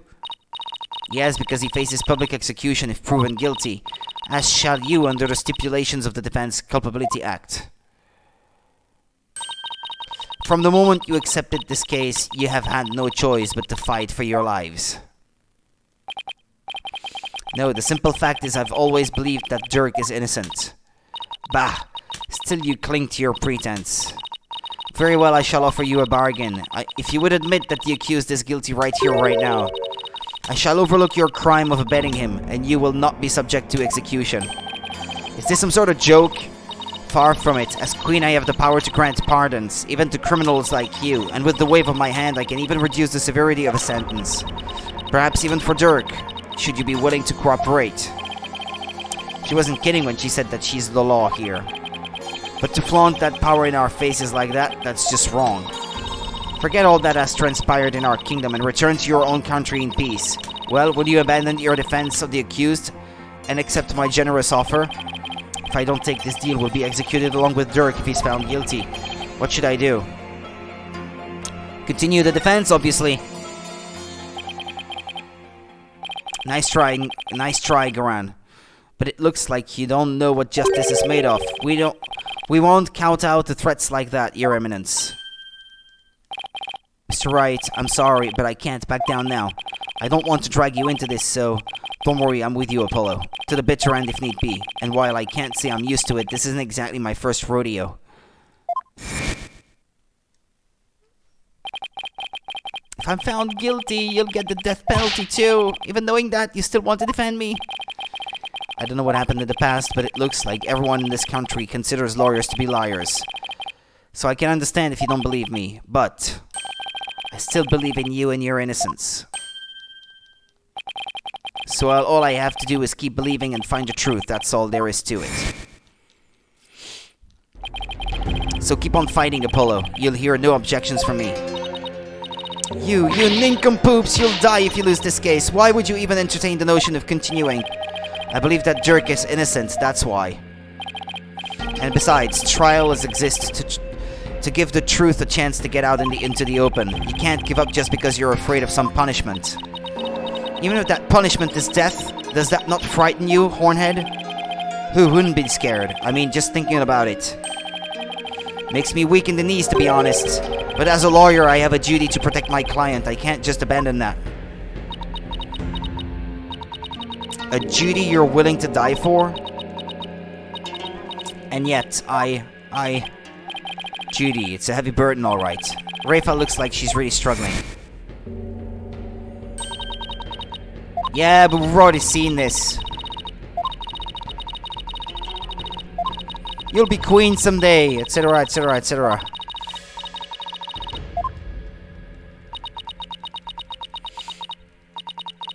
I wonder if I am even up to the task, yeah.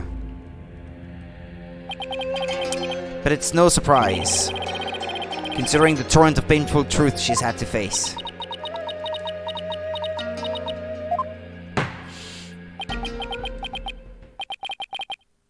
Very well then. If the defense is prepared to face a death sentence under the Defense Culpability Act, then I see no reason not to continue the proceedings. I must admit, I see no grounds for doubting the accused's guilt. Unless the defense has further evidence that would indicate a different suspect. Do we have anything like that? Well, lawyer, do you have any new evidence you would care to present? Or shall I have the executioner start his preparations? If she thinks I can't do this, she's got another thing coming. But first, I have some serious thinking to do. I'd say that new evidence indicating a different suspect does not exist. It's already all in the evidence I have. Such evidence does not exist, just as I thought. I was so hoping you'd present meaningless evidence and allow me to claim your head. Glad I didn't walk headfirst into that one, then. So what now, Apollo? Well, unless we can prove that Nena killed Inga, this trial is over, and so are we.